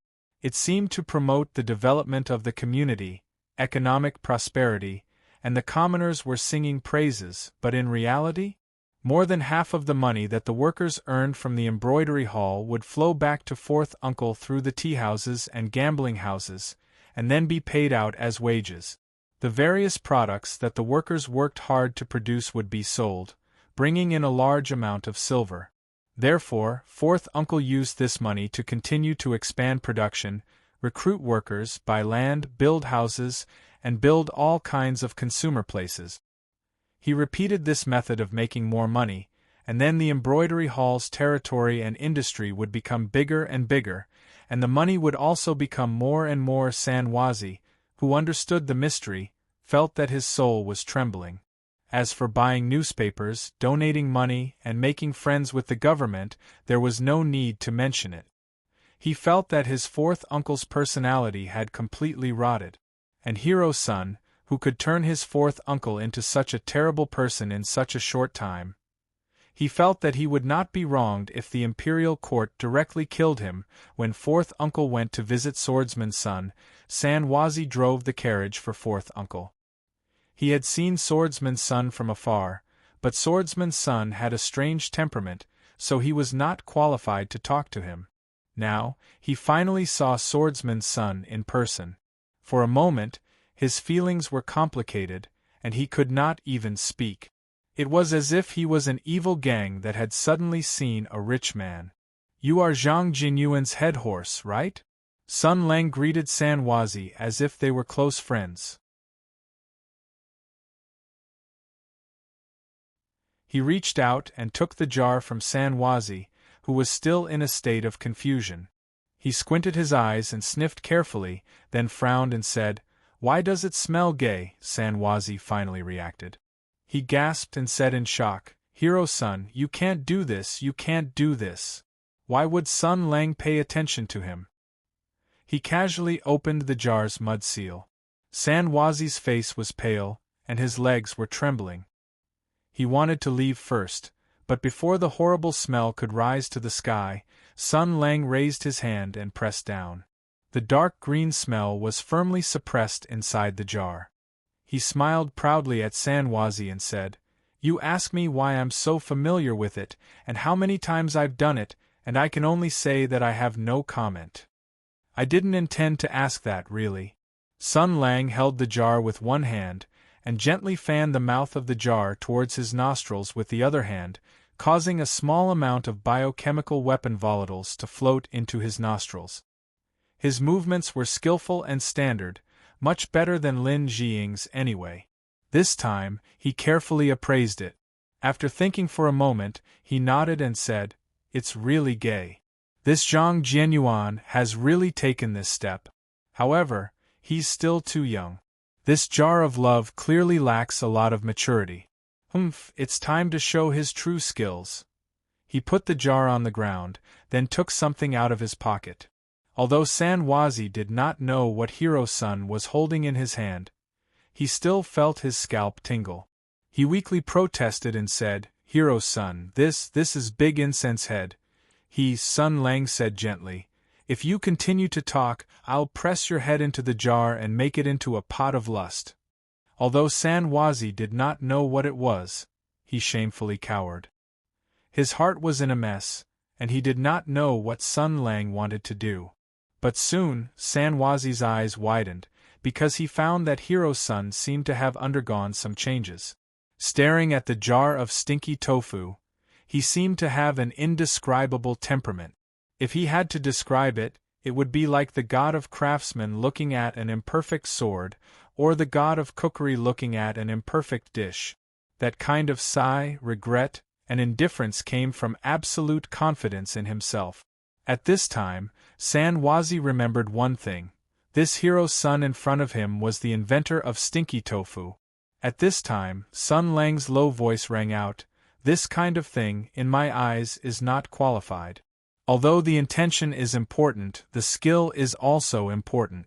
Both hands must be grasped, and both hands must be strong. In my opinion, there is still something missing, such as the lack of emptiness." He reached out and poured the whole bottle of essential balm into the jar. His movements were like flowing water, indescribably wonderful and beautiful to the extreme. His every move was without a trace of smoke or fire, as if he was looking up at the starry sky on a beautiful summer night. He held the cute little girl's hand, smiled, and asked her to hand over 450 copper coins, and was prepared to throw her out at any time. He smiled, watching the green liquid merge into the deep pool, and smiled gently. "There is still 70% enthusiasm." Then he fiddled with the gunpowder bag in his hand for a while, and then sank into the jar as well. Sanwazi was already biting his fingers, and looked like he was about to cry. He asked weakly, Hero-san, is it done?" The ranger smiled gently at him, and then took out a small iron can from his arms at lightning speed. He opened it, poured it, and stirred it in an instant. He could be called a hero among poisoners. And the most important thing is 90% malice. Seeing such a tragic thing happen in front of him, Sanwazi could not help but cover his face and scream silently. It looked like the painting called The Scream. Don't be afraid, don't be afraid. Sun Lang put the clay seal back, then patted Sanwazi's shoulder and handed the thing back to him. He smiled and said, Zhang Jianyuan won't do anything to you. I did this. You can just tell him afterwards. What can he do? Sanwazi still looked sad and said weakly, Hero-san, you have a big grudge against this Taoist priest. Sun Lang smiled and said, No, my target is not Taoist priest Bai Shui. It just so happens that you happen to be here. Can you do me a little favor? If not, I'll stuff your head into it and make it into a pot of strong desire. What could Sanwazi do? He was also very desperate. He could only nod weakly. Good. Sun Lang smiled and said, Take this jar and go to Zhang Jianyuan now. It looks like he has already confronted the 3 uninvited guests. What should you say when you go there? Do you know? Sanwazi was very sensible and whispered, I'll pretend that nothing happened. I won't say that you're here, and I won't say that you added something in it. Sun Lang reached out and patted him on the head. He said angrily, What did Zhang Jianyuan teach you? How can you be such a dishonest child? Sanwazi did not dare to fight back. He touched his head pitifully and said with grievance, Then what should I say? He raised a finger and showed a meaningful smile. You have to tell the truth.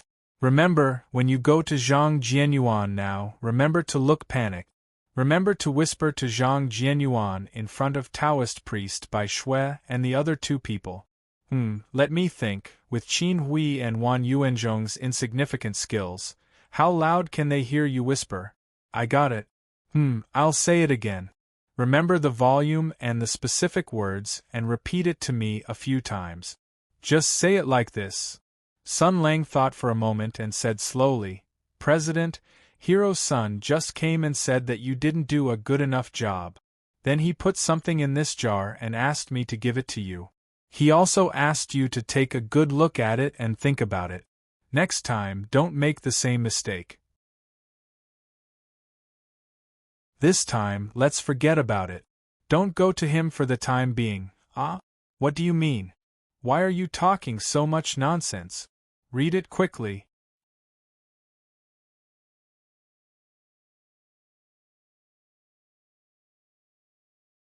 Chapter 378. Damn you too! Let go of that Taoist priest. Don't you know he's injured? Taoist priest Bai Shui and Qin Hui were both stunned when they heard the angry shout. Then, the Taoist priest became vigilant. How could this bastard be so kind? Qin Hui sneered inwardly. You two really do know each other. Zhang Jianyuan walked over quickly, his eyes filled with anger. However, Lord Qin was smart enough to let go of Taoist Bai Shui before Zhang Jianyuan could say anything. Then, he cupped his hands and said, Are you Zhang Jianyuan, Minister Zhang? Zhang Jianyuan looked Qin Hui up and down. This CEO was from the underworld. She had a pair of sharp eyes and was very good at judging people. Judging from her bearing, behavior, and mysterious calmness, the person in front of him was either rich or noble. He was probably born in an official's family. If it had been the previous embroidery hall's big head Zhang Jianyuan, he would have been scared to death. But now, as a righteous businessman in Mingzhou, who doesn't know that I help the weak and the poor? Even the Lord praised me personally. I'm a man who wants to become a capitalist. I have money, people, and fame. I also have a powerful weapon like the newspaper in my hand. Don't you know that it's more important to prevent the people from talking about me than to prevent the river from flowing? Why should I be afraid? He cupped his hands and bowed in return. Yes. Zhang Jianyuan's behavior made Qin Hui's eyes flash with a strange light. Her heart skipped a beat. I once heard the marshal mention that merchants are great thieves who steal from the country. If they are allowed to grow wild, there will be a day when they will dominate the world through money and benefit. They will treat the world as their money bag. Their methods are steady but deadly. When they become successful, even if the imperial court decides to eliminate them, they will cause turmoil in the world. The price of goods will soar and the people will complain. Therefore, we have to be careful and take precautions. However, we still have to rely on them to run the world and make money. Therefore, we have to use both the carrot and the stick. He looked at Zhang Jianyuan again. This person had no scholarly achievements, no official position, and no military achievements. He only had property, wealth, and fame. This kind of businessman was a fat piece of meat in the eyes of the government. Even if he lived a luxurious life, he still had to live humbly and carefully in front of the country. But he didn't see any cowardice in the eyes of Minister Zhang. This came from confidence. Was it because of his backing? I'm afraid not. Alarm bells suddenly went off in his heart, and a thought flashed through his mind. Zhang Jianyuan was probably the capitalist that the man had mentioned before. Sigh, he was really a meticulous schemer. Even if he died without knowing why, he could predict what would happen a few years later with just a casual sentence from him. It's a pity that His Majesty and the imperial court are deliberately diluting his traces. My words carry little weight. Even if I report the harm done to the merchants, I'm afraid I'll be treated as a joke. After all, which of the imperial court officials and century-old aristocratic families doesn't have 2 or 3 giant merchants seeking refuge? They were still counting on these merchants to make money for them. Why would they kill their own golden hens? That year, I also asked that person, if the merchants really did become big enough to shake the country and even commit a major crime of stealing the country, how could it be resolved? The marshal only smiled faintly and said, "Sickles and hammers can be broken." I've thought about these words for a few years and have no clue. For a moment, Zhang Jianyuan and Qin Hui both sank into deep thought. These two were typical representatives of the new bourgeoisie and the old feudal bureaucrats. Through their rich psychological activities, they set the tone for the conversation that followed, which was not very friendly. Qin Hui was already on guard against Zhang Jianyuan, but he was a mature person of the imperial court. He was very familiar with honeyed words and swords in his heart. Even if his heart was filled with murderous intent, he still appeared to be amiable on the surface. The imperial envoy smiled slightly and said with a sincere expression, "I've long heard of your great name. It's an honor to meet you today." Zhang Jianyuan didn't say anything. He looked at Taoist Bai Shui and huffed slightly. Qin Hui didn't get angry. Seeing this, he pointed at Taoist Bai Shui and complained, "This Taoist priest is familiar with Zhang Jianyuan?" He was really rude. When he heard that I wanted to visit Zhang Jianyuan, he said vulgar words and insulted Zhang Jianyuan. He said that you were a heartless profiteer, insulted your character, smeared your business, and barked wildly. I really couldn't stand it anymore. I was filled with righteous indignation and dragged him here for Zhang Jianyuan to deal with. Zhang Jianyuan smiled sinisterly and glanced at Taoist Bai Shui. Taoist Bai Shui saw that he had fallen into the tiger's den and decided to throw caution to the wind. He straightened his neck and said, "What are you looking at?" The Taoist priest was about to have shit all over his head. He was even calmer than before. He thought, "Today, I've fallen into the hands of this bastard. I'm afraid it's going to be bad. But this Qin guy is really rude. I must teach him a lesson." I got it. Although this bastard Zhang Jianyuan is vicious, he only admires Master Sunday. After all, he's a hopeless bastard in this life. Naturally, he admires Master Sun, an upright moral role model. This Qin guy intended to be rude to Master Sunday. Although Zhang Jianyuan is heartless, he can't ignore this matter. He was thinking about how to disclose this matter to Zhang Jianyuan when he heard the CEO waving his hand. "Thank you for your hospitality. I'll take him. What else do you want?" This was a little rude. Wan Yuanzhong, who had been listening from the side, became angry when he heard this. He didn't know why, but he was inexplicably unhappy with Zhang Jianyuan, so he said, "How dare you? Do you know that in front of you?" Qin Hui reached out and interrupted Wan Yuanzhong. He smiled and said, "To be honest, there are two reasons why I'm here today. First, when I first came to Mingzhou, I heard that there was a righteous and generous official here.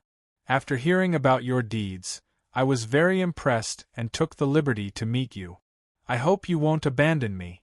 As for the second reason, I have something to ask of you."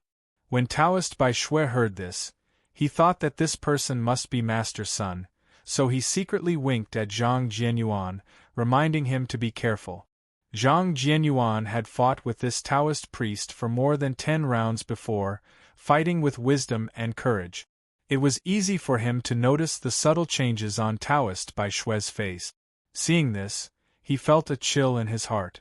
Without asking for details, he cupped his hands and said, "Since you've come from afar, you're my guest. Please come in, come in." He welcomed them in. Now the embroidery hall had completely become the Embroidery Hall Food Company, Limited, and it was no longer the secret meeting place of the underworld. However, the structure and layout were still the same. Qin Hui and Wan Yuanzhong were both discerning people. When they saw that the headquarters of the embroidery hall was very orderly, they were secretly shocked and became more vigilant against Zhang Jianyuan. When they came to a reception hall, Zhang Jianyuan looked around a few times, as if he was waiting for someone to appear.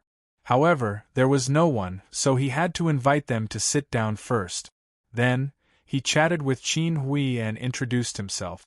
The two of them began to pretend to be polite to each other. Zhang Jianyuan thought, although Taoist Bai Shui is a bastard, he won't join hands with outsiders to deal with me. He just winked at me, obviously telling me that they don't have good intentions and that I should be careful. However, there are too many people here, so it's not good to ask him what's going on. What is Qin Hui doing here? He thought for a while and went through the people who might be hostile to him recently. Recently, I've hugged His Excellency's thigh, helped the poor, and took the opportunity to build momentum. It's about time. If there's anyone who's still hostile to me, it must be my business competitors. Qin Hui's movements are noble, so I'm afraid she's not a businessman. Could it be that some ignorant yaman was persuaded by their subordinates and came to make trouble for me? Qin Hui was also thinking secretly. I came to find Zhang Jianyuan to inquire about the female cat burglar, Qin Yu, so that I can find a decisive flaw in Zhao Feihuang's flawless lie. But now, it seems that this matter is not so simple. This Taoist Bai Shui actually knows Zhang Jianyuan, so I'm afraid there's more to it. I have to slowly figure it out. So, where should I start? As expected, it was better to start with his family's stinky tofu. Going straight to the point wouldn't be nice. Thus, he cupped his hands and said with a smile, I've long heard that Embroidery Hall's stinky tofu is popular in Mingzhou. Everyone thinks it's a delicacy. I've just arrived in Mingzhou a few days ago and haven't had such good luck. I wonder if Squire Zhang is willing to fulfill my wish and let me taste it? As Qin Hui said this, she smiled inwardly. I'll start with the stinky tofu that he's most proud of and then slowly make him talk.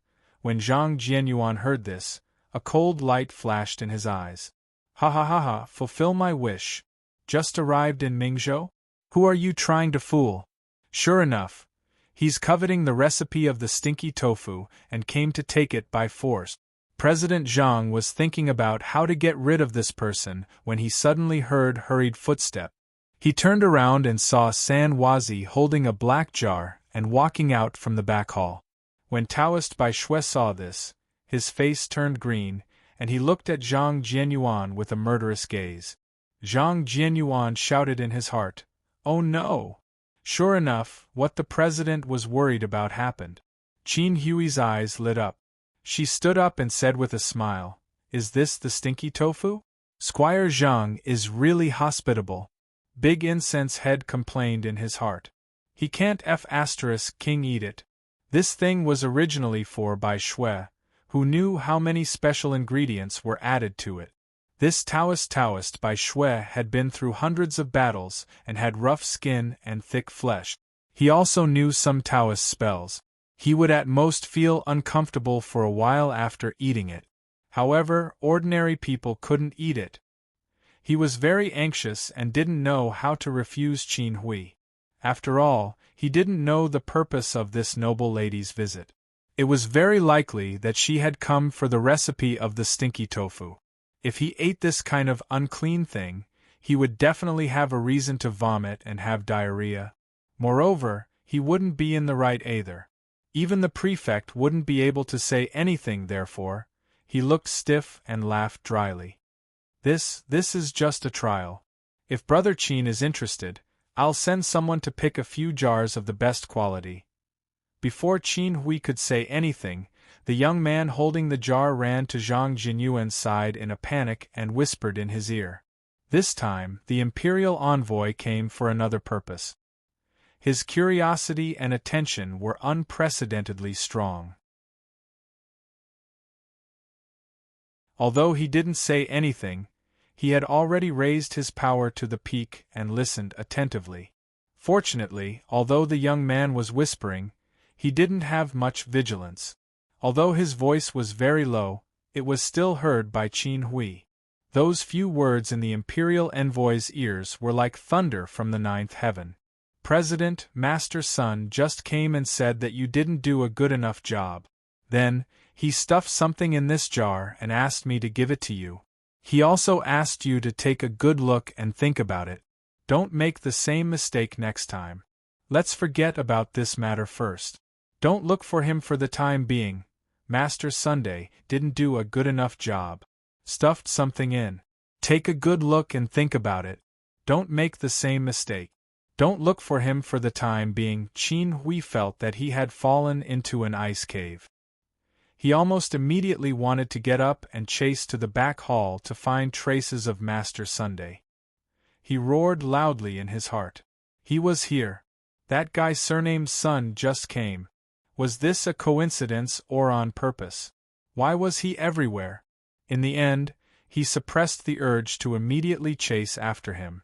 Not to mention that this was the embroidery hall. If he rashly did such a thing, he was afraid that it would cause a strong backlash from Zhang Jianyuan. Secondly, he looked at the jar in Sanwazi's hand. There was something stuffed in it. The imperial envoy paid close attention to Zhang Jianyuan's expression. As expected, after hearing these words, Zhang Yuanwei, without any surprise, revealed an expression of shock. He nodded his head and waved his hand as if nothing had happened. Since it is like this, take this thing away first. How could Qin Hui let him do as he wished? He immediately said in a loud voice, What? What is so precious about this jar of stinky tofu that you can't even bear to show it to others? Zhang Jianyuan was anxious in his heart. He casually cupped his hands and said, Brother Qin, this jar of stinky tofu is just a prototype. I'm not sure if it can be eaten. If Brother Qin wants to eat it. Qin Hui simply patted his chest with enthusiasm. I won't hide it from Brother Zhang. In my life, I've only been greedy for food. Since it's a prototype, someone must taste it. Why can't it be me? What an honor it is to be able to taste stinky tofu for Brother Zhang. Brother Zhang, you won't not even give me this face, right? Zhang Jianyuan was a little impatient. He made up his mind. Eat it? I'll let you smell it. If you still dare to eat it, then don't blame me. He directly opened the mud seal and handed it to Qin Hui. Here, if Brother Qin can stand this smell, huh? He sniffed it and felt that something was wrong. He heard Qin Hui exclaim, Smell? I thought the stinky tofu was stained with the word stinky, so the smell wouldn't be good. Isn't it quite nice? This trace of refreshing coolness, this leisurely fragrance, could it be the smell of mint and camphor?